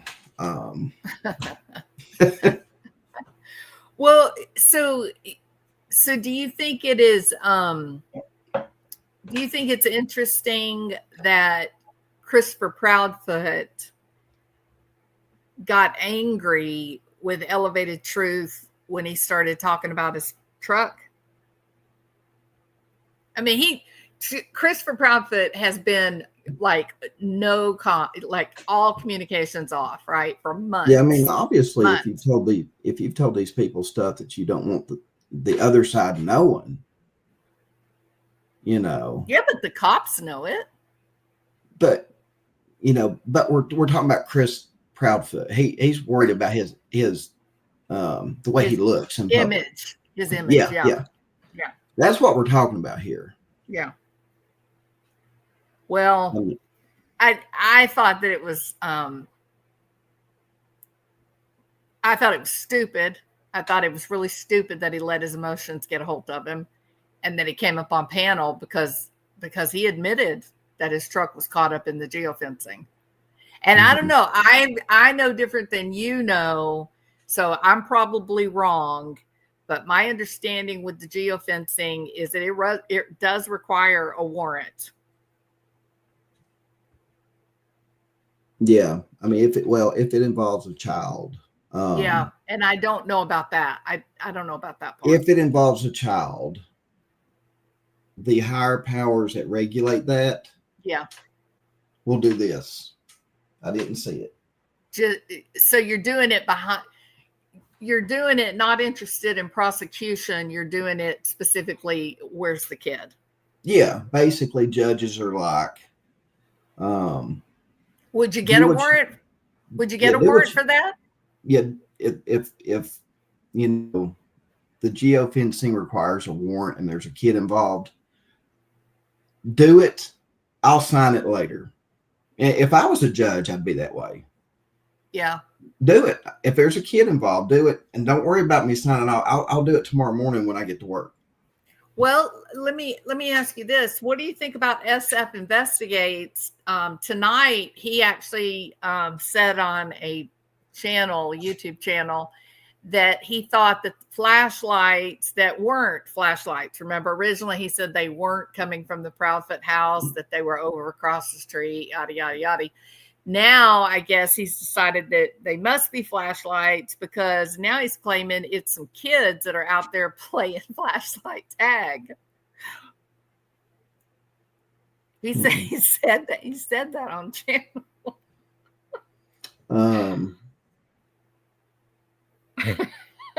Well, and the thing too, everybody keeps talking about that one house down at the corner of Kellen and Stafford, right? Yeah. I'm telling you right now, the house directly in behind Sebastian's, which is 1015 Kellen Lane, before they blurred out their house, like Now I don't know. I wish I had saved and done a screenshot of this. Okay.